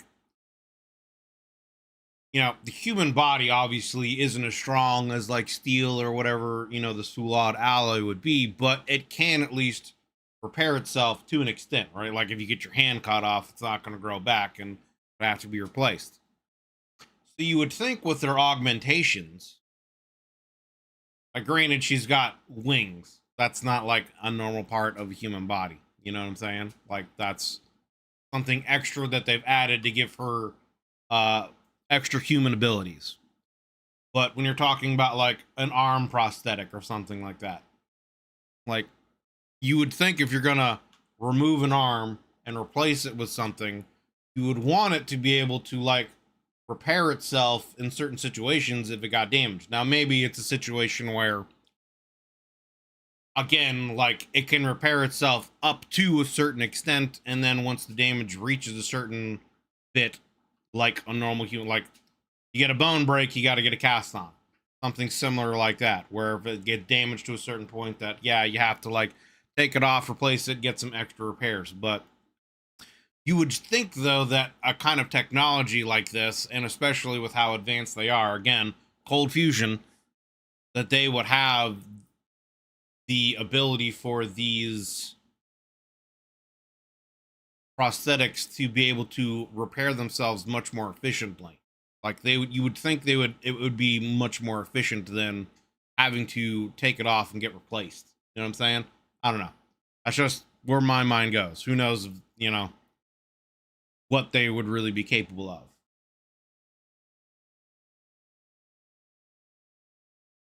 Yeah, right. I mean, because the Fulad does almost kind of sound like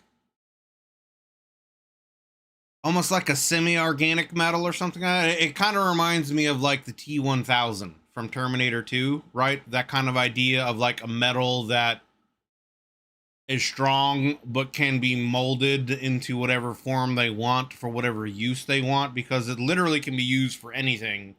It can be used to make automatons, it can be used to make prosthetics. Their entire city's made out of it. The technology is based off it.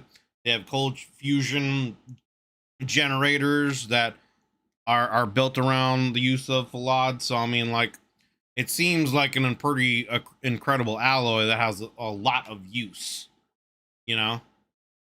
Beliath's augmentations were too rare, too complex for an average Legion mechanic. Right. She knew how to repair most of her components herself, but the positioning of her wings demanded another person, so she came to the one person who knew them best. Leaning over her back, Ansul clucked and made small noises as he inspected the damage. He reached a finger in, teasing one wire gently. Beliath whimpered a bit, soft, electric buzzing numbing the muscles of her back, and then it shorted, making her left wing flap wildly and sending a contraption crashing to the floor, where it shattered into a half-dozen pieces. Her face fell, and she reached out, grabbing the chunks. She apologized and began inspecting the pieces, seeing their attachments and screws, seeing how they clicked and fit together, flesh and Fulad fingers scraping the surface and nooks and crannies. Ansul shook his head with a smile, telling her that it wasn't her fault, as it wasn't working very well anyway. She asked what it was, and he replied that it's a smaller version of the memory scribes. If they worked, you'd be able to use them to transcribe memories to the cylinders they could read later. He asks her to take a crack at it later, as she always had a better eye for such things than he did. She responds by asking what he's talking about, as there's so many inventions here, but he counters by remarking on how many of them function, and how many don't. It took him years of study at the academy to get to where he is, and he still struggles. And then there's her. He gently plucked the machine out of her hands. It was in one piece again, clicked and screwed and wired back together in a matter of seconds.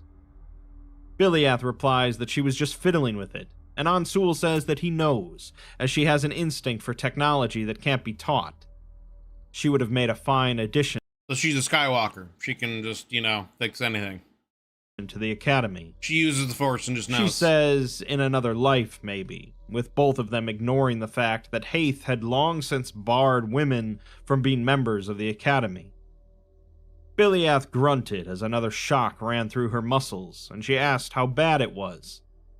Ansul sighed, lifting his goggles up, replying that it's not good. The actuators on the left side are all shorted and will need replacing. And of course, the Fulad feathers that are dented or crumpled will need to be reforged and hammered out. She then asked how long that will take, as Ansul passed her back her tunic and armor. She slipped into it, as familiar as a second skin. Ansul smiled, stating a few days at least, but that's a few more days spent together, although... Yeah, right there, right, like feathers. You would think that with that kind of technology, they'd be able to just like replicate the feathers quickly instead of having to reforge them. It's like in a combat situation, if the feathers are that important, that seems like a pretty obvious weakness, right? Like if her feathers get damaged, she won't be able to fly or at least control her flight and gliding very well, you would think. So like that would kind of make the point of the wings not very efficient if they're easily damaged. You know, that would seem to be more of a weakness because, right, like, let's say she's a few thousand feet up in the air, her feathers get damaged, now she can't control her flight, now she's going to fall to her death. Seems like that would not be a very good situation. You would think that for that kind of technology, that the feathers would be able to be replicated like from her, you know, or the metal would be able to repair itself at least on that kind of level. Like maybe the actuators, yeah, might need to actually be replaced or reworked because that's like a major component, again, like a bone break. So that might be something where that needs some like actual help from, you know, the equivalent of a doctor or a mechanic in their society, you know? But yeah, the fact that they would need to reforge the feathers, I don't know, that just seems like it would be a problem. Though she didn't return the smile, her eyes lost somewhere else. He asked her what was wrong, and a voice inside her demanded that she tell him, but she instead blinked it away.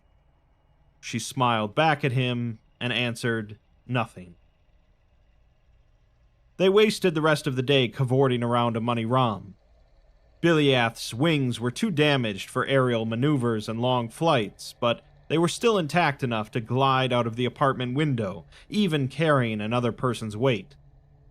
They landed in a quiet alley in the southern quarter and donned rough, unobtrusive cloaks over their clothing. Ansul left his earrings and nose ring in the apartment, and for a day they could walk around Amoni Ram, free of the Imperial Guard, free of prying eyes. They explored the spice market, inspecting the mountains of deep red and lilac spices from the farthest reaches of the Empire, watching the hawkers shovel them into clay pots for the greedy outstretched arms of housewives and traders. Ansul scrounged a few coins from his pocket and paid for a basket of fresh figs and dates and apples. They ate from it until they were both full and their hands were sticky with juice from the figs, and left the rest of it for the street children to devour hungrily. Biliath watched him smile at That also is something that's interesting, right? You would think in a society like theirs, with their technology and etc., that homelessness would be a thing that they wouldn't like accept, especially with the origin of the Meccan society, with Bamaro being like a humble sheep herder that got raised up to be the emperor, right? You would think that, I don't know. I personally would think that that would mean that they would be a society that would kind of like have a place for everyone, and homelessness really wouldn't be a thing. Because again, the machine side of them, and maybe I'm just putting more emphasis into that, right? Maybe they are actually just more human with mechanical augments.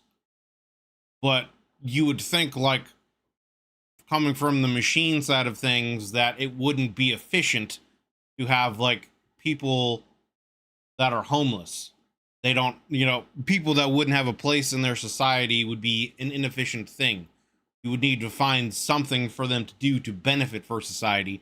And you would think that they would want to do that, right? So I don't know. It's just interesting to me that it sounds like, and that could also go back towards, I don't know. I was going to say, right, because they'd mentioned that these are young street kids, that are hungry, and they'd said earlier that kids aren't able to get augments, so they don't have that mechanical stuff to them. But that doesn't necessarily mean that the society would be okay with that. You know what I'm saying? So I don't know. Powerful always need homeless poverty in order to keep order, gap going. Yeah, but that's in a normal human society, right? Like this society is also partly mechanical and, logical. And so you would think that logical, mechanical, efficient side of them would see this as something that is insufficient and would want them to have something to do to benefit their society.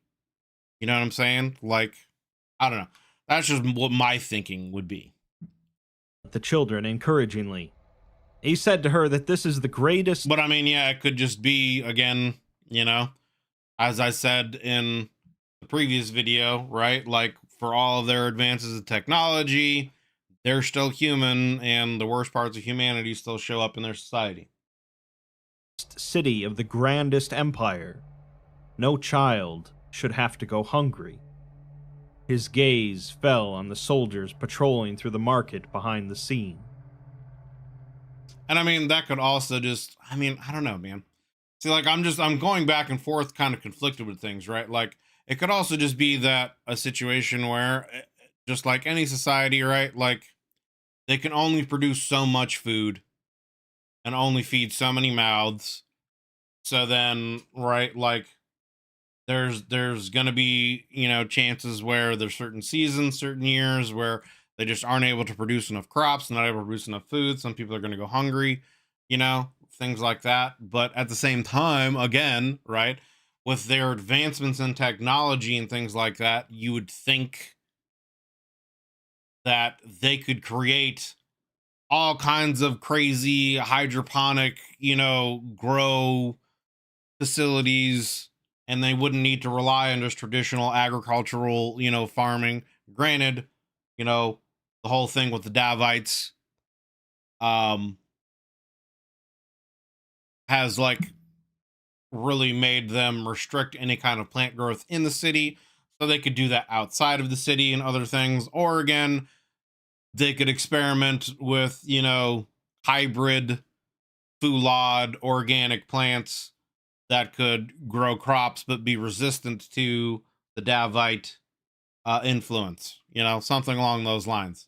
That's where I would think their society would go. But again, I'm not the writer of this. This is just where my brain goes and what I would be thinking of. But again, we don't know like their full capabilities and what all their technology is available to them.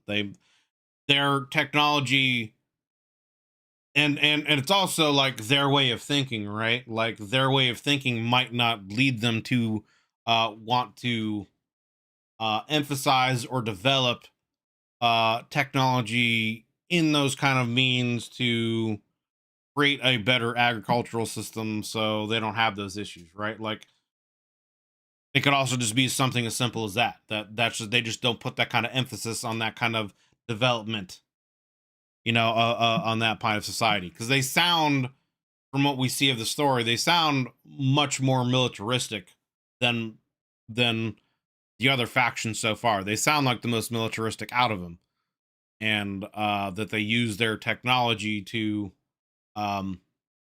help emphasize their military might, kind of a situation. They walked under the shadow of the Great Wall of Amoni Ram, an ever-popular spot for young couples.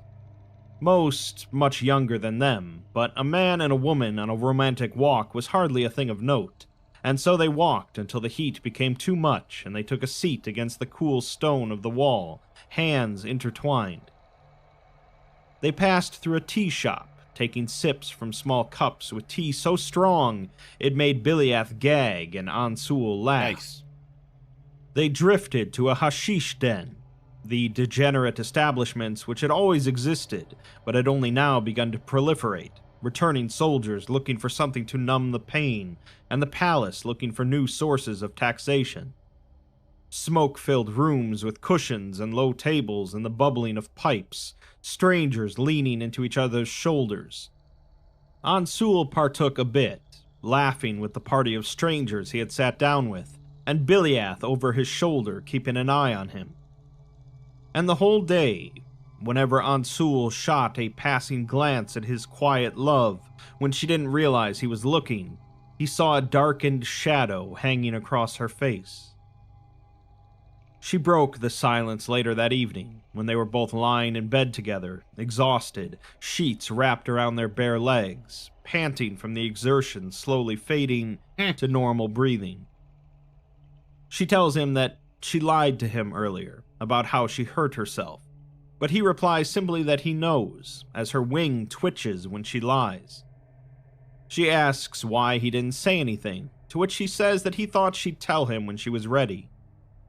He shrugged, and somewhere deep in her chest, encased in foulade, her heart melted.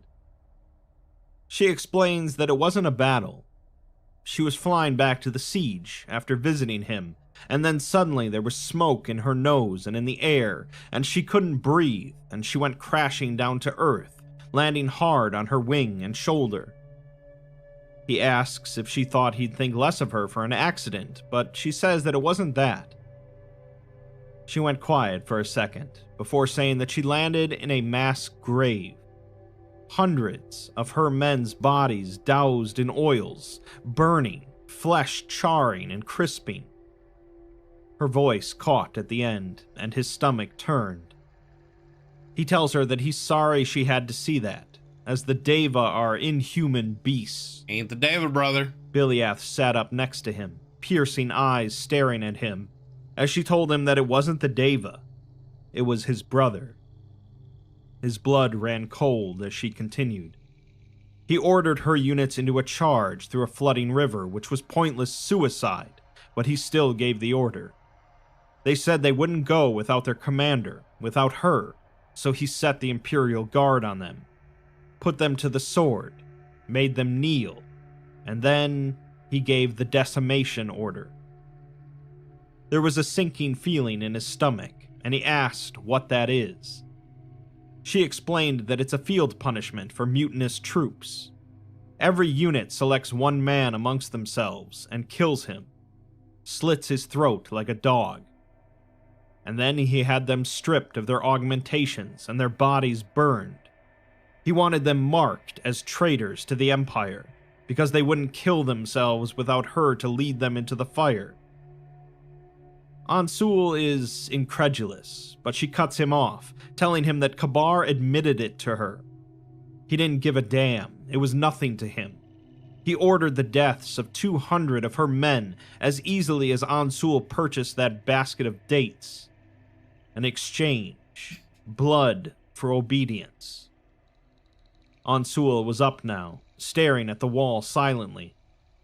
She pressed the opportunity, telling him to sit down and calling him her lord. He replied no, and to not call him that. She reached a hand out, grasping his and pulling him back onto the mattress. Can you imagine being in this situation, right? Where, like, you're trying to explain to not only the person you love, but the person that is, you know, what's the word I'm looking for? I mean, he's a prince, but that's not, what I'm looking for. Someone of royalty, essentially, someone that's in charge of your government or can be in charge of your government. And you're about to have a conversation with him and ask him to join you in a conspiracy to kill his own brother, right? Like, can you imagine what that feeling must be like? Like, Jesus. She inhaled, and then leapt before she lost her nerve, telling him that the discontent among the officers has escalated now. She was approached by some of them, and they know about the two of them. Suddenly, time seemed to slow for Ansul. Everything felt glacial, heavy, like pushing through honey. It took a monumental effort to say the next word. How? She explained that they have spies in the city, and they weren't careful enough. They're threatening. Yeah, I mean, like, if you're royalty, dude, you gotta know that you have eyes on you no matter where you're at and where you're going, especially in a society like this. So, like, to think you're gonna be able to keep something like that secret, right? Like, yeah, right, exactly. Lord Viserys, yeah. Got his little birds everywhere. To expose them to the guard, to Kabar, if she doesn't help them. He asks her what they want her to do. To which she says, prepare him to take the throne before Kabar can. He breathed heavily for a few seconds before speaking, telling her to give him their names. He'll have them charged with treason. She inhaled again, refusing, and Ansul tells her that she doesn't have to be afraid of them, as mutiny in the ranks is nothing novel. She, however, replies that she's not afraid of them, and in fact, she agrees with them. Yeah, here it comes. Time resumed its normal pace, and Ansul snapped his neck around. She tells him that his brother is a madman, and she's held her tongue for a long time, but this is too far. This is unforgivable. This is where that memory transfer technology would be handy, right? Because then she could be like, hey, I have the memories of actual events that happened. You can see through my eyes what your brother has done. Take a look for yourself and then judge. That's where that technology would be very handy. If he's allowed to take the throne when their father passes, the Empire is doomed. Amoni Ram will not survive his rule. She will. I mean, could you imagine if we had that kind of technology in real life and that stuff would be like admissible in courts of law, right? So then you could actually really find out what people did and if they're lying and not lying, and understand their actions from their perspective and feel their emotions. And you could get a little bit better understanding of if certain things were justified or not, you know?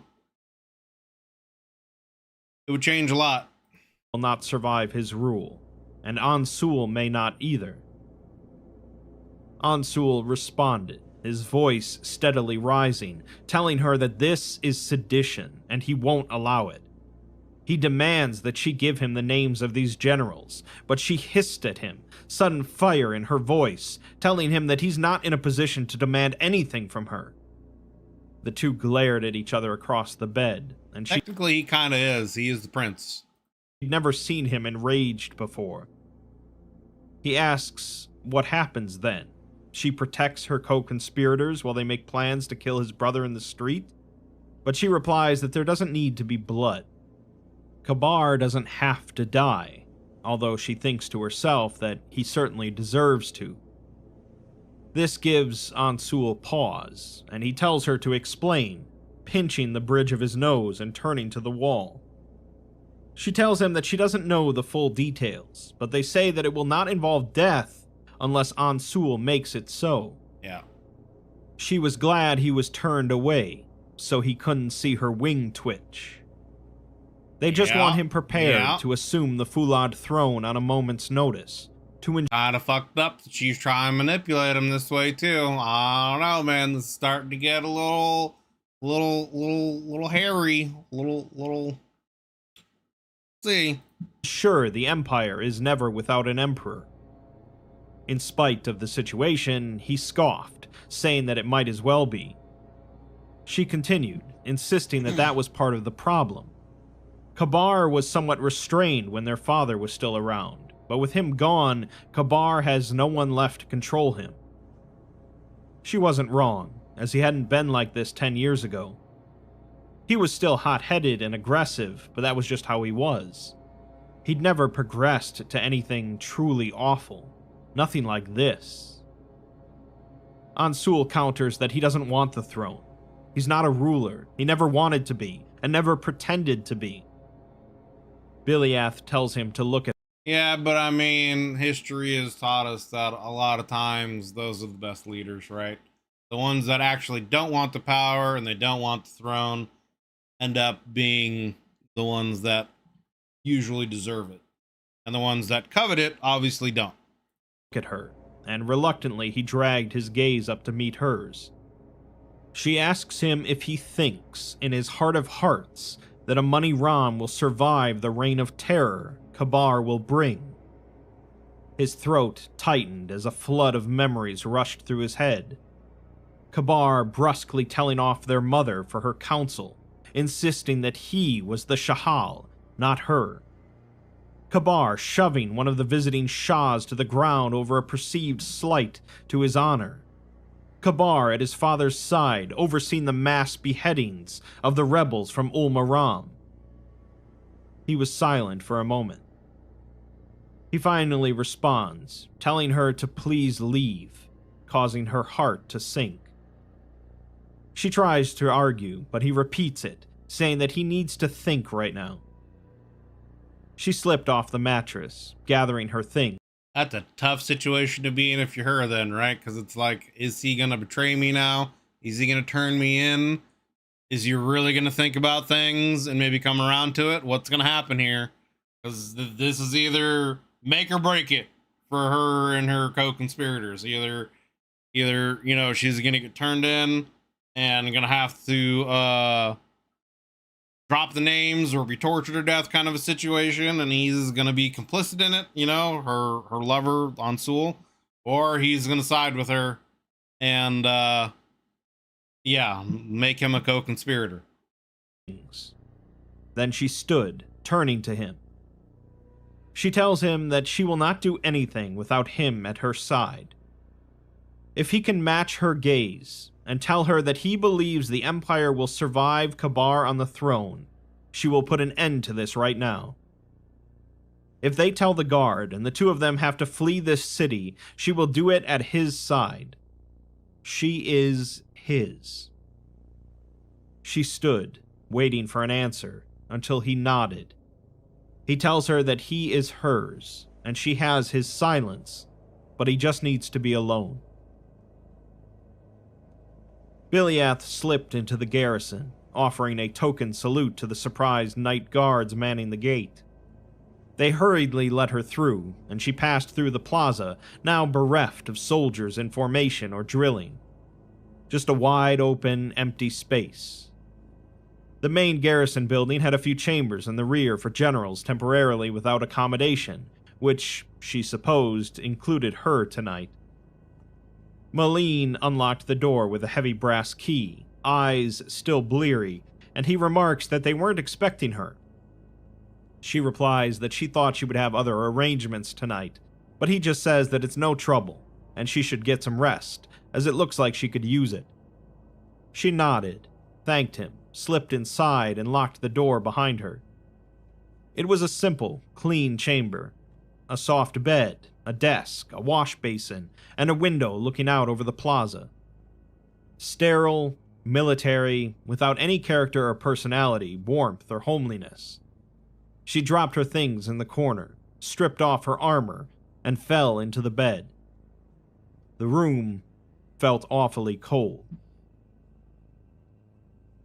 The next evening, Ansul's bed lay empty.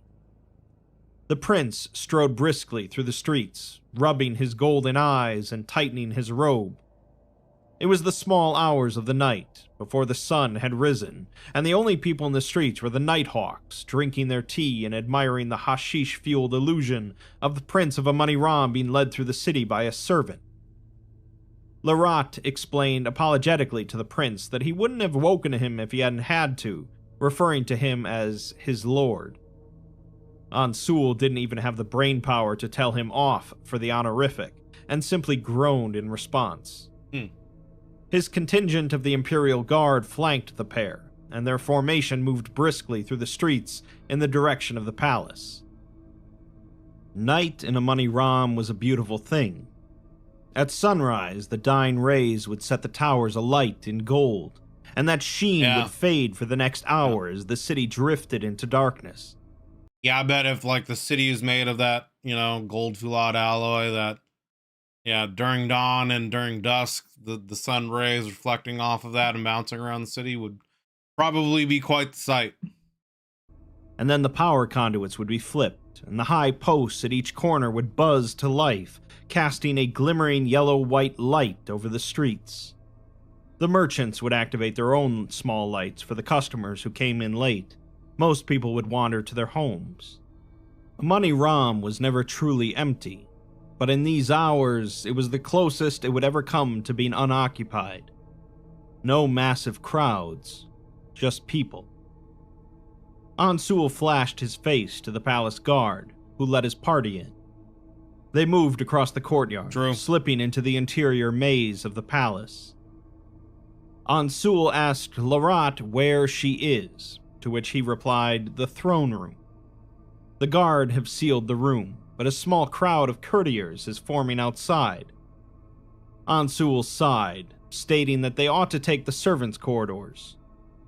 This was a practiced affair for him, and they moved through the tight corridors, ignoring the watchful eyes on them, left and right, until they found themselves at a small side door.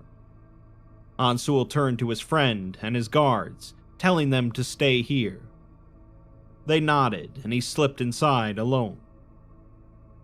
The throne room of the Grand Palace of Amoni Ram was a staggering sight to an outsider. A vast, wide-open space, high dome overhead, its interior lined with gold and red and blue tilework and mosaics depicting the Empire's rise. 20 men could stand shoulder to shoulder and fit comfortable inside the massive dome. Below, huge fabric veils hung, stretching from one side of the room to the other to offer shade when the roof was open in the winter months.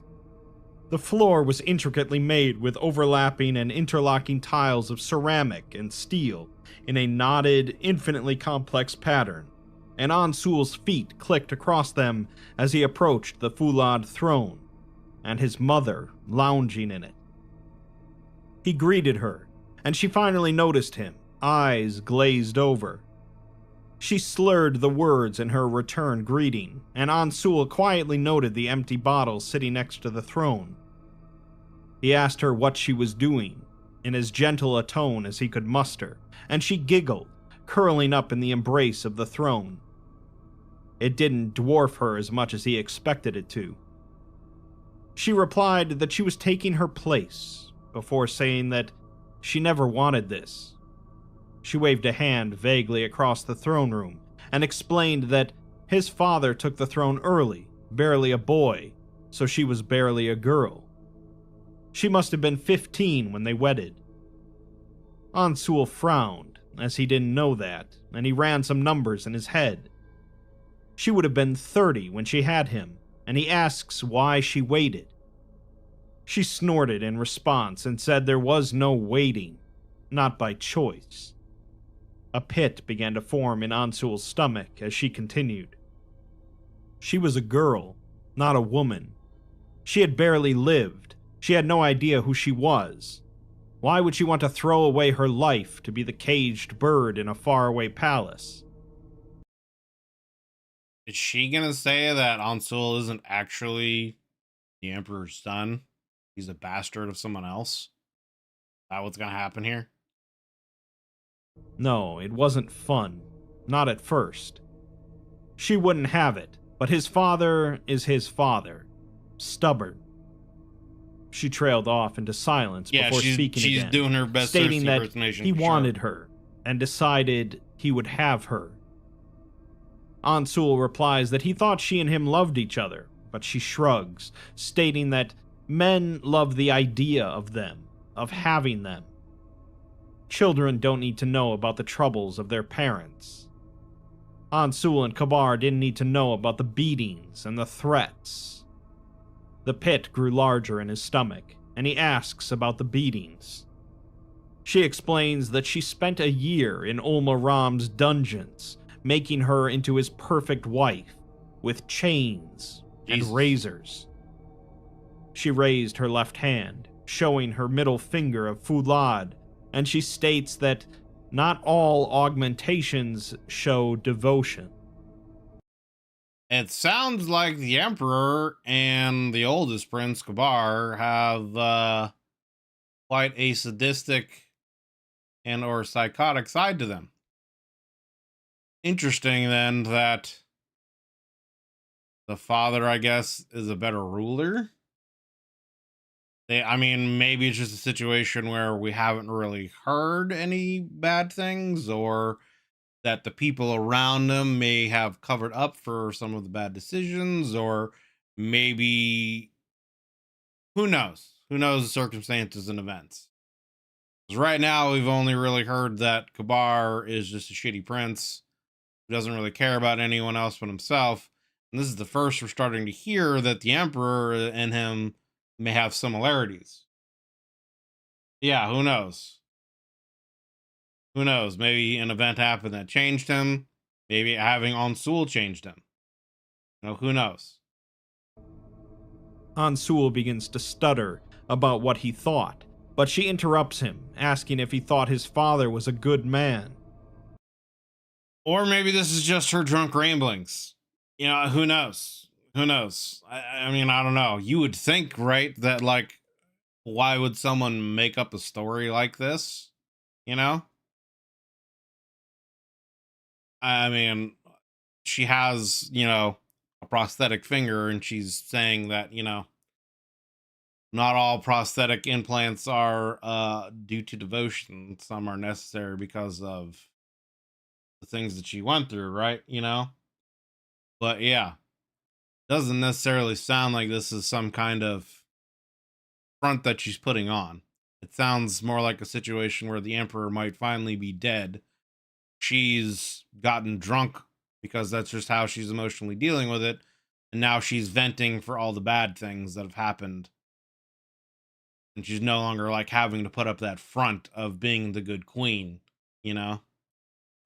She scoffed, wine drunk, and says that the Emperor is his father, and his father before him, taking and taking and taking.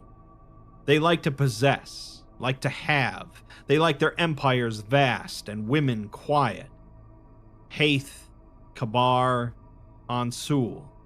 And now she sits here, and he rots. It is kind of interesting, right? That like it does feel like one of the bad traits for the Meccans, at least the Emperor, right? In the story, it sounds like they are very greedy, right? Like,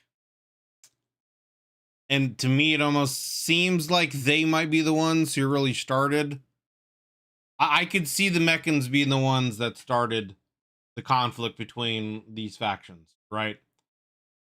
It feels like they have like an air to them that they're just better than everyone else, and that the world kind of belongs to them, and so they just are entitled to take it by whatever means necessary. And obviously that from what we know of the Davites, at least what the Davites told us, who knows how that story was skewed, um the Davites didn't really necessarily seem to be aggressors in any way. They just seem to want to, I guess, kind of live their lives in their balance with nature, right? We also haven't gotten into anything with the Sarkics on their point of view inside of things in this whole story as well. So who knows about that? But what we do know from them is that they essentially are a rebellion. That they're a faction that came out of Davite society. They rebelled against them. They were slaves that had an uprising and took over their capital city from the Davites. So like, and it's not to say that the Davites obviously aren't innocent to anything they've done, because they definitely were a society based around enslaving humans and using them as tools. With who knows if it's true or not, the idea that, yeah, you have a shitty life now and a life of servitude, but when you die, you'll become, a Davite. That's what your reward is. You have a shitty life now, you serve us well. When you die, in the afterlife, you become a Davite, and then you can, reincarnate or, join the cycle and make a pact with the human and, do whatever they do. You know what I'm saying? So, but, right, exactly. Right. So, I don't know. I guess what the whole point of me stopping and making this comment is like, yeah, definitely from what she's saying here with them taking and whatnot, like from what we've learned so far in this canon, it does seem like the Meccans are like I said, I guess just greedy, right? And they have kind of a, I feel like they have a sense of entitlement that the world belongs to them and they should take it no matter what. I mean, who knows? Maybe I'm wrong. Maybe that's just this emperor's view, and maybe the Church of Broken God in modern times with the new guy running it, who is, I guess, essentially still Romaro of old because he's got his consciousness in him now. Maybe that'll be different. Maybe his influence will halo them into a new way, you know? I don't know. The other thing that throughout this whole thing that I've wondered, right? Why haven't they just dug up Meccan? You know what I mean? If their god, like, literally is underneath the city, wouldn't they want to, like, dig it up? For what, you know, I'm just like, their god is and maybe it could be dead, you know, right? Whatever. But you would still, wouldn't you think they'd want to, like, dig it up to see it, build a temple around it, to venerate it, whatever, you know? I don't know. That just seems strange to me that they haven't done something like that. Anyway, let's continue. In his bed. Ansul asks her, taking and taking and taking. They like to possess, like to have. They like their empires vast and women quiet. Haith, Kabar, Ansul. And now she sits here, and he rots in his bed. Ansul asks her why, and the question seemed to catch her off guard. He asks why stay and rule in his stead. He's feeble, infirm, and utterly dependent on her. She could walk away. She replies that she doesn't stay for him. She stays for the Empire. It needs a leader, even if he lies brain dead while she whispers edicts in his ear. Ansul states, See, and that's what I'm saying, right? You would think in this situation, one of the sons would have already taken the throne. If the emperor has gotten to that point and their society demands, like, obviously there needs to be a male emperor running things, then one of the sons would have already taken the throne, right? that manipulating the Emperor is sedition, and she suddenly hissed at him. She is doing what she can to preserve this collapsing house. She controls the nobles. Haram keeps a hold on the legion, and Ansul's presence unifies the people and the clergy. They can only hold the throne and kneel and pray Kabar's son is better than his father. Ansul remarks that he thought she had faith in him, to which she says that she loves him more than Ansul could ever love anyone, but she looks at him and all she can see is their father's eyes, without restraint. She smiles sadly. He will do all his father did and more. He will hurt people because they aren't what he wants them to be, and she still loves him, despite it all. She cannot stop loving him, so she will not be able to stop him. The only thing that she can do is go down to the temple in the night and kneel and quietly... Sounds like this kid didn't get spanked enough growing up. That's just what I'm saying. It sounds like they didn't discipline him enough growing up. And, yeah. Or, I mean, it could just be just a bad apple, right? It could just be... That's just how it is sometimes. You know what I'm saying? But this conversation definitely feels like it's going to lead Ansul down the path of, okay, well, you know, because, right, Ansul, up to this point, has the idea that his father was a great ruler, a great emperor, that his parents loved each other, and, you know, now that whole ideal has been shattered, that his father was actually a very greedy person, just took what he wanted, including his mother, etc., and his brother is a worse version of that. And so this conversation is kind of, I guess, shattering his reality, but at the same time feels like it's going to lead him down to the path of, I need to do better. Amon Ram deserves better. So I'm going to, you know, take up the responsibility kind of situation. Pray to Meccain that he doesn't come home through no fault of hers.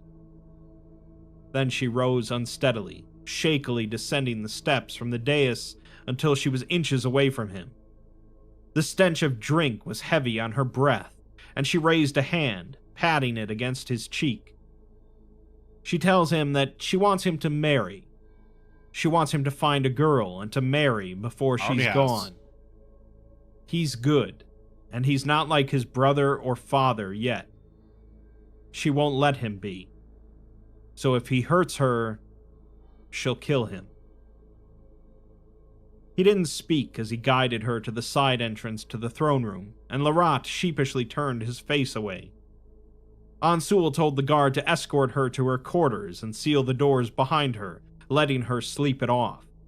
Right. Also, disperse the crowd outside and tell them... Well, and I mean, right, like, it's good character writing and development, right? This is one of the things that's very much been missing from a lot of more recent movies and TV shows is, right, like, character development, you know? Like, we can actually identify with these characters in these stories and understand them and understand their motivations, right? Even if I don't necessarily want to say it's predictable, because it's not predictable. There's definitely been a lot of twists and turns in certain things, but the overall idea of the story isn't necessarily one that hasn't been done in the past, right? We're just seeing how the author is interpreting it and his vision for this, you know, with the conspiracies and love and the what's a there's a term for it, right? The kind of like the Romeo and Juliet love story, the forbidden love, I guess, is what I was looking for, between the prince and Beliath, and you know, she's actually supposed to be for the older brother and they have to do the secret and all this kind of stuff. You know, it's been done before, but it's interesting obviously seeing it done in this interpretation, in this setting, in the SCP universe with the Mechans. And it honestly, it humanizes the Mechans a lot more too, right? Like, for me personally, as I've kind of explained already, my idea of the Mechans is they were much more, I guess a good comparison for them for me would be like Vulcans in Star Trek, right? I would think because of their augmentations in the mechanical side, or even like the Mechanicus, right, in 40K. I would think they would be much more logically driven, much less emotionally driven. Whereas in this story, that is very much not the case at all. They are very much flawed humans, and honestly, not very different than average humans of, I guess, that era and time period. They just happen to have access to you know, advanced technology and alloys and ways of thinking because of what was provided to them by their very real god in the setting, you know? So it's interesting how this story has like really kind of changed my way of thinking and perspective of the Mechans, and honestly the Davites too, right? Like, I really kind of thought I mean, the Davites in this are just completely different in general than what we've gotten in other canons, right? Like, in other canons, the Davites are humans. They're just, well, they're humanoid anyway, right? Like, in this one, they're basically like spiritual entities. They're astral entities that have a pact with humans in order to exist in the physical plane, you know? But in other canons, they are basically humans that just use sacrifices to empower their magic, essentially, right? They use blood magic, soul magic, whatever, and they have an advanced understanding of plants and biomancy through their magic, etc. And so that's how they've made their stuff. But in this, again, they're much more, they're astral creatures. They're from basically, they're almost alien, really. They're from a different realm that have had to create a pact with humans to exist in our realm. And interestingly enough, like through that pact, they've enslaved humans and used them with, I guess, the idea of when the humans die, they will be reincarnated to Davites. And interestingly enough, too, right? Like, I wonder if that's actually how their species like reproduces. Like, think about that, right? Like, through the Davite story, we never really got any kind of idea of how, like, do they get married?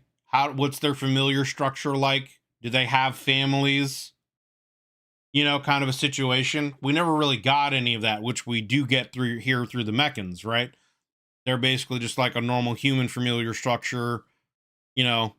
Um, so is that a situation where like that's how they have to repopulate themselves, is by making that pact with other creatures in, the physical realm, and through that pact, once the creature, the human, whatever, they live their lives and they die, they become a Davite. Their soul gets, through whatever process, through some kind of like strange thaumaturgical, alchemical, whatever process, their soul gets reincarnated into a Davite from a human, and that's how their population like reproduces, and they're just a pure kind of like astral, spiritual civilization that exists that way, and they have to have a connection to the physical realm through those connections. I don't know. I feel like that's the case, right? Because again, we never really got into that. So yeah, I don't know. All this is to say that it's just interesting to see how the perspective, how the writing in this has like changed my perspective on the various factions alone. And then to also go back to what we were saying at the beginning, how like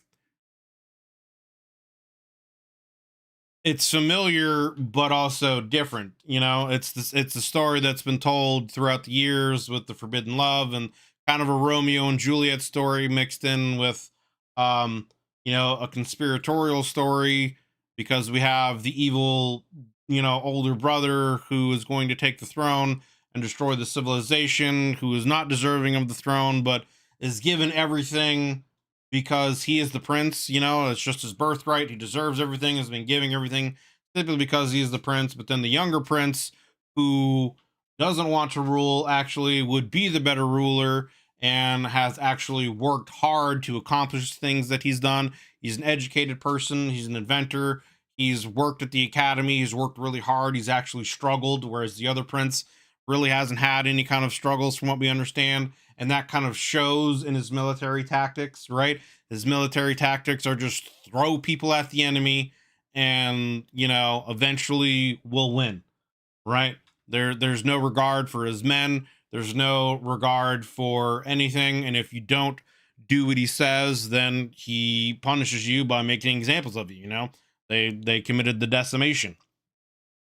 So yeah, it's interesting seeing this story play out in this SCP universe like this. Right, right, exactly.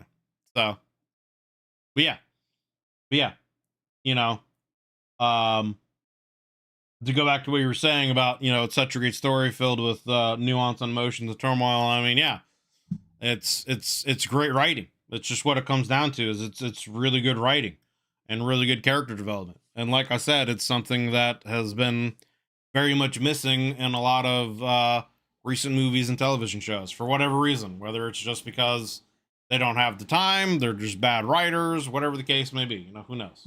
But anyway, this is a very long tangent. Let's get back to the video. I'm gonna rewind this a little bit. He didn't speak as he guided her to the side entrance to the throne room, and Larat sheepishly turned his face away. Ansul told the guard to escort her to her quarters and seal the doors behind her, letting her sleep it off. Also, disperse the crowd outside and tell them it was Ansul. They bowed, guiding the Empress away, and he and Larat watched them go, stink of alcohol fading with her. Ansul stated lamely that she's not well, to which Larat shrugged and asked who of them is. She's lucky to have him, at any rate, to step up when she can't. He speaks with a born authority. Ansul replies that he doesn't like to, but Larat tells him that those who do rarely should. He asks if he should walk him back to his apartment, but Ansul sighed.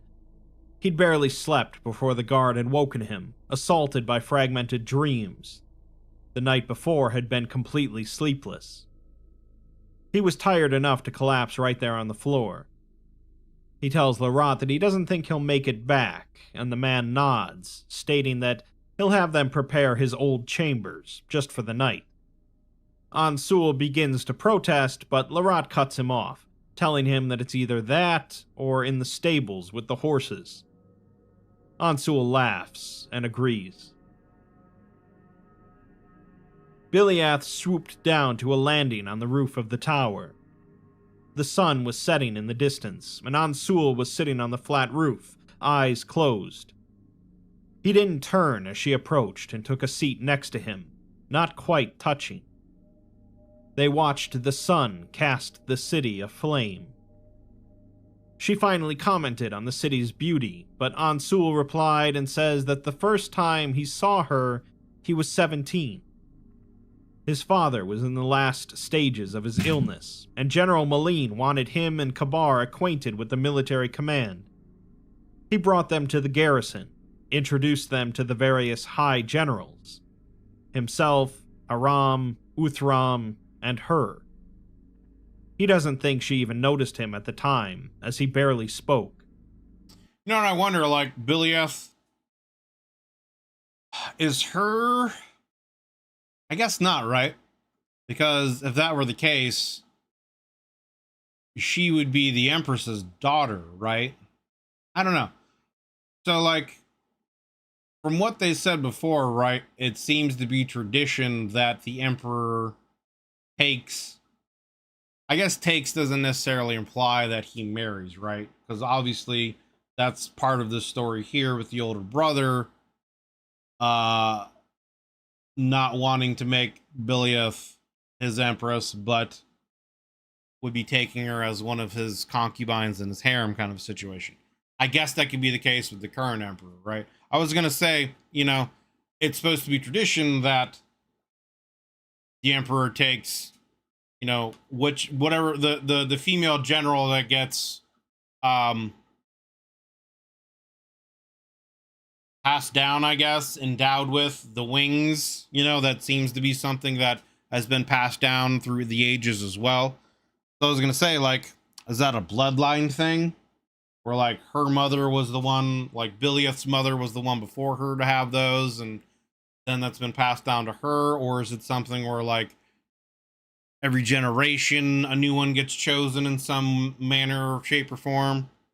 Because I was gonna say, if that's the case, then right, if the queen was the one beforehand, then that would mean Biliath is her daughter, right? And so unless it's a daughter from another bloodline, then that would be Ansul's sister, and that would be a whole other kind of, you know, thing going on where there's incest going on here now, and Amon Aram, etc.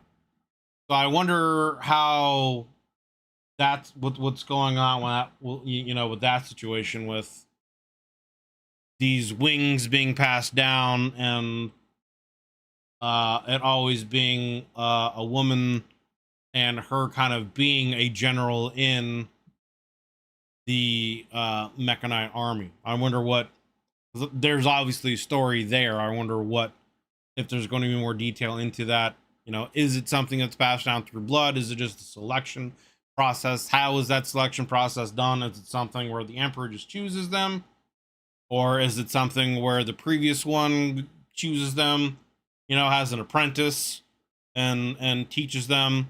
Eventually, when they either die or get too old and can't fight anymore, they pass the wings down. You know, I don't know.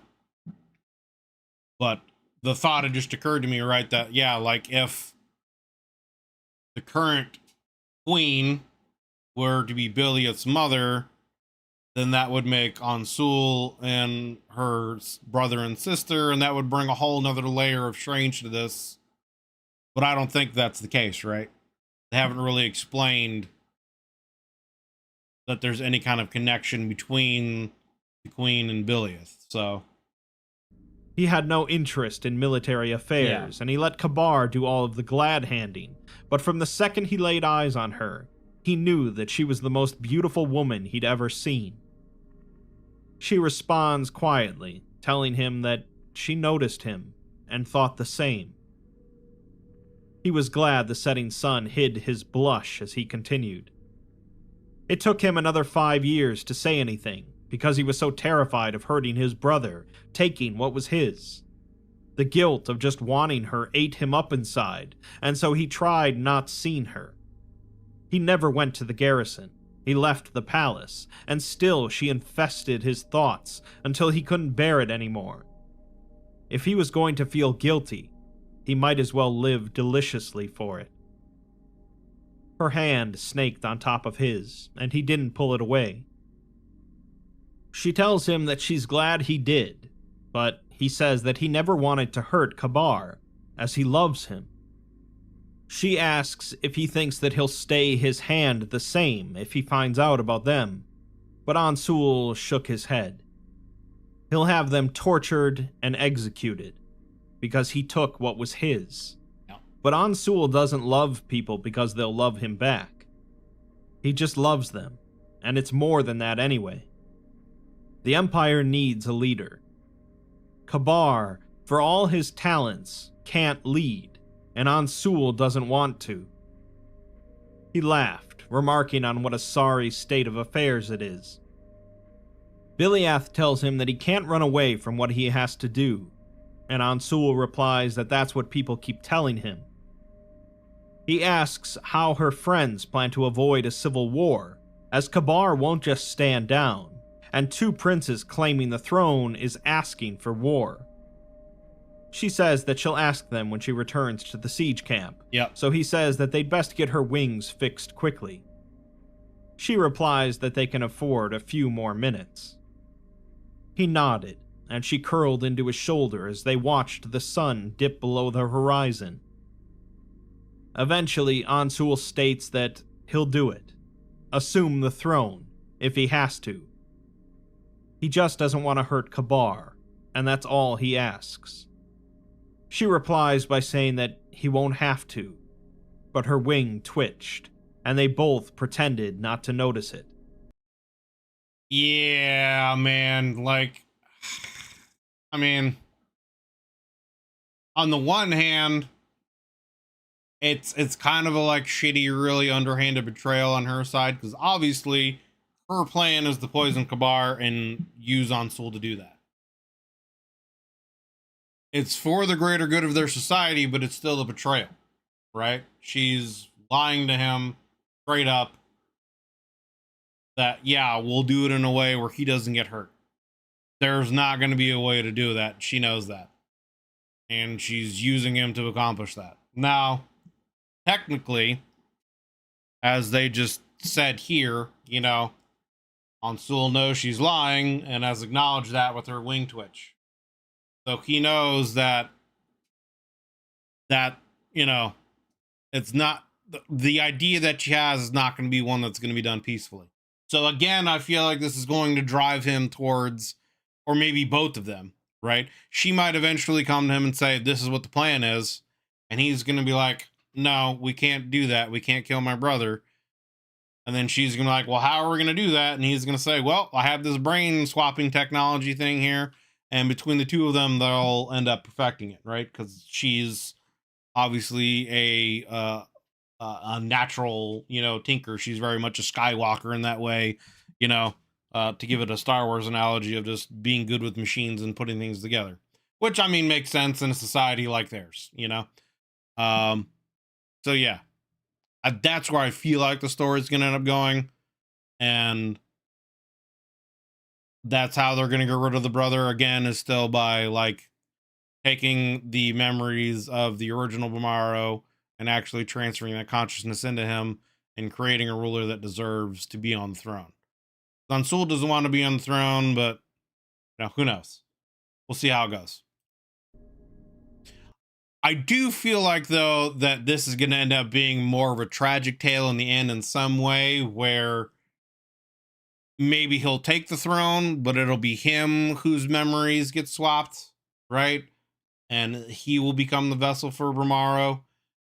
And so they won't live happily ever after, I don't feel like there's going to be a situation where Ansul and Biliath have their happily ever after.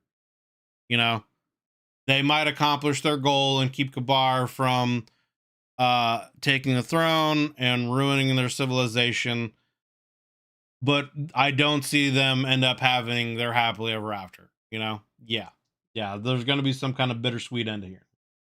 I just can't wait till the ending. It's a bit foggy. I only remember certain happening, so yeah. There was a wretched air in the camp when she returned. She landed late, near dusk, just as the sun had been swallowed up by the jungle around the city. 200 more of her men have been killed and burned. The dotted lights of the vast camp cut through the brush, and she quickly made her way over. The soldiers greeted her with stiff salutes and nods. Distantly, the steady boom-boom of the artillery sounded out over the camp. It made for an odd rhythm. Soldiers, so used to the barrage, would naturally pause a moment before, hear the distantly deafening thump, and then resume conversation like nothing had happened. Every so often, a screaming hiss would sound out as the Deva returned fire, and those closest to the city would dive into their trenches and under cover. The rest simply waited for it to pass. Under the cover of one of the artillery barrages, she heard something. A scream, sharp and loud, cutting across the air of the camp. They've mentioned this before, where she heard this before she went to sleep, and I wonder if this is Kabar torturing people, just like his father, with the description that we got from the Queen. I feel like that's what this is emphasizing. From the charges, maybe? She froze, waiting to hear another noise, but nothing came, and none of the soldiers seemed to register it. After a few seconds, she carried on. Perhaps her imagination. She found Haram outside the command tent, taking quick sips from a flask. She raised an eyebrow at it as he tucked it back inside his breastplate. He assures her that it's tea and motioned her inside. Sure. She ducked into the little bit of Irish tea tent and immediately straightened as she realized they weren't alone. 5 lieutenants, all wearing the colors of Haram's legion, standing around the command tent. She looked at him, and he tells her to speak freely, as they're trustworthy. He commands one to watch the door. Nope. If you're throwing me in a conspiracy like this, brother, I am not saying a goddamn thing around other people until I for sure know they're on my side and I can trust them. I will not. I would be like, I don't want to talk about it. I'm leaving. I'm out later. I don't know who these people are. I don't know what you're looking for me to say or explain. I just got back. I can tell you some battle tactics and goings on in Monoram. Other than that, I don't know what we're here for. That would be my story. I would not give any kind of chance to this until I for sure vetted these people and knew they were trustworthy. Door and the not in a conspiracy to that, not in something that is this big of a deal. We're talking about a conspiracy to kill the next emperor and change the course of our civilization. Rest just watched as Biliath approached the map table. She asks if anything happened while she was away, but he says no. Yeah. Kabar made a mistake the last time, and he knows it. Their soldiers despise him now, and doing it again would risk open rebellion from his forces. They're loyal to them now, not Kabar. He then asks where they are with Ansul, and she replies that he's open to the idea of assuming the throne, if they can arrange it. Would never say that openly. A collective breath was Would released never from say around that the room, openly. and Haram Ever. says that that's very good, but asks if it's that easy. Biliath then Bro, especially again with the kind of technology that the Meccans have, like, who says they don't have some kind of like CIA, NSA, bug implant listening devices all around their camp that Kabar can like record and hear later, brother? Nope. I would never say anything like this. explains that she told him that his brother wouldn't be harmed, causing a sharp inhale. Haram tells her that that's not how this plays out, and this plan doesn't work with him still alive. She asks why not. Exactly. He explains that Kabar has lost the support of the Legion, of the clergy, and of the people, but he retains key supporters among the governors and nobles. That, crossed with his parentage, is enough to support a legitimate grab for the throne, and he's a petulant, juvenile child. He will never, ever accept being ousted, not like this, not by his younger brother. As long as he draws breath, they'd be tempting civil war. She replies that it took a lot for Ansul to even consider taking the throne, and she got them there. Now they're asking... I mean, the thing is, right, like, it almost sounds like it would be good to push him to that direction towards a civil war, to almost do it in like a legal open fashion, because it already sounds like literally nobody supports him. Nobody wants him on the throne. He's a shitty human being who has been spoiled, or at least is entitled in thinking that he deserves everything just because he was born the prince. Everyone knows he's going to be a shitty leader. His practice of the decimation and his tactics of just throwing, his soldiers at the enemy with no regard for their lives has ruined any kind of support for him militarily. So, like, no one's going to back him if you actually push that way. So why not almost do that? Right? Like, why not do it in an open manner and say like, hey, yeah, you no longer have the support of the courts back at home. You no longer have the support of the military. You don't have the support of anything. No one's gonna back you in if you try to take this into a military form. Maybe you would have a small bit of forces that would be loyal to him.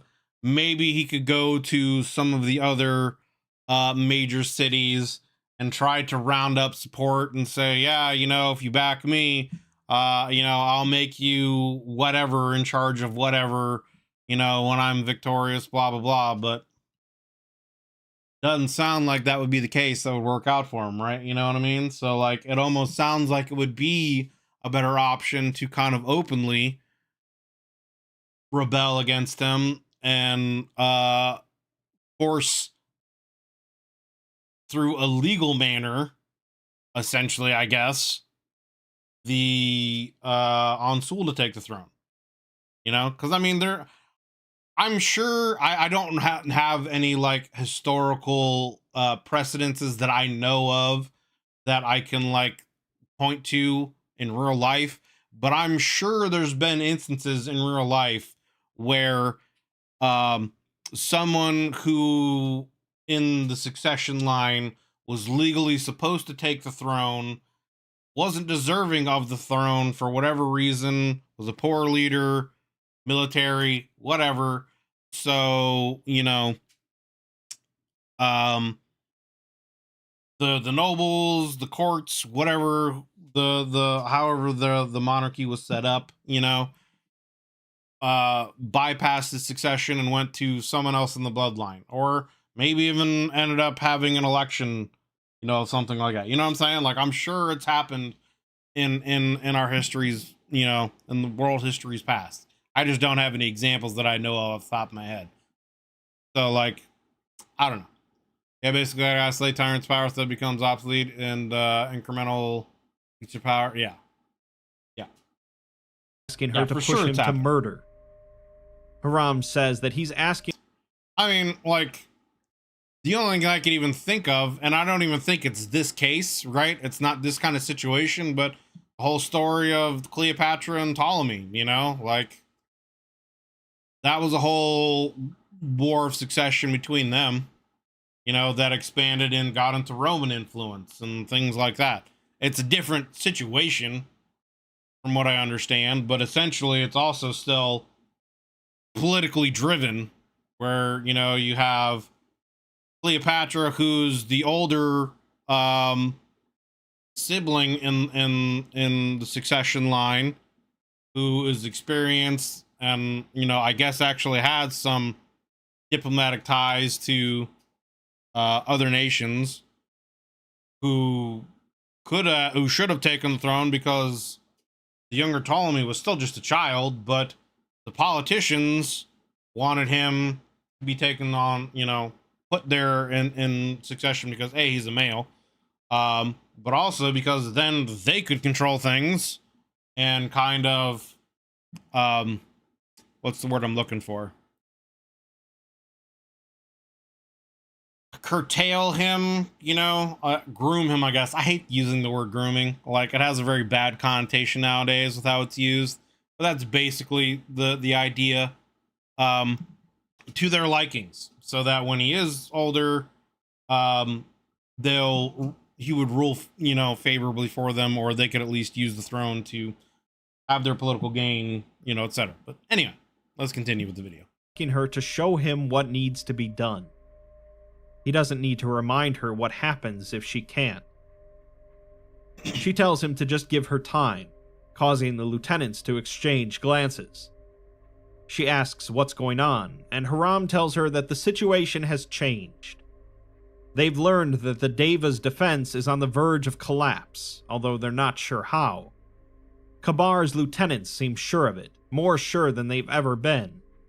They know something the rest of them don't, maybe a weak point, and they're planning a large push in a week or two. A week out from the end of the longest siege in the history of the Legion. The prospect was like a shot in the arm, and Biliath asks why that's a bad thing. He replies that if Kabar takes the city before she can prepare Ansul, then he'll return to Amoni Ram and be coronated. Yep. She realizes that and he will have a legitimate reason of saying, hey, yeah, I'm successful in my campaign. You know, my strategy worked. I defeated the Davites. I took this city, blah, blah, blah. It'll essentially be a reason to give him more support. He'll never get another opportunity. They need her here when they pierce their defenses, but after that, he thinks that he can get her sent back to Amoni Ram as an advance party. She'll have to ready Ansul then, and there is no other option. She let out a soft hiss of air, and remarks that she's not even sure if she's ready. Haram tells her that she has to be, as does Ansul. This is too tight a window for error. He was hoping that Ansul would be ready now, but that was foolhardy. Biliath replies that he's not like them. He's not a killer. But Haram says that emperors must understand how to take a life. When he is on that throne, then Haram can rest. Until then, keep on as she is. Allow no one to suspect anything is amiss, least of all the dog. He must feel as safe as a lamb until the knife is being dragged across his throat. In Kabar's tent, he states that his pretty little bird returns and says that she took her blessed time in Amoni Ram. Biliath replies that Prince Ansul needed to acquire the parts to repair her wing, and she apologizes. He nods, easing into his seat, and asks how his brother is doing. He loves the boy, and it's best that he stays behind the safety of the city walls. For a moment, she thought she saw something unfamiliar in Kabar's eyes, a sheen of sincere wistfulness maybe, There was a commotion in the far corner of the tent, and It wouldn't surprise me if he actually does have like genuine care for his brother. Right?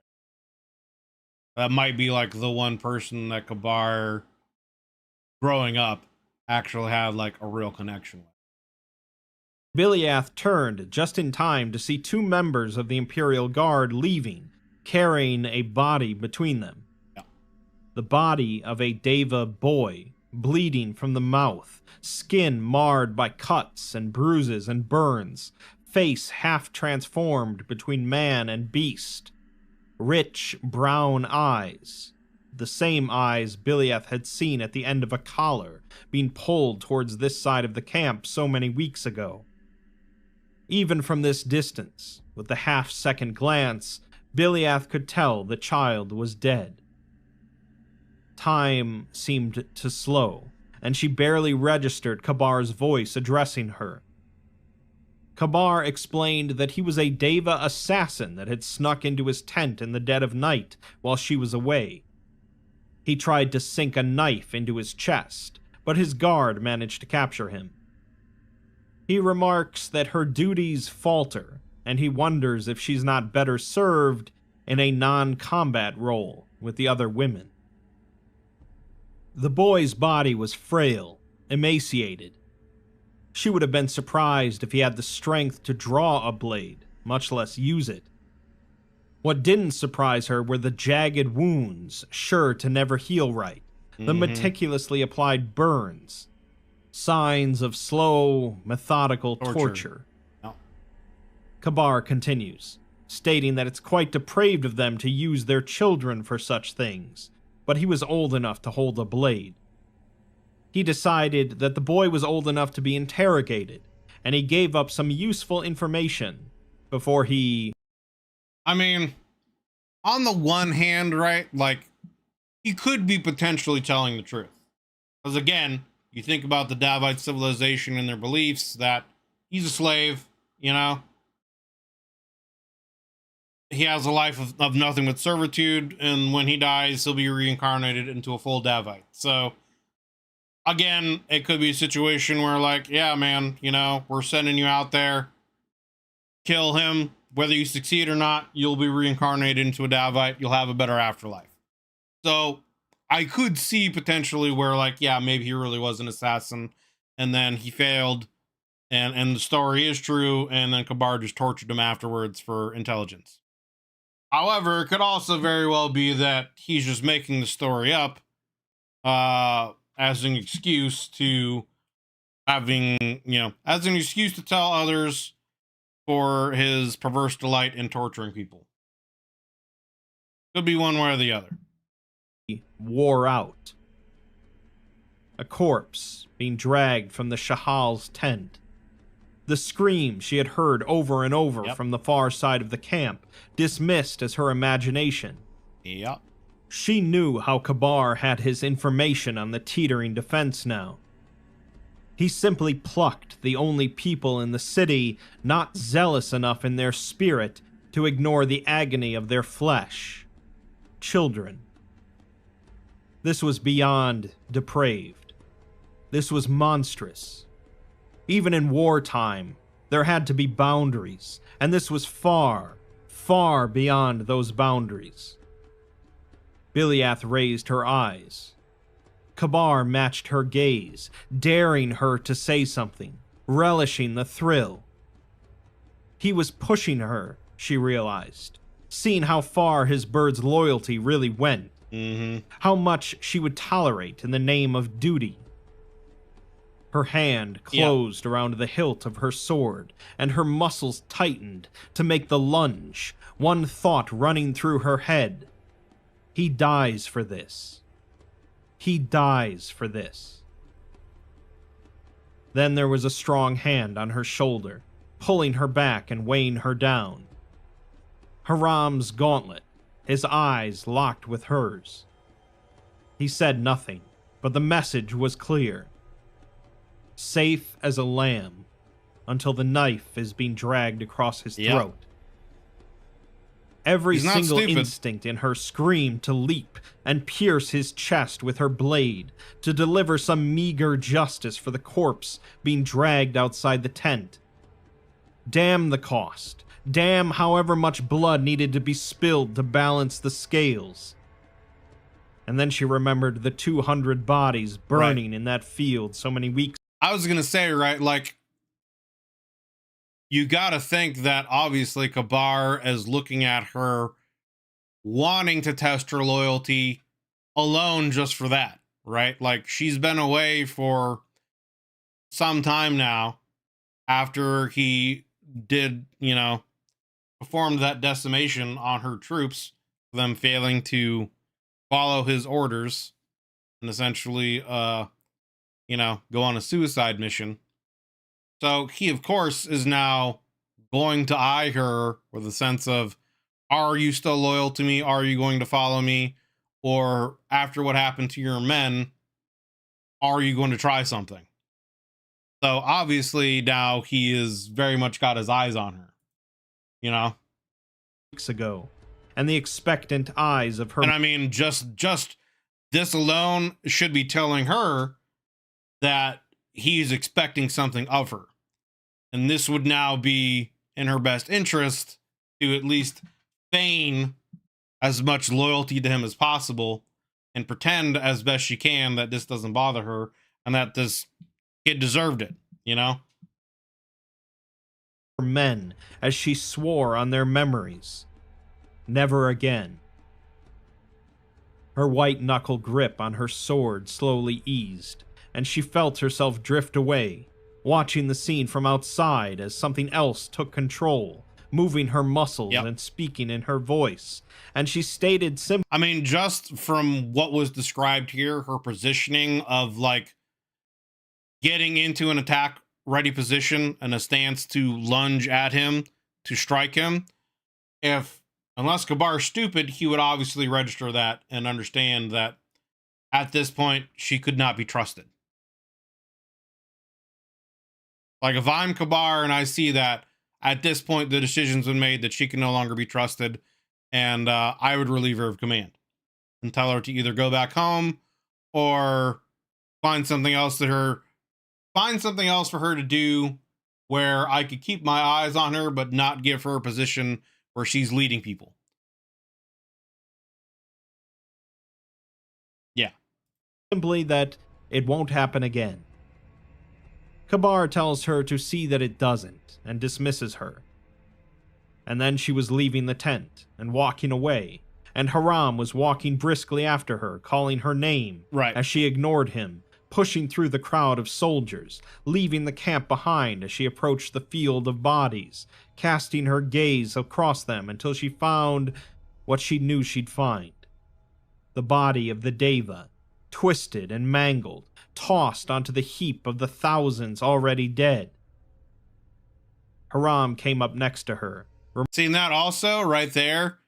See, that's also right. Just the level of good writing here too, right? Think about what that statement is.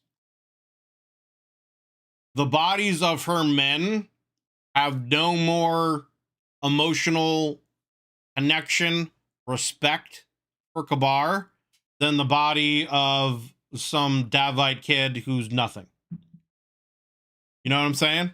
Right? Just that aspect alone. The fact that she found this kid's body just thrown aside in a pile, like it's nothing, alongside the corpses of her men, just shows how much little regard Kabar has for those people.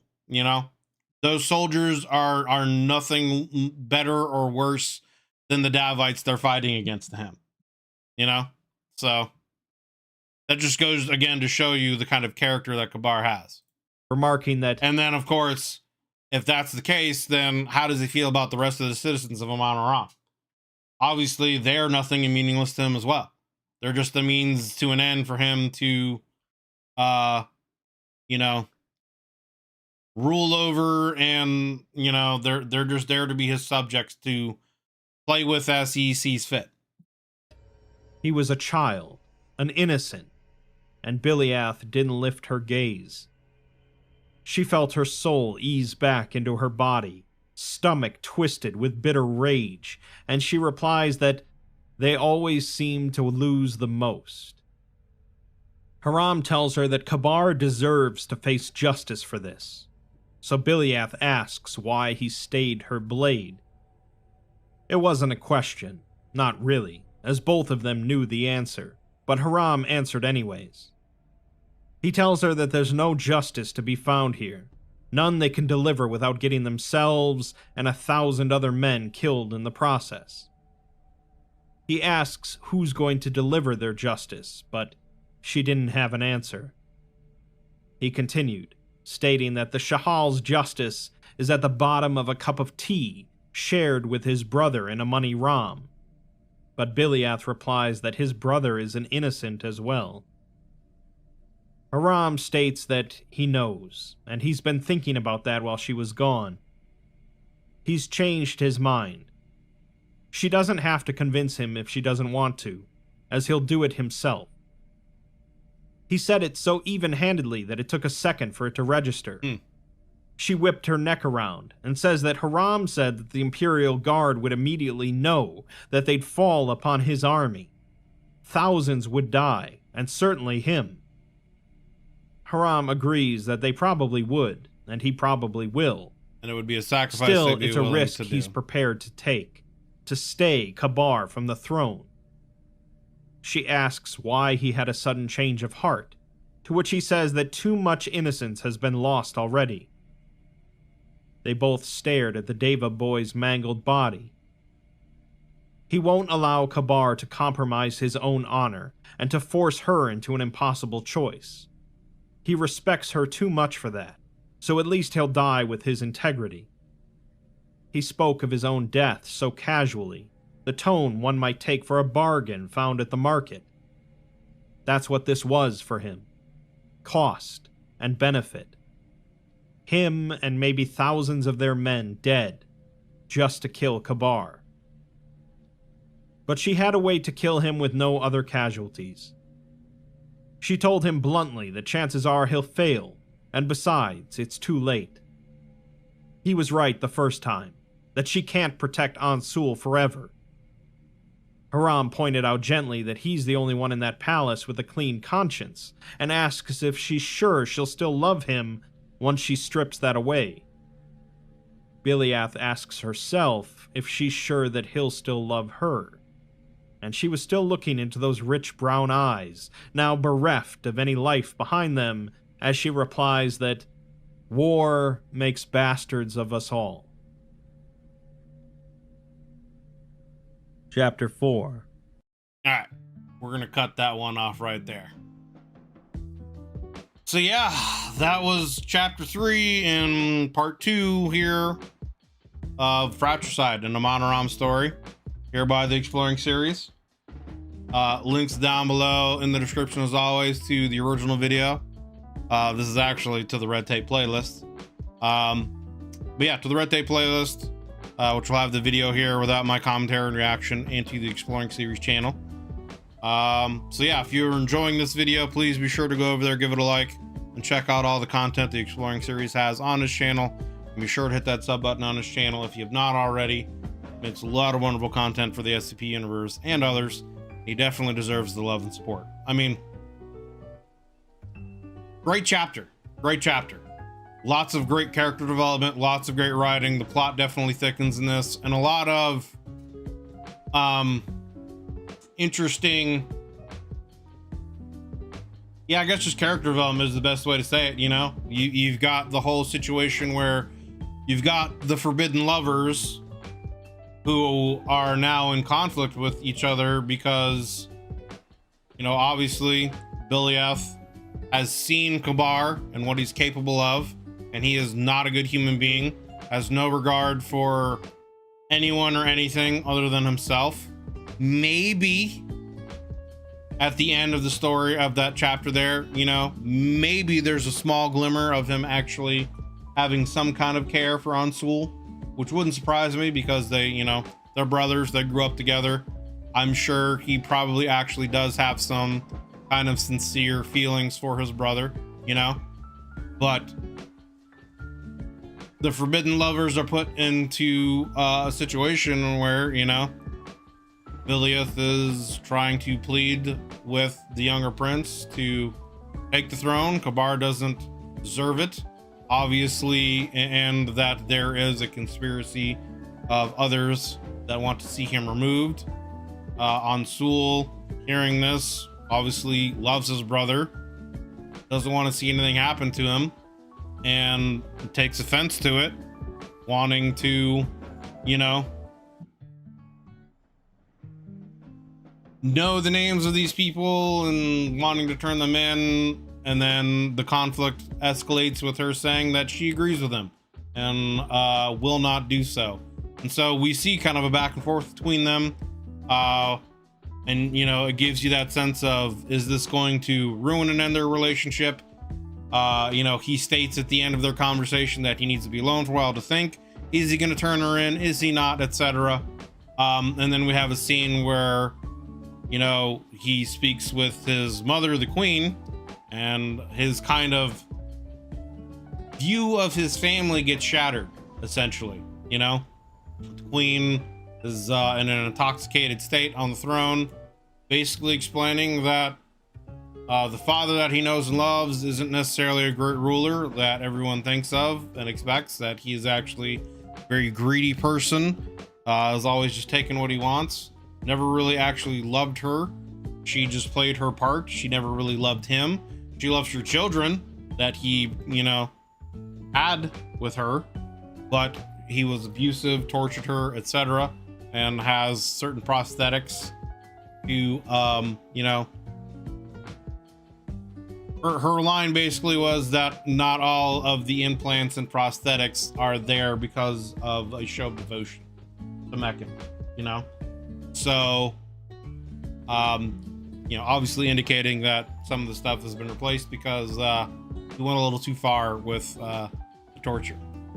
So that kind of shatters his worldview, but then it also kind of brings him to a realization of certain memories and things that he had of his brother being cruel. Cruel to him, cruel to others, etc. And so he kind of ends up coming around and agreeing with Biliath that, okay, yes, he's not the one to rule our country. As long as he isn't hurt, then, you know, I can get on board with this. Biliath then gets returned to the front lines. And the story gets escalated in the sense that they have discovered a weakness. They think they can actually break the siege finally and take the city, and it's going to happen soon, within the next few days to a week at the most, which pushes up their timeline, meaning that they have to act quickly, because if Kabar is successful in taking the siege, he will return glorious and victorious and will basically seal his seat on the throne, and will essentially destroy any kind of means of them being able to de-seat him.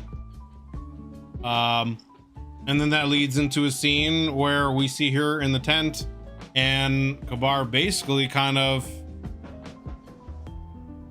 very subtly and psychologically kind of challenges her and tests her loyalty.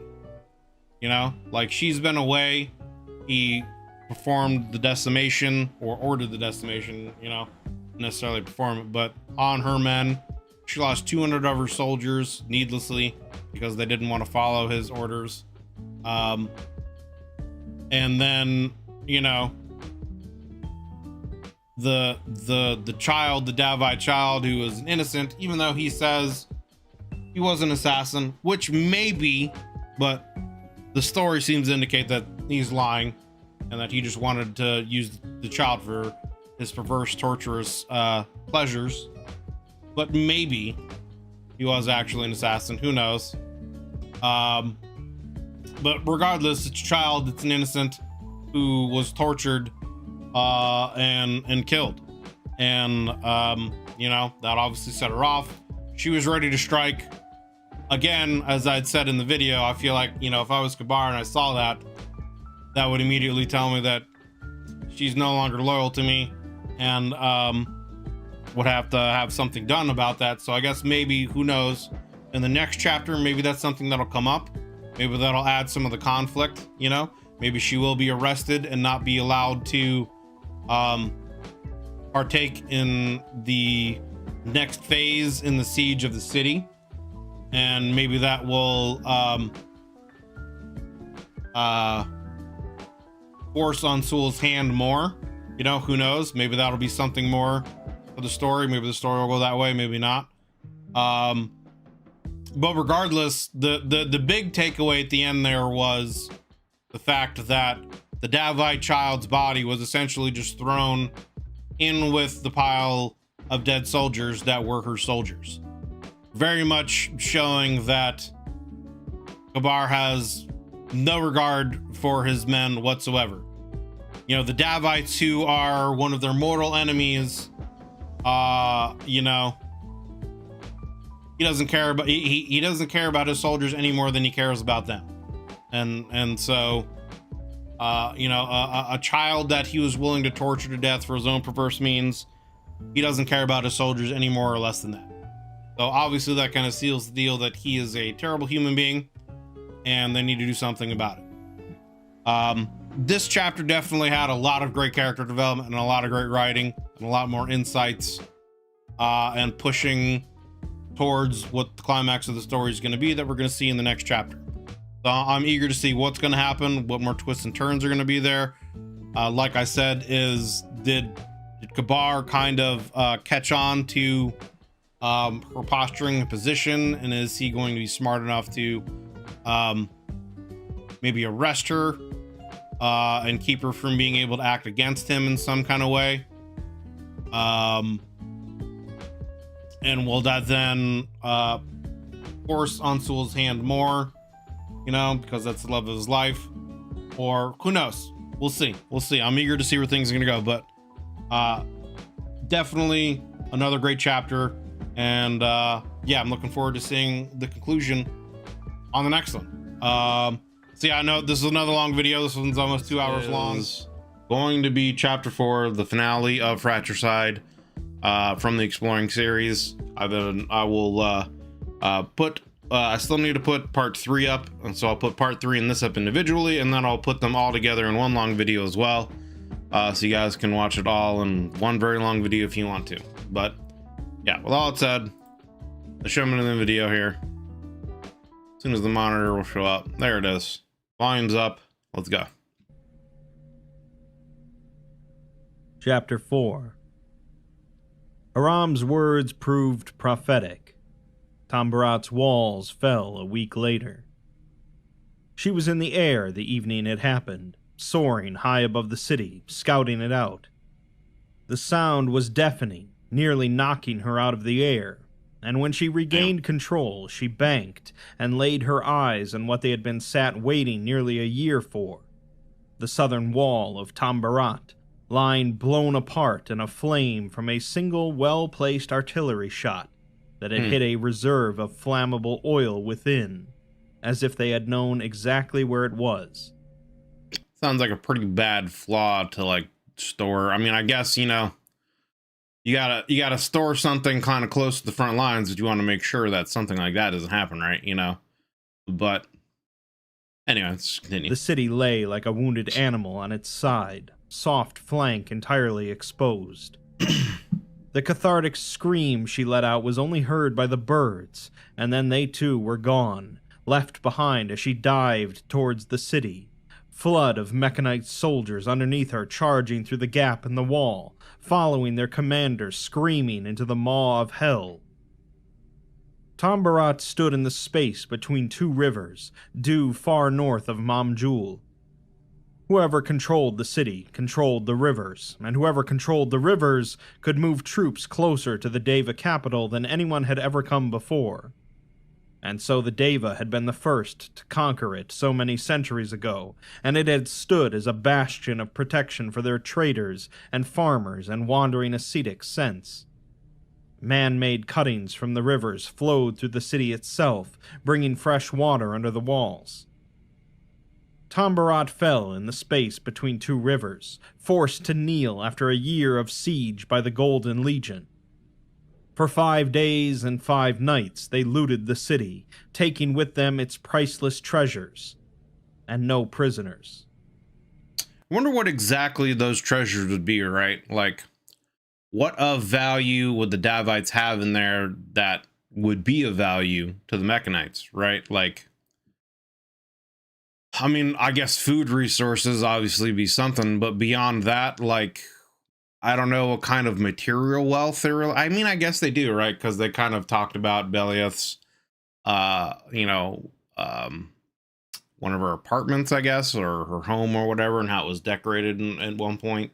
So I guess they do. Like, I still in my mind have this idea of like the Mechanites having kind of a more sparse, Spartan-esque kind of living where they only really have, I guess, what they need to sustain them. You know, they don't have necessarily as much material attachment, but it's not the case in this story, you know. So I guess, yeah, trophies, any kind of other material stuff, but you know, like metals, things like that, because all their stuff's made from like Falad. So but yeah, I'd just be curious to know like what exactly of value would the Mechanites see as value? What would the Mechanites see as value to loot, essentially, is what I'm trying to get at.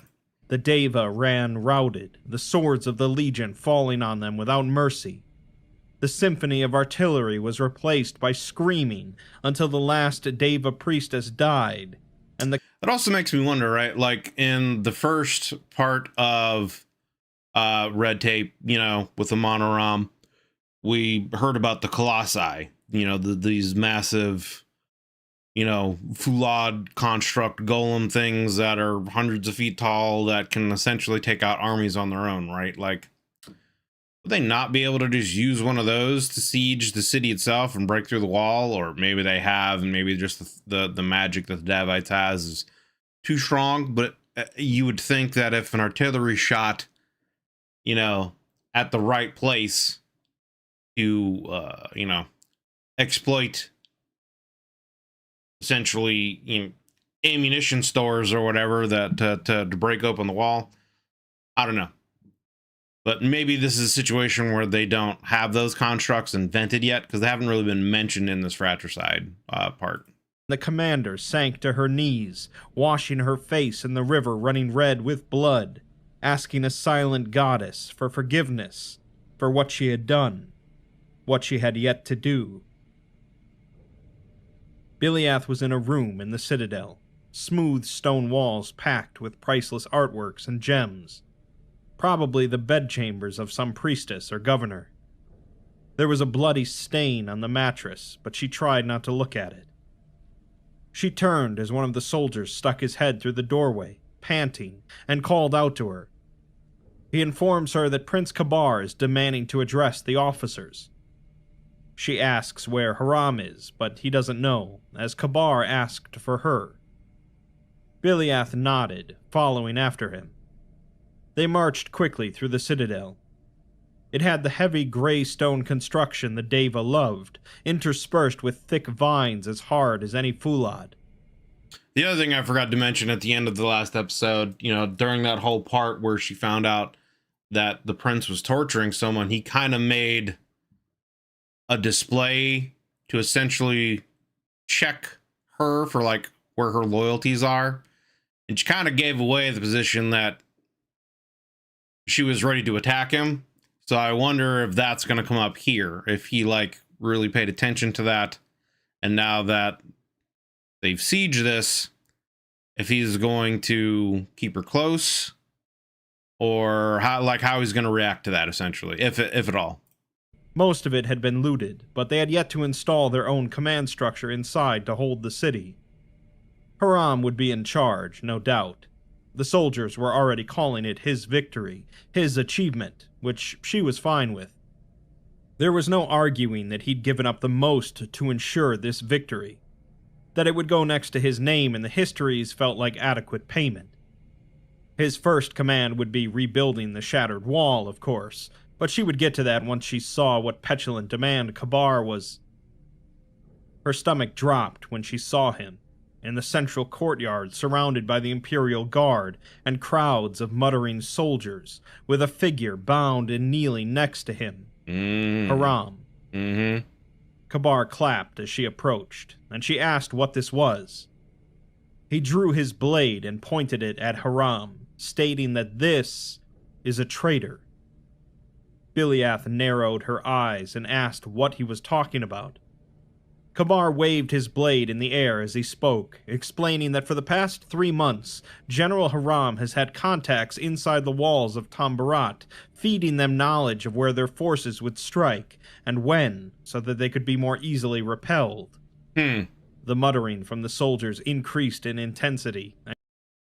If that's true, it would make sense, right? Because he's trying to keep the prince from being able to take this victory and the glory from this, because as soon as this is over, essentially, and they take this, he's going back home to take the throne, right? And so he's trying to stall that out as long as possible.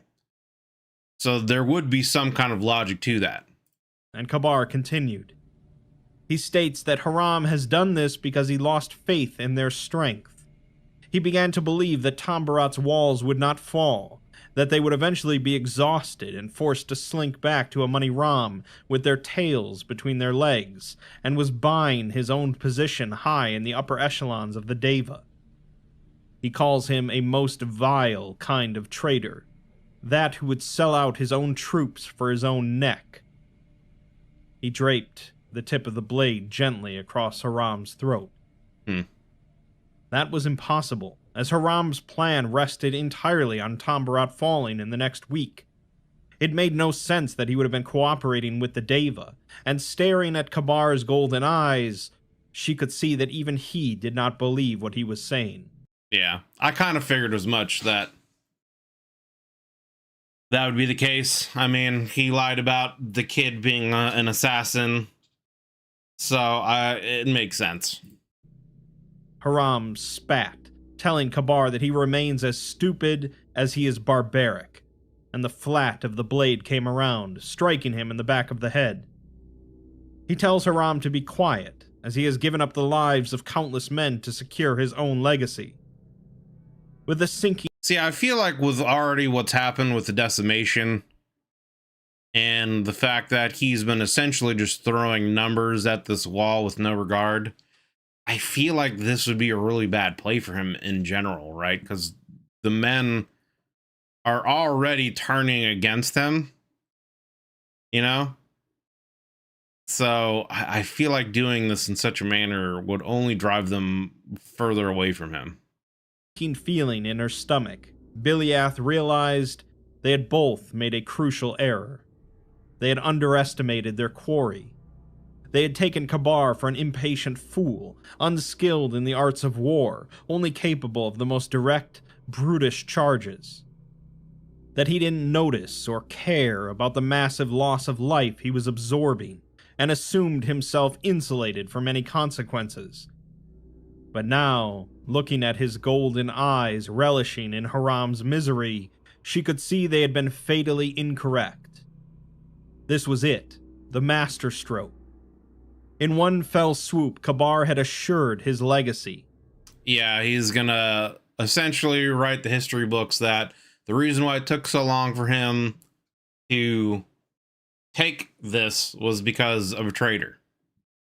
So the Mechanite history will see that, you know, he despite all odds and despite a traitor in his midst feeding the enemy information that forced them to, you know, lose so many more men and yada yada, and it took so much longer than anticipated. With overwhelming odds, he was still able to achieve victory, kind of a thing. The siege had taken so long and been so catastrophic because of a single traitorous general, not because of the prince. His strongest political enemy was to be executed in the manner of traitors, securing his command and rule. Haram's name would be stricken from the record, the victory of Tambarat being attributed to Crown Prince Kabar instead. And the no-quarter order meant that not a single Deva was left alive to gainsay the accusation. of course. The dog had been... I mean, even if it came to a trial, right? Like, would any, you know, if they brought a Davite in, would their word really hold up at all, have any kind of meaning in any kind of court of law that the Mechanites would have, you know? Probably not. Hunting them too, she realized, and they had wandered blindly into his trap. Her throat tightened, and her hand fell on the grip of her sword, taking a step forward. Then she stopped at the slight, almost imperceptible shake of Haram's head. Invisible, unless she had been looking for it. He matched her gaze.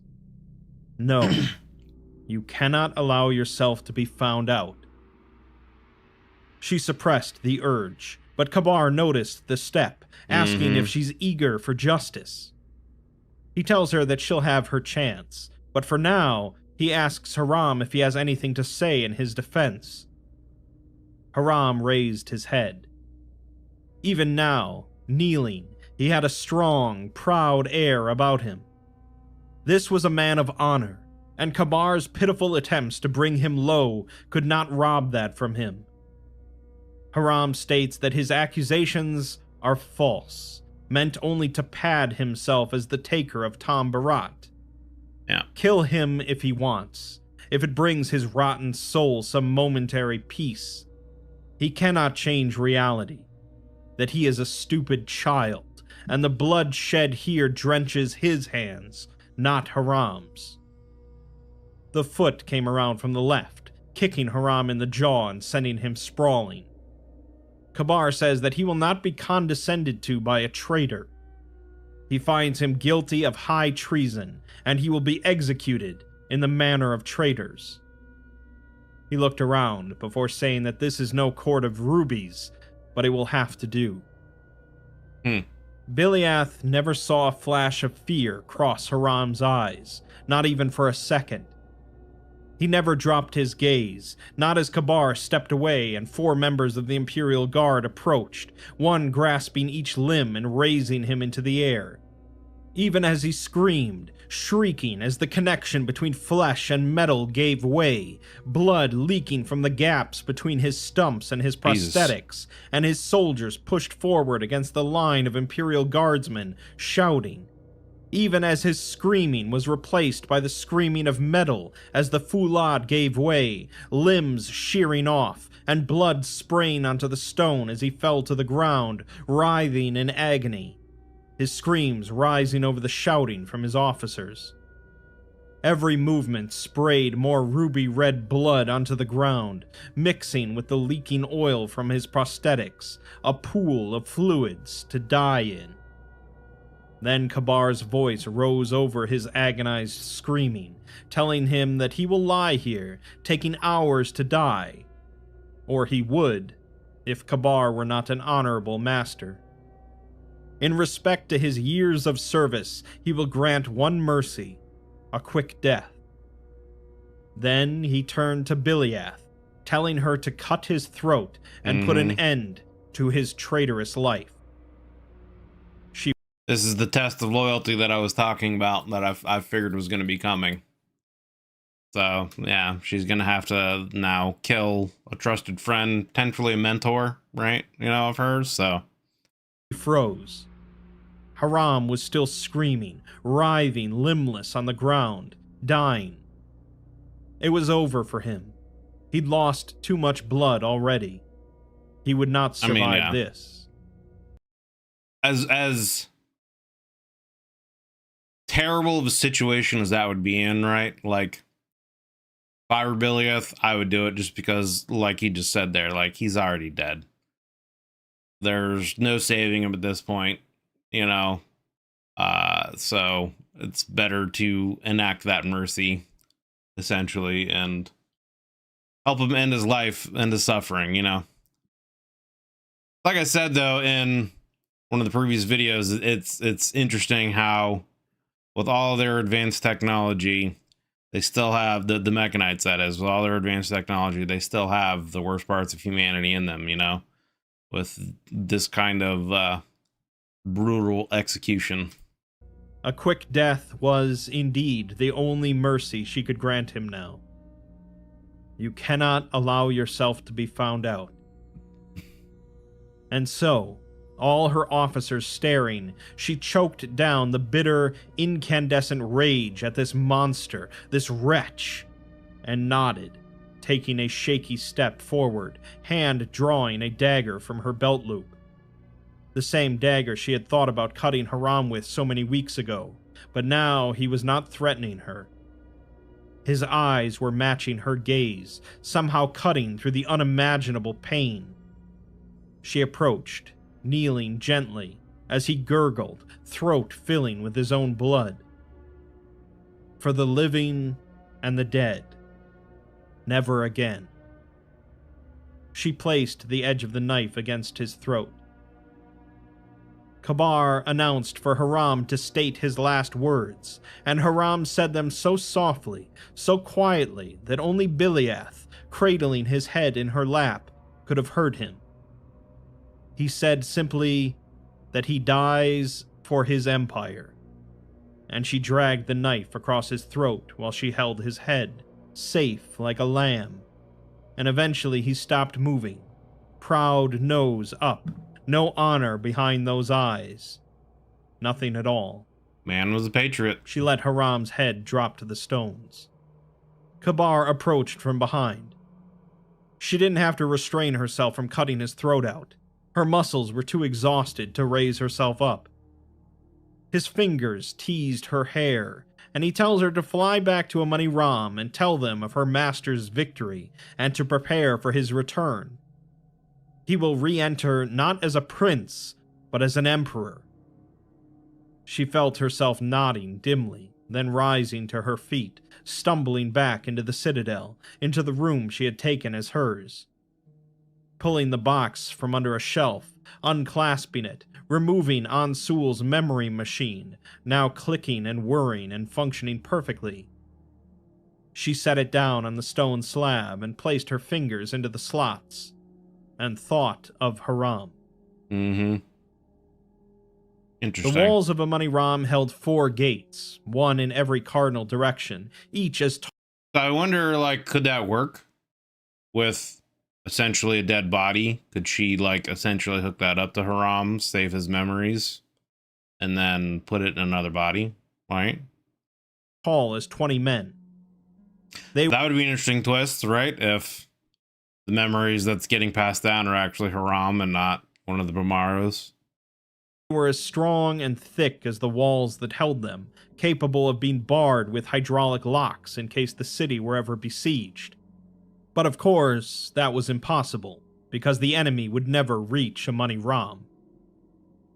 The eastern gate was gargantuan. Moving it by hand was an impossibility, and so it relied on a huge mechanical coil and pulley that inched back agonizingly slowly, pulling the huge doors apart while Ansul watched. When the gap was wide enough to fit several men, he advanced, Imperial Guard forming a protective diamond around him. There was an organized force waiting outside the gates, stretching far back, and with one person at its head. All the caution in his form evaporated upon seeing who led the formation. He ordered his guard back, rushing ahead into the cool night. He called out to Biliath, who sank into a kneel, and he remarked on her returning early, hopefully with good news.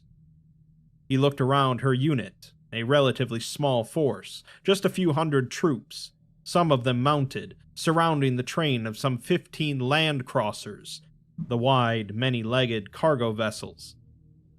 They weren't in marching formation, he realized. There was a pattern to their positioning, but not one he knew. Biliath's voice was flat and emotionless as she responded, telling him that Tambarat has fallen, and they've occupied the city in the name of the Emperor.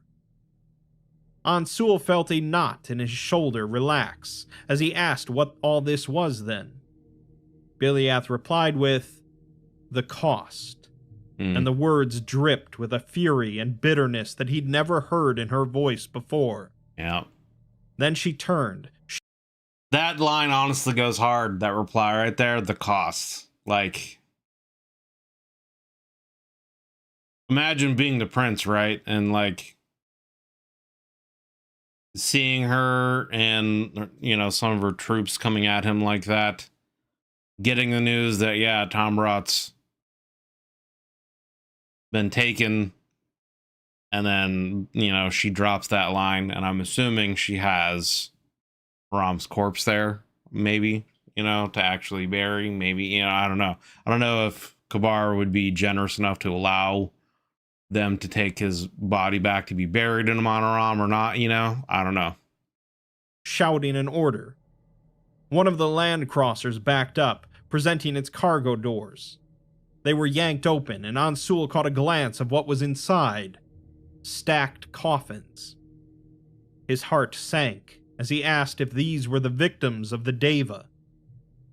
Biliath shook her head as she stepped inside and dragged one of the coffins out herself. It scraped against the packed sand as she brought it before her prince and began undoing the lid. She informed him that no, the Deva killed thousands more than this. These are just his brother's victims. She pulled off the lid, and his breath caught as he looked upon the corpse of General Haram. Yeah. His skin was pale, dried brown blood staining the underside of his neck where his throat had been cut. His prosthetics had been sheared off, the metal twisted and fragmented, but lovingly lashed back to his limbs. General Haram, who had practically lived in the palace when his father first fell sick, supporting his mother as they set up the system to manage the Emperor's condition. General Haram, with the broad smile that he'd always worn when amusing the two princes as children, bouncing Ansul on his knee and entertaining Kabar with war stories. General Haram, who had gifted Kabar his first blade and taught him how to use it. Ansul haltingly asked if his brother killed Haram, and Biliath replied that he accused him of some made-up treason, found him guilty, and had her execute him. Ansul could scarcely breathe as he asked why, to which she explained that he wanted the only man who could challenge his power out of the way, and he wanted Tambarat to be his victory and his victory alone, and because he's insane. Mm-hmm. He dragged his eyes away from Haram's mangled form as the other soldiers opened the other land crossers, quietly. Really does make me, you know, wonder, right, like through our actual history, how many of events have taken place in a similar fashion where someone won a great victory, they claim it as their own, but it really wasn't. You know, a general, soldiers, whoever underneath them were the real, you know, ones that claimed the victory, or, you know, at least achieved the victory, and, you know, et cetera, et cetera. I can't personally think of any, like, actual historical stories off the top of my mind of instances like that, but I'm sure it's happened. I'm sure it's happened, you know, where someone wants to claim all the glory for themselves so that they can look better politically, et cetera, et cetera. So quietly removing their cargo. More and more coffins, more and more bodies. Officers, soldiers, all dead. Bodies charred and burnt and dirty, prosthetics torn away before being lovingly recovered and reattached, giving them some dignity in death. Hundreds of bodies, all draped in Biliath's standard. He turned to her, and her eyes were hard. She spat out that they were loyal soldiers, her soldiers, put to the sword, and Haram's blood is on her hands. Ansul tried to argue with her, but she cut him off, stating that she should have cut Kabar's throat when she had the chance. In her quiet fury, he couldn't even argue. Who could, confronted with this horror? He went silent, both of them watching the coffins be carried off the machines, and he realized why he didn't recognize the formation. It was a funeral procession. yeah. He looked down at Haram's ugly, mangled corpse, staring back at him. Biliath whispered to him that she wanted this to end without bloodshed. She really did, but this is too much. He didn't say anything, and she continued, saying that this blood is on his hands as well. He let this happen, just as she did. Haram's dead eyes pierced him, staring into his soul. Biliath tells him that blood needs to be paid in blood, and every drop of blood Kabar has in his body isn't enough to atone for this. But it's a start. Blood for the blood god. Kabar's given the order that the bodies of traitors are not to enter Amoni Ram. She's not leaving her men, and they'll stay here until the flesh rots and the bones turn to dust. She will not abandon them again. She turned to him, eyes incandescent with rage, jabbing a finger into his chest. Or he can do what he should have done ages ago, and admit what his brother has become. Hundreds of corpses, hundreds more soldiers refusing to abandon their comrades. It's a pretty shitty position for Ansul to be in, right? You know what I mean? Like, he's got his brother on one side, who legitimately is, you know, pretty crazy and power hungry, and from everything that they've talked about, would not be a great leader, you know? But it's still his brother, still a family member, you know what I mean? Like, it's, and you're also talking about, like, royal bloodlines, so it's not just, like, something where brothers could sit down and, like, really hash it out. That's gonna have, like, ramifications for the entire empire. But then you also, you know, you've got the woman you love, who will end up being his concubine, not even his empress. And, yeah, who's really kind of forcing him down a road that he doesn't want to go, essentially. You know, he's willing to help her, but he doesn't want to harm in any way his brother. But now after this, she's basically saying, we're going to kill him. That's it. You know what I mean? And he's really kind of, I mean, he's the prince, and he is the, you know, he is the brother. But I mean, what could you really say in that situation? You know, what really could you do? Seeing someone who you grew up with, was a mentor, was someone who helped take care of your father and mother and family, and was a great leader of your people, essentially being thrown aside, cast as a traitor, and then murdered without honor, and then said that their body doesn't even get to return to Amon Aram properly, you know? Not to mention the other soldiers. I'm assuming these bodies are the soldiers that from the decimation, you know? So what really can you do? What really can you say in his position? You know, there's not really much that you can do. It's a tough place, man. But it also, I think, really is obviously an eye-opening situation where there really isn't much of another choice. You know, even, let's say even this stuff didn't happen, Haram did live, you know, etc., right? In these kinds of situations, I feel like it's always going to have to come down to, you know, if you're going to have some kind of coup like this, you got to eliminate the opposition, because it's always going to end up coming to bite you in the ass if you don't, you know what I mean? So, I don't know. Anyway, let's continue. Expecting him to do something, to give an order, expecting him to rule. Ansul found himself stating that Kabar does not rule Amoni Ram yet, so they should bury the dead in the cemeteries with full honors. The soldiers lumbered forth, lifting the coffins and beginning to carry them through the city gates. He looked to Biliath. She didn't look back at him. Ansul stumbled through the streets, mind adrift somewhere else. Biliath led in front of him. They were both cloaked again. She had sneaked him out of the apartment, but now it was the dead of night rather than the day. The spice markets were silent. There were no tea shops open. Even the hashish dens had quieted.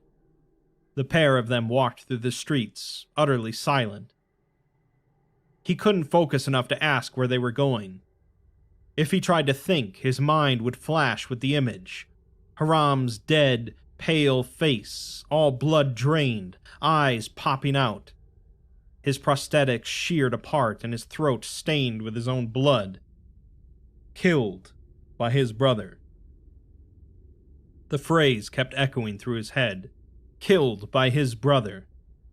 All of those men, not just Haram. It bounced around his skull until he was gently pulled forward by Biliath, and he realized they were at the palace gates. He dropped his cloak, and the guards apologized for not recognizing him. He nodded absent-mindedly, and they let him through. Still holding his hand, Biliath led him across the courtyard, up the stairs into the palace, through the servant corridors, until they reached the side door and pushed into the throne room. He finally acknowledged the journey as she led him across the tile into the dais and sat him in the foulard throne. He let it happen. He hadn't sat on this throne since he was a child too small to realize what it signified. He asked her why they're here, and she replied simply that he needs to understand. She slipped a hand inside her breastplate, withdrawing a small, white ceramic cylinder marked with indentations and bumps. He dimly recognized it as belonging to his machine. She tells him that he's not going to understand unless he sees it for himself, and she places the cylinder into the slot on the throne's armrest, moving his hand into the depression. The throne began to click and grind from underneath him, and he was about to rise to his feet and shout, but then the throne room wasn't there anymore. Instead, he was standing on a field turned graveyard. This wasn't battle. These were endless corpses, stacked on top of one another, flies swarming the rotting flesh. He's seeing her or Haram's memories from what just happened. So yeah, that would be a powerful way to seal the deal for sure. They went on as far as the eye could see, stretching to the horizon, intermingling between Deva and Mechanite. The stench of death invaded his nostrils, his stomach turning. And then he found himself turning, eyes planted in someone else's body. Kabar, at the far end of the killing field, the brother he had not seen in so many years. He was older, his nose sharper, a darker, heavier air about him. Carried himself high even as the soldiers marched in front of him, dragging more bodies and flinging them into this interminable pit of death. There were thousands of corpses here, at the least. He felt his fists clench around the hilt of a sword, involuntarily, as Kabar smiled. Then he was in a battlefield, pressed prone to the ground, explosions overhead. Terror gripped his heart, the fires were blinding. He was pressed against a corpse, a mechanite whose head had been split in twain, his brains leaking out over Ansul's pauldron. I wonder if this is the memories of the Davite slave, the little kid. He somehow was able to, capture them. They were smashed into the corner of this bridge, while other soldiers rushed headlong into the fray, screaming, firing their bolts. He couldn't move. He couldn't breathe. He could only watch, pressed between corpses, as a Deva tree beast tore out of the gate to the city, arms swinging, the sheer force of the swing eviscerating several soldiers. Then it cut to him standing behind Kabar on a hill, overlooking the charge, watching it fail, be repelled, the screaming, the shouting, watching his brother casually shrug in the face of such carnage, return to his tent and meal. Sounds like it's more of her memories or Haram's memories then, right? Because, the child wouldn't have that kind of perspective, you wouldn't think. And then he was in the body of his love, Biliath, sinking to her knees, watching his old uncle Haram twisting and writhing in the stone courtyard, screaming like a man possessed as he bled from every limb. Unable to intervene, casting a hopeless glance at Kabar, who was watching Haram die with satisfaction, No, glee on his face. Glee at a job well done. Glee that his enemy was dead. Glee that he had gotten away with this brazen lie. Sheer manic excitement that no one would be able to stand in the way now. I'm getting I'm getting some Joffrey vibes from Game of Thrones, you know what I mean? Like, that's who Kabar is really reminding me of now with these descriptions. It really sounds very similar to that kind of character.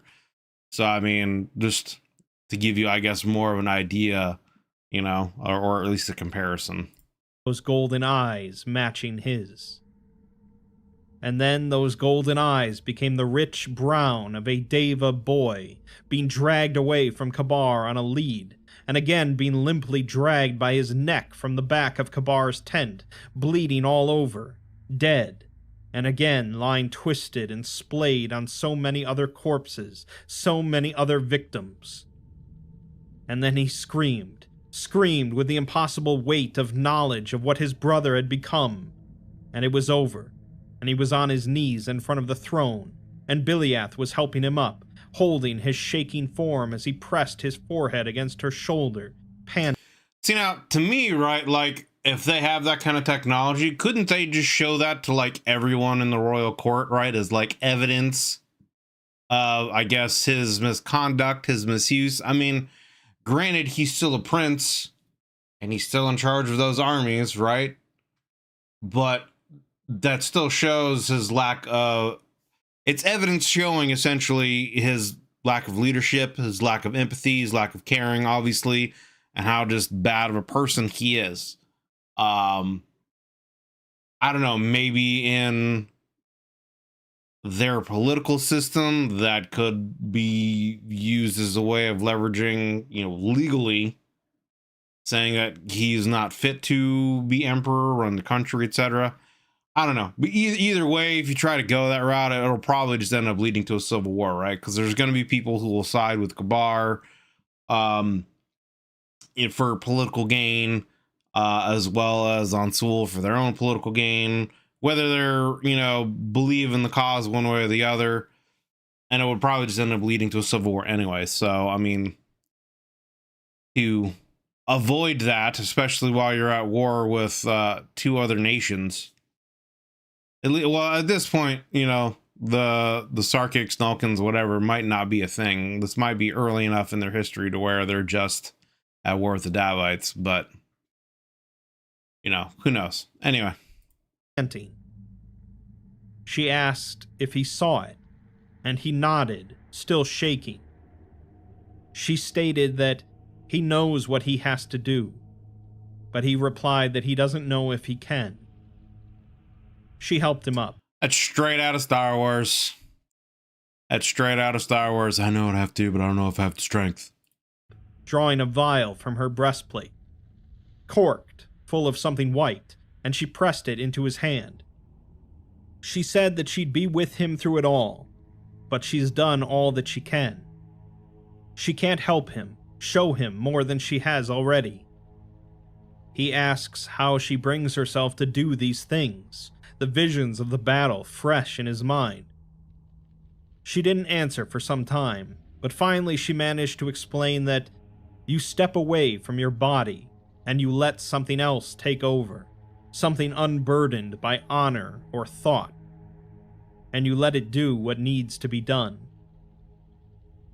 He stared at the vial, filled with horrified uncertainty, and he asks if he does this, how much for it to be instant? Biliath thought about Haram's words.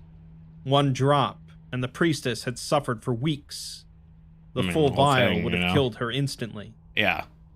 And then she thought about Haram's dead face. Right. No light behind his eyes, prosthetics torn apart, life and body destroyed for his cause.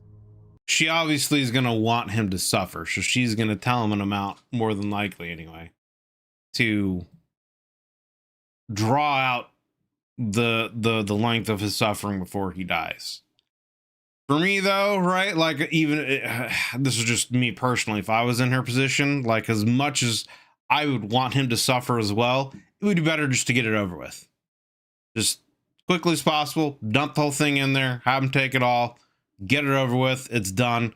It sucks. He won't necessarily, have that kind of suffering. There won't be as much justice served, but it'll be done in the end.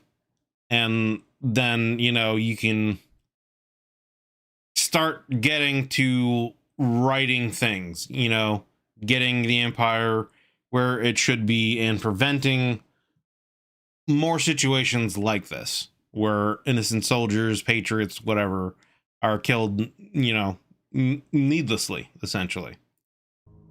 She finally replied, telling him 1 drop. He found himself leaving the throne room alone, letting his feet carry him.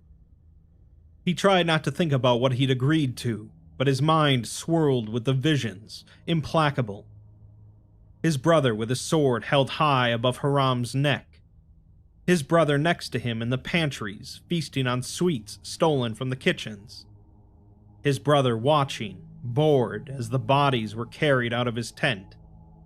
His brother falling asleep by his bed when he had been stricken with fever as a child. He didn't bother with the servants' corridors, walking directly through the vast hallways and over the mosaics and tiles. The tapestries on the walls told stories he didn't pay attention to as he swept through the palace, through once familiar courtyards and halls and gardens, no destination in mind. The few courtiers and servants sunk into bows on seeing him, and he didn't care enough to tell them to rise. He'd run through these same hallways once, chasing his brother and being chased in turn, laughing, shouting, grabbing, and tackling. But that had been when they were children, before his father had taken to raising Kabar as an emperor ought to be raised. Before they had stopped playing together, and Kabar had spent more and more time in the garrison. Before he turned cruel and hard as he grew older, decrying his younger brother as a soft-shelled weakling. Before Ansul had left the palace at 16, so he wouldn't have to see what his brother was becoming. The sight of the hallways didn't bring back warm recollections anymore, just a sinking feeling, the pain of memories he didn't want to think about. He looked out over what was once a garden. The plants had been torn out now, but he still remembered the purple and gold flowers and the lush greenery surrounding them as a teenage Kabar rubbed dirt into a cut on his younger brother's knee. "Shush," he had said, "and not to cry, as their father will be upset." Ansul had stopped his sniffling immediately, eager to follow his brother's commands, but asked why. Kabar responded that father says weakness is for girls and cowards. He has to be strong, like an emperor. And from this angle, through his collar, the young Ansul's eyes saw the constellation of cuts and bruises and scars underneath Kabar's tunic. Some old and faded, most fresh. Reaching out to touch them as Kabar recoiled, shoving his dear brother backward into the dirt, snarling at him not to touch him. So obviously it sounds like he is a victim of his father's abuse as well, just like his mother was. So is it any wonder why he turned out the way he did? He straightened his tunic while Ansul watched, eyes wide, unable to excise the image of what he had seen. And then the memory was gone, and Ansul was a man again, sitting in the now bare gardens, and his head was in his hands, and he was crying bitter tears for the brother he had lost, and would never have again. Just before the sun rose, he found himself leaving the palace, wandering in a daze to the academy grounds. It was early in the morning, and most of the clerics were indisposed, so nobody was there to express their admiration or kneel. He was glad. He didn't think he would be able to handle it right now.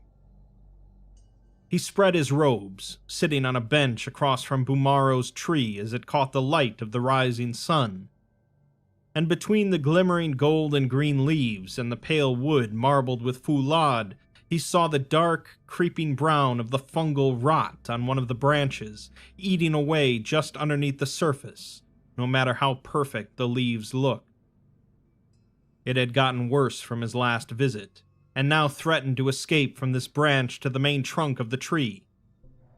He stared at it, at the thinning space between the rot and the trunk, until the sun fully rose and the clerics began arriving, casting sidelong glances at the seated prince.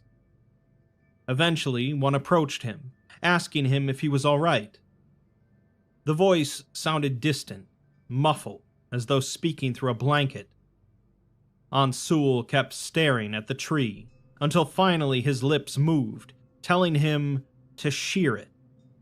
They must cull the branch to save the tree.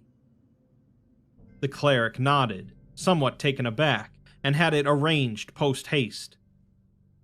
Ansul still sat, watching as another cleric arrived with a ladder and took a saw to the midpoint of the branch, cutting it away until it groaned and fell to the ground, exposing the interior flesh of the tree. It was rotting from the inside. It was a day of celebration in Amoni Ram. The streets. So I wonder if that's supposed to be like symbolic, you know. In one of the previous videos, we'd heard that there was, there was someone who was tending to the tree, and there was like rust rot, I believe is what they called it, that was getting in, and he was trying to take care of it, and the prince, someone said, sometimes it'll take care of itself if you just leave it alone. So he told him to leave it alone. But I don't know. I wonder if this is kind of a symbology. The tree is rotting, and so is the brother. So kind of like the line of kings is rotting away. Kind of similar to I guess Gondor and Lord of the Rings with the tree of Gondor. It'll start sprouting again when the king returns, the proper king to lead Gondor. Maybe it's gonna be something like that, where once the evil prince is removed, then a proper ruler is reinstated, that the tree will be revived again, kind of a thing, indicating the right thing had been done. Usually busy, were now utterly packed. There was hardly room to squeeze between two people. Entire families were out, dressed in their finest clothing with freshly polished foulard, the women in newly done makeup and their hair prettied. The men had been released from their work for the day, save for the market men. They meandered through the crowds, exchanging grilled meats for coin. There was a buzz of excitement in the air, electric and pervasive. Like a lumbering wave, the crowd contracted towards the eastern gate, moving in slow motion. Normally, the walls of Amoni Ram were off limits to all but the guardsmen. Their restrictions had been slightly relaxed for the occasion. Nobles, merchants, the wealthy and influential found themselves lining the eastern portion of the wall, leaning against the battlements with their children, oohing and eyeing with excitement as the great cloud of dust approached from the distance. Eventually, it took form. A grand army, 20,000 men deep, stretching far into the horizon, throwing up sand as they marched. Land crossers moving foot by foot, legion soldiers with their golden arms and armor, imperial guards holding up the feathered standards of the Shahal, approaching steadily closer to Amoni Ram. When they grew close enough to make out the figure leading them, another wave of excitement shot through the crowds on the walls, and from there to the masses in the streets. And eventually, more whispers began to pass through the crowd, followed quickly by shouts and calls to move, to back away. The sea of people parted to allow the passage of the Prince of Amoni Ram and his imperial guards, bearing the standard of the city.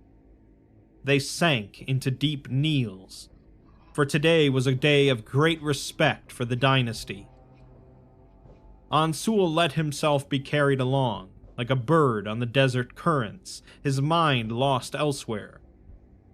He was in his finest robes, imported and hand-stitched, intricate tailoring and gilding with real foulard. General Malene was to his right, Biliath was to his left. He wished he could reach out and squeeze her hand. They marched forward, surrounded by a circle of Imperial Guardsmen, until they reached the open plaza before the eastern gate. Malene whispered to him that they wait for his order, and Ansul nodded. His legs felt shaky.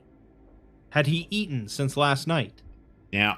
He dismissed the thought and raised. I mean, yeah, right. Like, if I were in his position, I probably wouldn't have been able to have slept.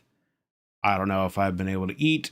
I would be extremely anxious. You know, my mind would be running and racing with all these thoughts, all those memories of events and then things to come, trying to plan things out. When should I do it? How should I do it? Should I even do it? How could I do it? Should I really just use one drop? Should I use the whole thing? Should I tell someone else about it? Like, you know, like my mind would be racing with a million different thoughts and different things.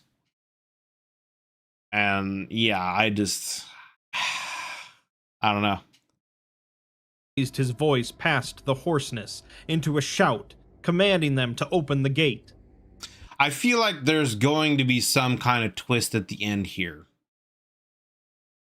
I don't know what. I don't know. It's going to be a situation where, like, they have all this buildup and they have these plans to do this thing to, like, poison him, and then something else is going to happen and he'll be killed before they can do that.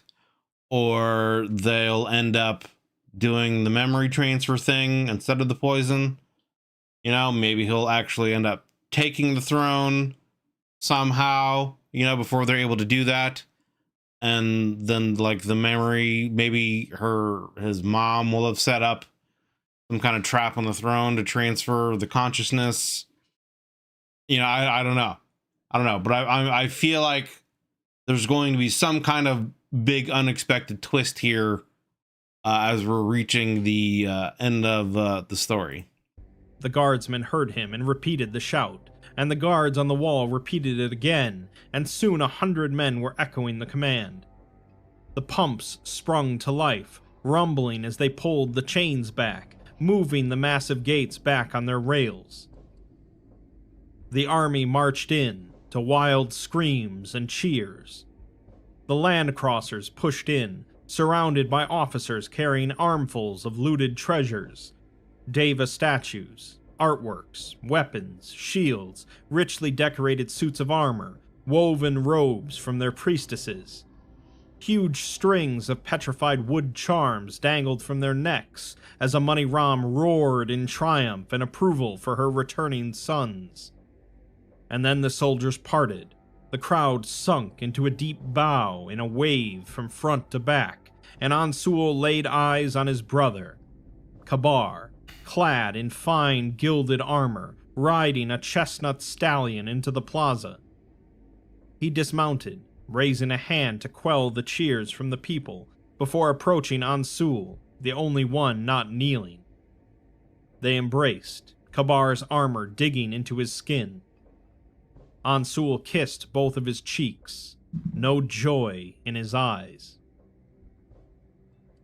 The two were in the Court of Lions, blessedly alone, as Ansul tells his brother that he looks well.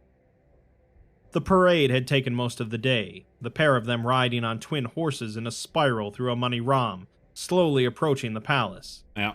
Ansul Seeing in that too, right? Like, having to spend the entire day going around parading all of this, like, especially again with all the memories and things that I've seen and know, like, I don't know, it would be a difficult thing to, like, put up a front, you know, a vision of happiness, you know, thankful that the older brother has returned victorious to take his rightful place as the new ruler. Like, it would be hard to, like, keep that front going, man.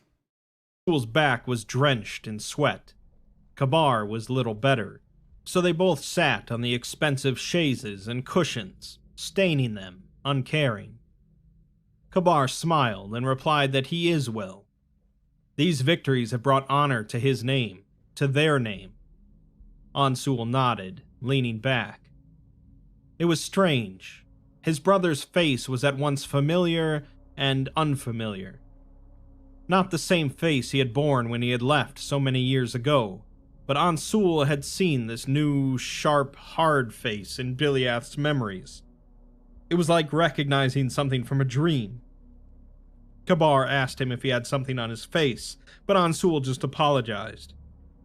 Kabar replied that he must look haggard after so many months on the battlefield, but Ansul told him that he looks fine actually, and his hair is still cut short. Kabar explained that he had an attendant do that before he arrived, but Ansul peered into his memories, into Biliath's memories.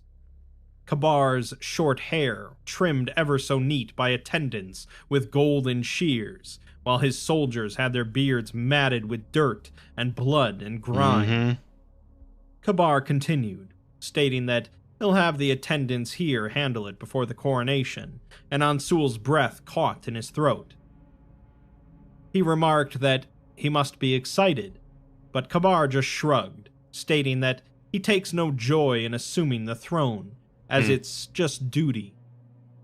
And before he could stop it, the vision passed through Ansul's head, of Kabar holding a sword over the neck of the only man standing in his way to the throne, of his golden eyes alight with the sheer glee of it all.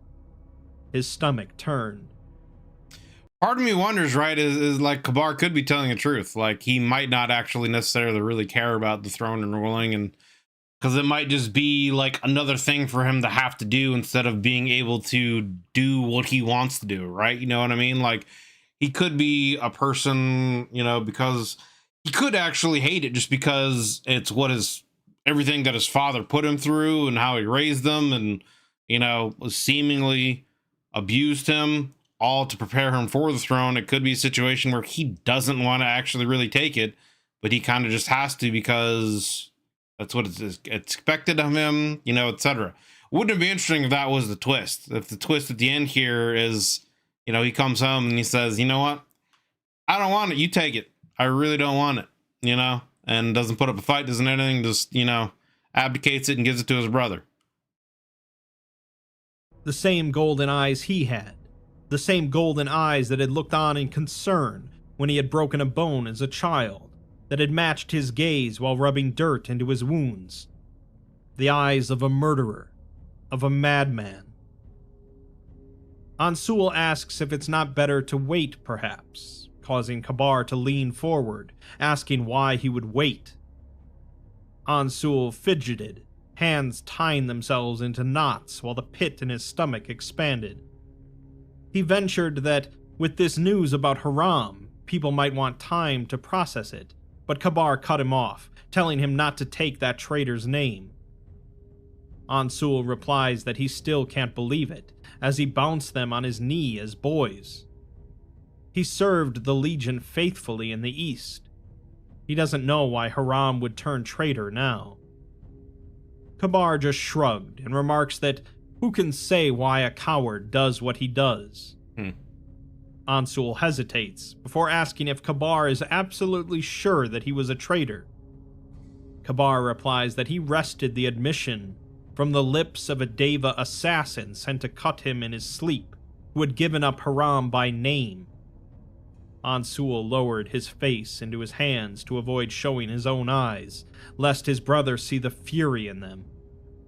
Even clasped in darkness, all he could see was Haram's face, rendered in bloody detail in Biliath's lap.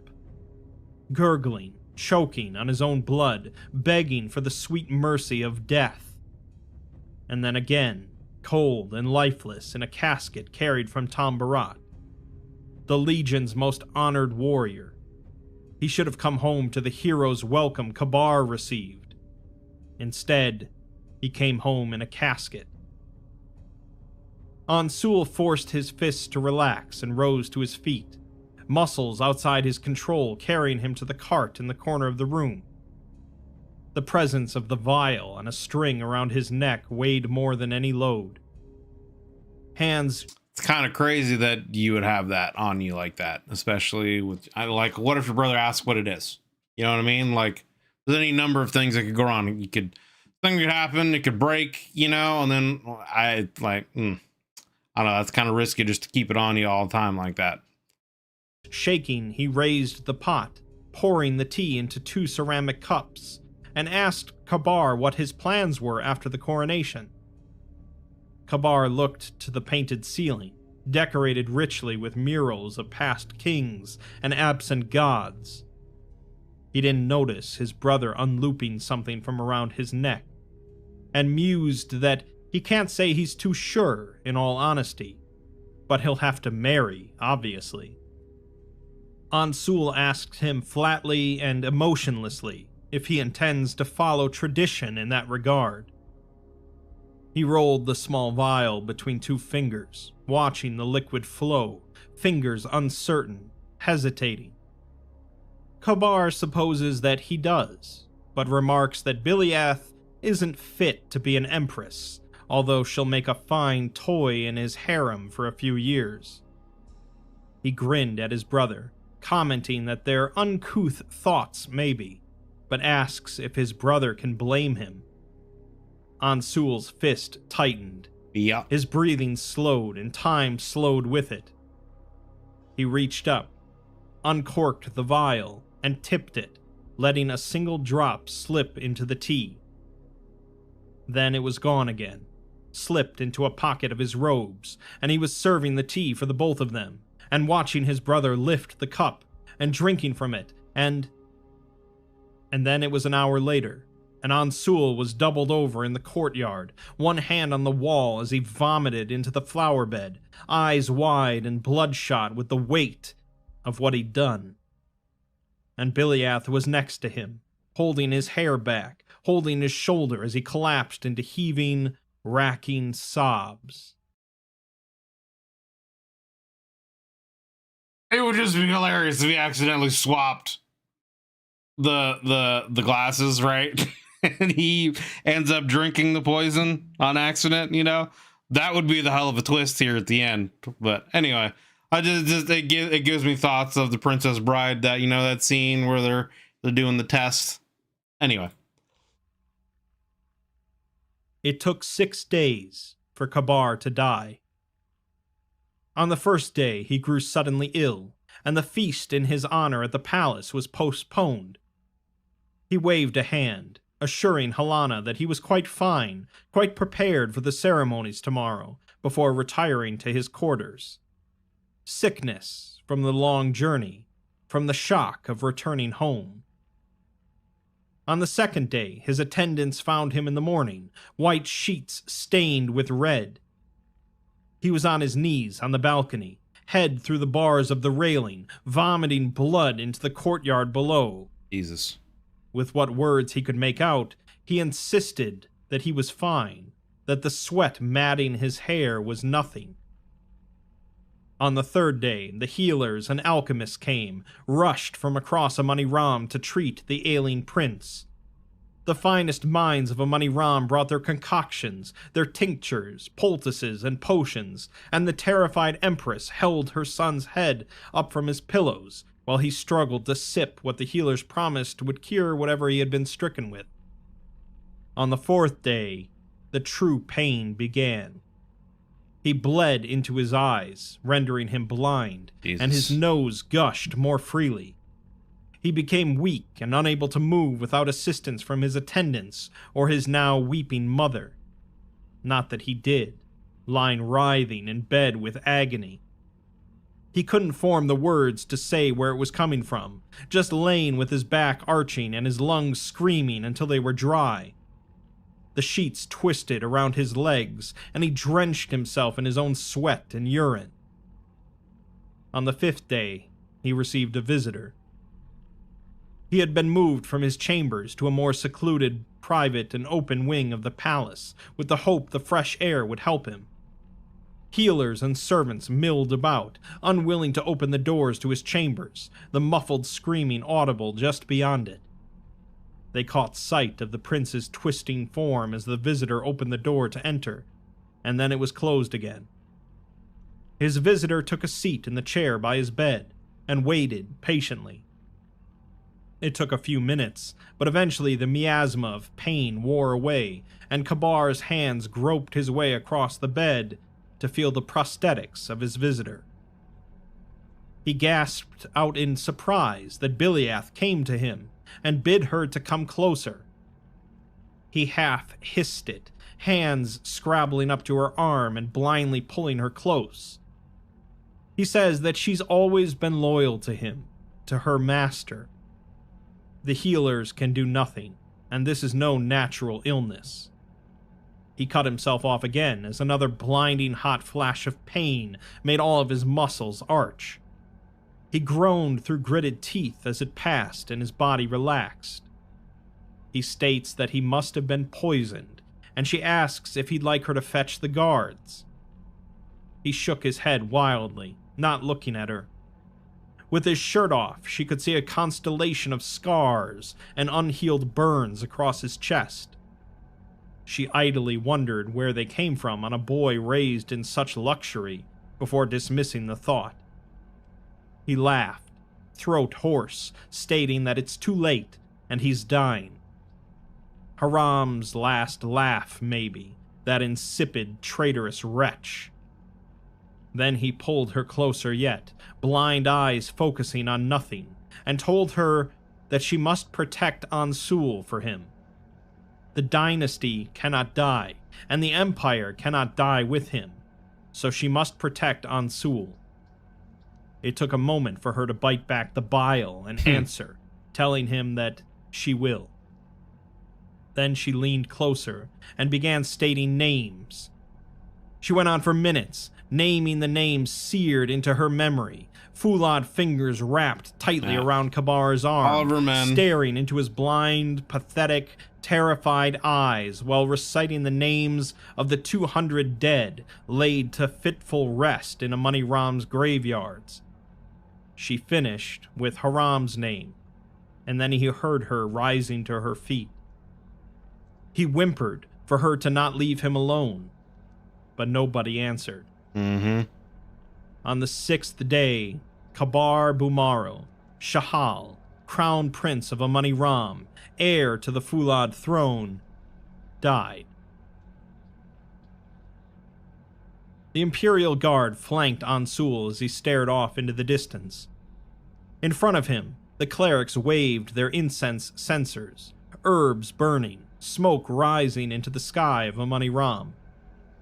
His mother was leaning on his shoulder in her black veils, weeping openly, sobbing just quiet enough not to be heard under the chanting from the clerics. Wouldn't it be interesting if the twist is that the vision she saw of Amoni Ram burning was because Kabar did die, and that his ruthlessness was actually what Amoni Ram needed for it to survive? That would be an interesting twist. Anyway. They read from the old texts, the first prayers, when Bumaro I was laid to rest by his son. In some dim part of his mind, Ansul appreciated the irony. There were thousands of people attending the funeral, outside the palace gates, clutching each other, weeping, sobbing prayers for their lost prince, felled by disease just after single-handedly wresting the jewel from the crown of the Deva. The vile work of their priestesses, no doubt. Vengeance would come eventually, but today was a day of mourning. The inner party was inside the courtyard, in the Court of Swords, where generations of the Bumaros were interred in neat, simple rows. A different Fulad sword speared into the dirt of each grave, an old tradition. They had no need for their weapons anymore, after all. His mother continued to weep as the prayers drew to a close, the three clerics circling the empty grave, retreating to the rest of the crowd. Malene was there, all the high clerics, shahs, and governors that could arrive in time. Biliath was by his side, wings folded, eyes low, heads hung. A few cried as the coffin was carried out by the Imperial Guard and placed into the grave. Most didn't. Finally, as the Fulad casket was placed inside and the dirt was filled over, the High Cleric looked to Ansul. He moved robotically, without thought or consideration. Stepping forward, grasping Kabar's sword, kneeling before the grave, and then spearing it into the dirt. There were no words to say. Nothing that could absolve him of this. His mother's sobbing was the only sound in the courtyard now. The cleric gingerly touched his shoulder. He barely felt it, as the cleric told him that it's time, and the Emperor is waiting. The door to the throne room slammed heavily behind him. The Imperial Guard were stationed outside, sealing the entrance. In the vast, magnificent hall, he was alone now. Except for his father. He was lounging on that same chaise, now placed just in front of the throne. Eyes milky, unfocused, sucking in wheezing breaths. Draped in the finest silk robes and jewelry from across the empire he had once ruled with an iron fist. Ansul approached, heels clicking against the tile. There were no guards in the hall, no one to judge, but he still felt compelled to sink into a kneel for this dying man. Not. I'm waiting again. I'm waiting for some kind of twist here. The twist also could very well be that, again, the memory transfer technology actually is already there. And even though they've gone through all of this, killed his brother, everything, the Emperor's consciousness is going to go into Ansul anyway. So if they had just... They could have not gone through this, and it would, you know, Ansul could have lived. Biliath would have then been able to, I don't know. I guess she still would have ended up, you know, a concubine, etc. They probably necessarily wouldn't have had their happy ending, but at least he would have still been alive, you know? So if it turns out that that is the case, then the Emperor is just going to inhabit another body, and I guess that cycle of abuse is going to happen to Biliath now, because she'll end up becoming the Empress, right? More than likely. So that could be the interesting twist here. But I'm waiting for something. I feel like there's going to be some other kind of twist here at the end, because just how the brother died, you know, Kabar, I feel like it went too smoothly, too perfectly, you know. Ansul did what he had to do, and it literally happened without a hitch, without any kind of suspect.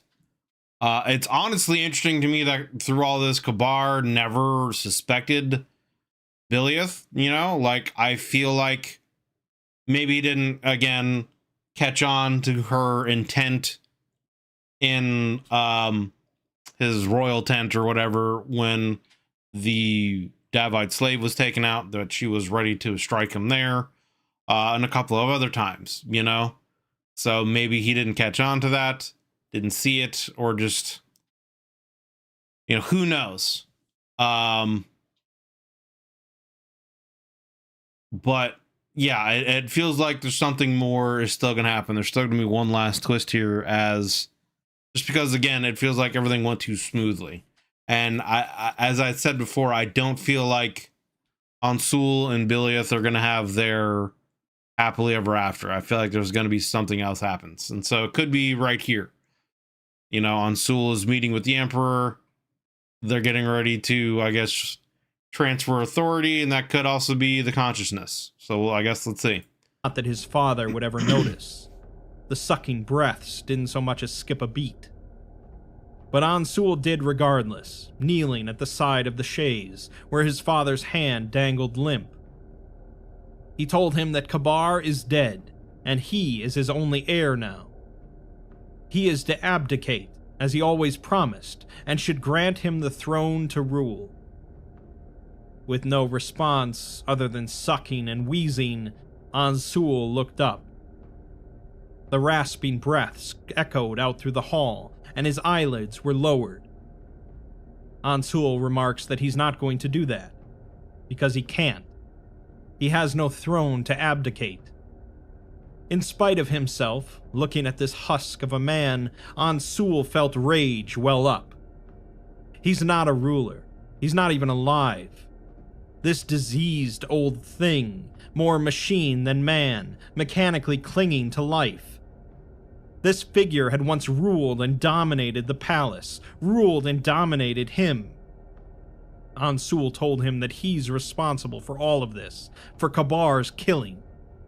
He made Kabar into himself, as his father did to him, all too eager to mark the same bruises. His hands shook with blind, red-hot rage. He snatched out, ringed finger hooking around his father's sheer robe and pulling it away, exposing his chest. Almost completely machinery, wires and pipes poking into and under his skin, keeping his blood warm and pumping. Sucking pumps keeping his kidneys filtering and his liver alive. What little flesh there still was dominated by cuts, age-old burns, scars older than his son was. His lip hung lazily, drool collecting at the tip. Ansul's voice shook as he called him a miserable old bastard and stated that he never wanted this. He never wanted any of this, but he made it so. It's the only thing he's capable of, taking and ruining other people, making them what he wants. His mother, Kabar, and him. Ansul's lip curled, and he moved without even really being aware of what he was doing, fingers dancing across his father's chest, flicking switches, pulling out pumps and cables. He spat that he brought him to this, him and the rest of this damned dynasty. Ansul takes, and he cannot be certain it is for the right reasons, and not simply because he made him this way. Not simply because Ansul wanted what Kabar had, because this cursed blood infests him. Fluid spilled, the rhythm was disrupted, and then everything was being yanked out or smashed, crushed until it shorted and died, and the Emperor's breathing was erratic, and Ansul's hands were still moving, bitter tears in his hardened eyes. A hand wrapped around his wrist, and he looked up in shock. Haith's fingers, suddenly possessed with an iron grip, locking Ansul's movements.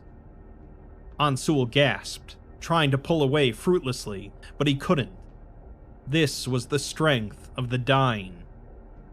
His father's mouth hung open, dead silent, but the milkiness was gone from his eyes, replaced by a sputtering golden, the dying embers of a once great fire. With a wrench, the son pulled away and fell backward heavily. He lay sprawled on the tile, staring up.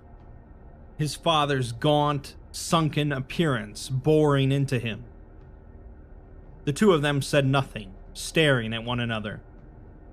Then Haith raised one long, bony finger, pointing it dead at his son, face aghast, golden eyes peering at what awaited him in the next life.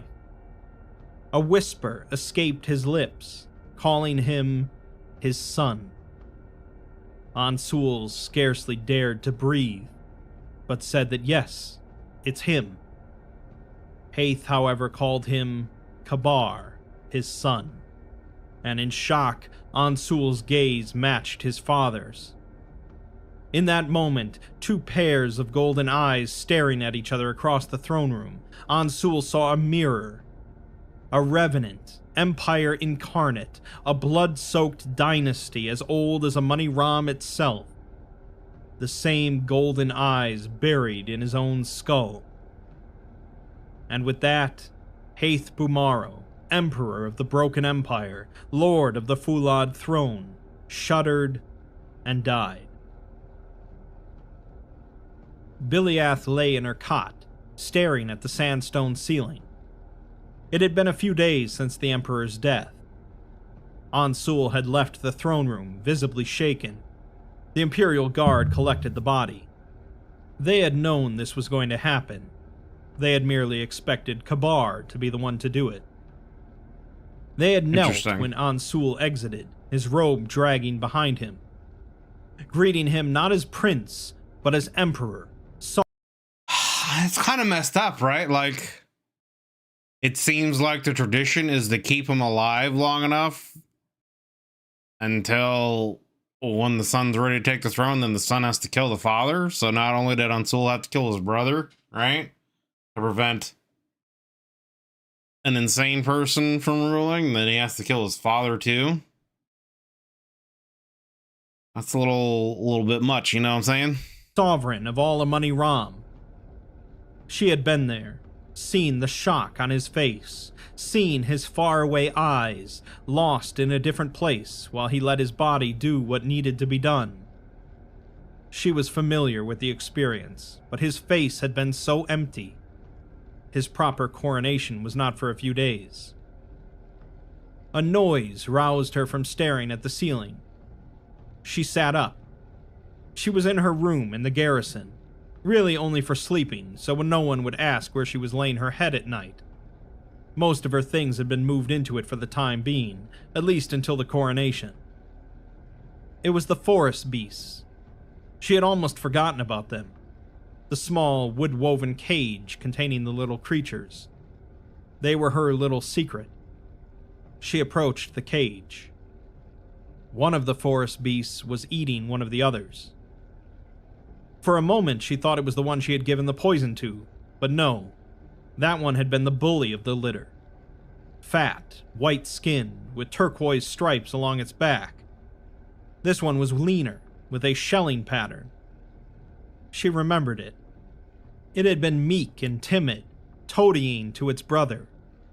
And now here it was, choking down one of its smaller brothers almost whole, pinkish blood staining the stones around them. She stared at it, frowning, unable to move. Ansul stared at the man in the mirror, unrecognizing. This wasn't him. He didn't live in the palace. He didn't wear gems and jewels. He certainly didn't wear these robes, gilded and intricate and as long as 3 men, dragging along the tile floors. I would hate that shit too, honestly. But here he stood, the man in the mirror looking back at him. He heard a noise and turned. The door opened, and in the half-second it did, he could hear the outside. The Imperial guards holding the door, preparing to escort him to the throne room. The nobles and dignitaries and courtiers and generals and governors all milling about, chatting with each other, counting themselves lucky to witness a new coronation in Amoni Ram within their lifetime. Then the door closed again, and Biliath was standing there. She approached. The two greeted one another, and Biliath told him that everyone's waiting. He returned to staring in the mirror as Biliath came up to his side. Her own armor was freshly polished and the fabric repaired from the damage it had taken in battle. Her sword hung by her side. He tells her that this wasn't how he ever thought it would be, and she agrees. He asks if it had to happen this quickly, to which she replies that the clerics don't want to leave any gap in succession. Kabar's death has startled them. Ansul ponders his death, how casual it was, and how attributable it was as an act of nature.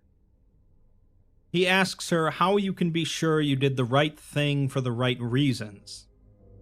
She asks, in turn, if there are wrong reasons, and he looked at her, imagining her stripped of her finery, locked away in Kabar's harem house, never to see him again.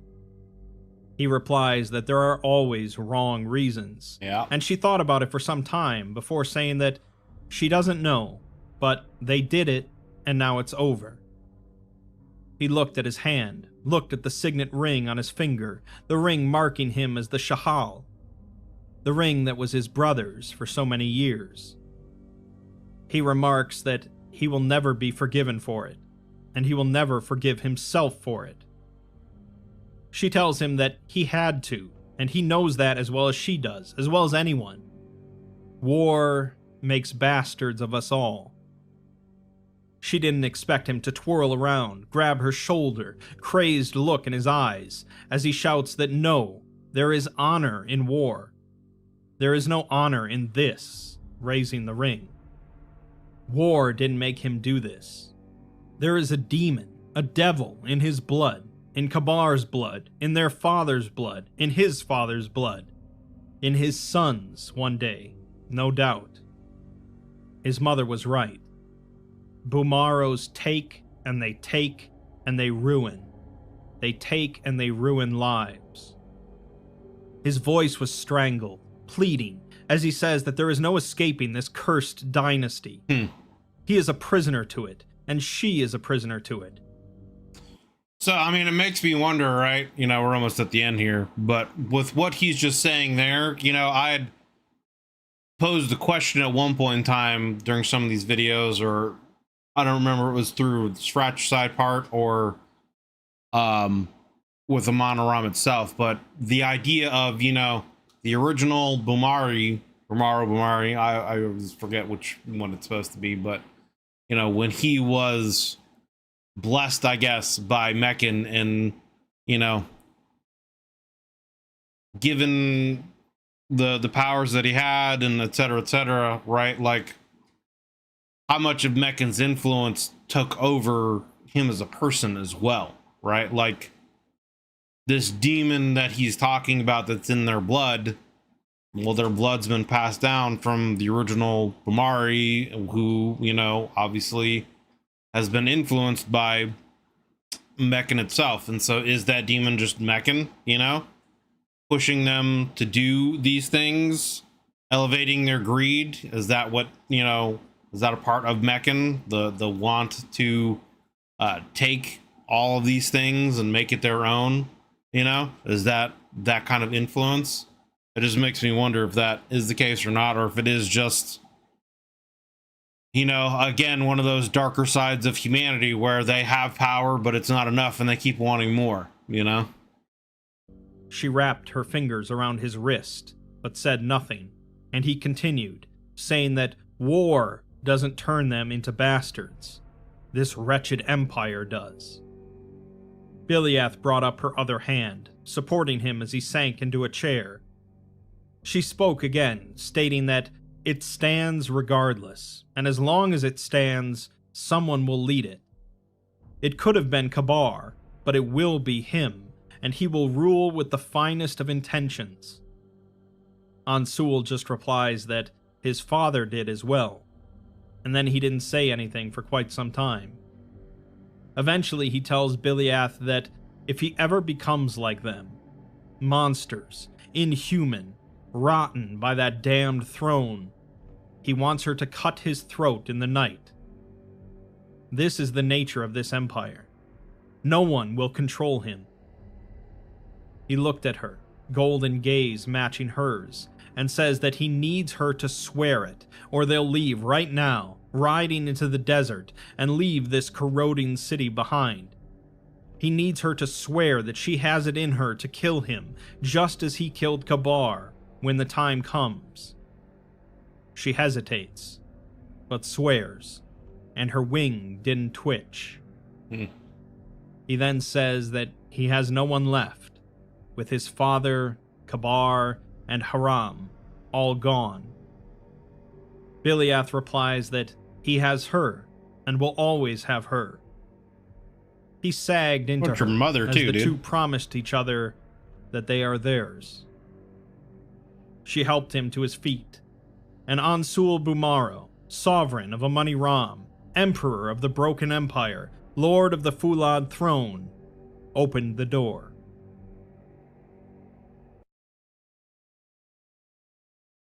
Oh, okay. Well, it just straight up ends.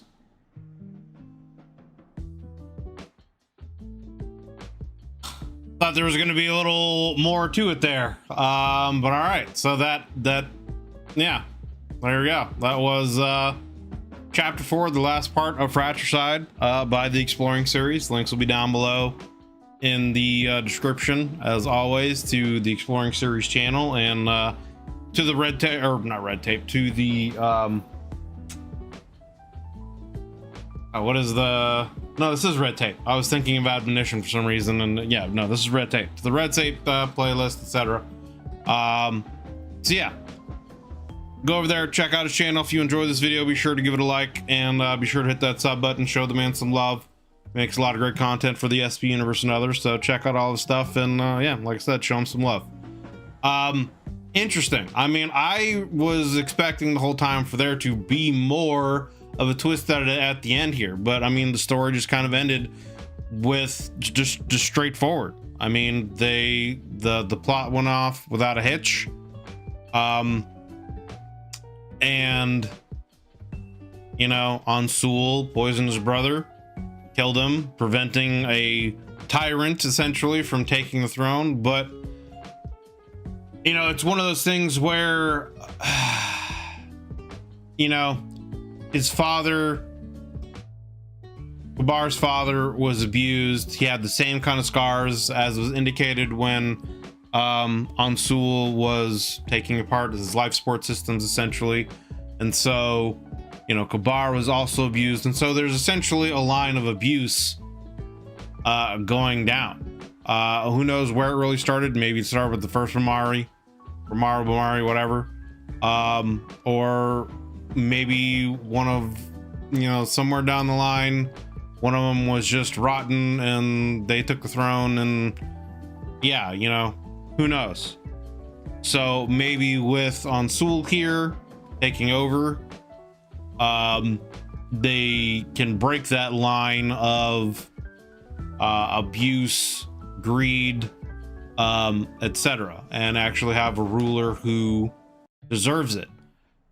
That being said, you know, it is, again, as he said, he's kind of trapped in that cycle of taking. His family just takes what they want. You know, even though he doesn't want the throne, he's had to take it. And he's killed his brother and essentially his father, you know, in order to, for the greater good, you know, serve his empire and his country, etc. But it's still, he killed his brother and his father. You know, even though his father essentially was really already dead, was on his deathbed, really wasn't anything left of him, you know. But yeah, I was expecting more of a twist at the end. As I thought, I didn't know if it was going to be a situation where the memory technology was going to take over, and they were going to find a way to perfect it so that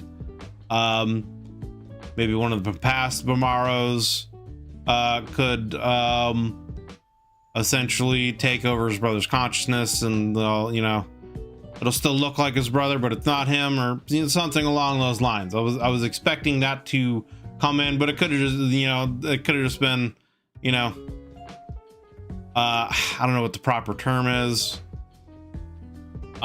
Just one of those misdirection things, you know, where the author kind of puts it in there as like a little key jangle or whatever to like, yeah, this could happen, or it's a way where it could go. And I think maybe that's kind of the point of the story. There are a lot of different little things put into the story where, you know, again, like the memory transfer thing, the whole situation where Biliath was kind of given away that she didn't actually care for Kabar anymore and was disloyal to him, but he never really caught on to it. You know, there were subtle little things for us as the viewer that we caught on to where, you know, it could have changed the story, but really didn't, and it just went off straightforward. They poisoned him, he died, and Ansul took the throne and became the emperor, you know. So I mean, I guess technically it sounds like they do end up having their happily ever after. I would assume that he ends up marrying Biliath and she becomes the empress, and they rule Amon Ram and take it to, you know, the point where we hear the story where it gets sieged by the Abominant and taken over by them eventually. So but really great story overall, really enjoyed it. So like I said, I will have I still need to put part 3 up on the channel, I believe, but by the time you see this, it'll already be up. So I will have all these parts put up individually, and then I will put them together as one really long video. I don't know what the length is going to be. It's probably going to be over 6 hours, because some of the videos, I think a couple of videos are 2 hours long. You know, this one's almost 2 hours long, so, and it's 4 parts, so it'll probably be close to 6 to maybe even 8 hours, somewhere in that timeline. So, and then we still got I think 5 more parts to finish up with you know, getting into Black Adytum, the Sarkic side of things here, and Red Tape. So looking forward to getting into that, and we'll probably start getting into that towards the end of this week or next week. So thank you guys for watching. Really appreciate it. Hope you enjoyed this video. If you did, consider leaving a like and a sub, as it helps me and the channel grow. And it lets the YouTube algorithm gods know that you are looking forward to seeing more of this kind of content and you want to see some more. So you consider leaving a like and subs. It helps me and the channel grow. And if you'd like to join us when I do these reactions live with my YouTube members, there's a join button underneath the video, as well as a link in the description to the YouTube membership benefits and tiers that I have to offer. Hopefully soon I'll be expanding on some more stuff in there, adding some more things. So stay tuned and look forward, you know, to that. But regardless, if you want to take your support to the next channel, that is the way to do it. Thank you guys. If you're still watching here to the very end, greatly appreciate you taking the time out of your busy day to do so. And yeah, I'll see you guys on the next one.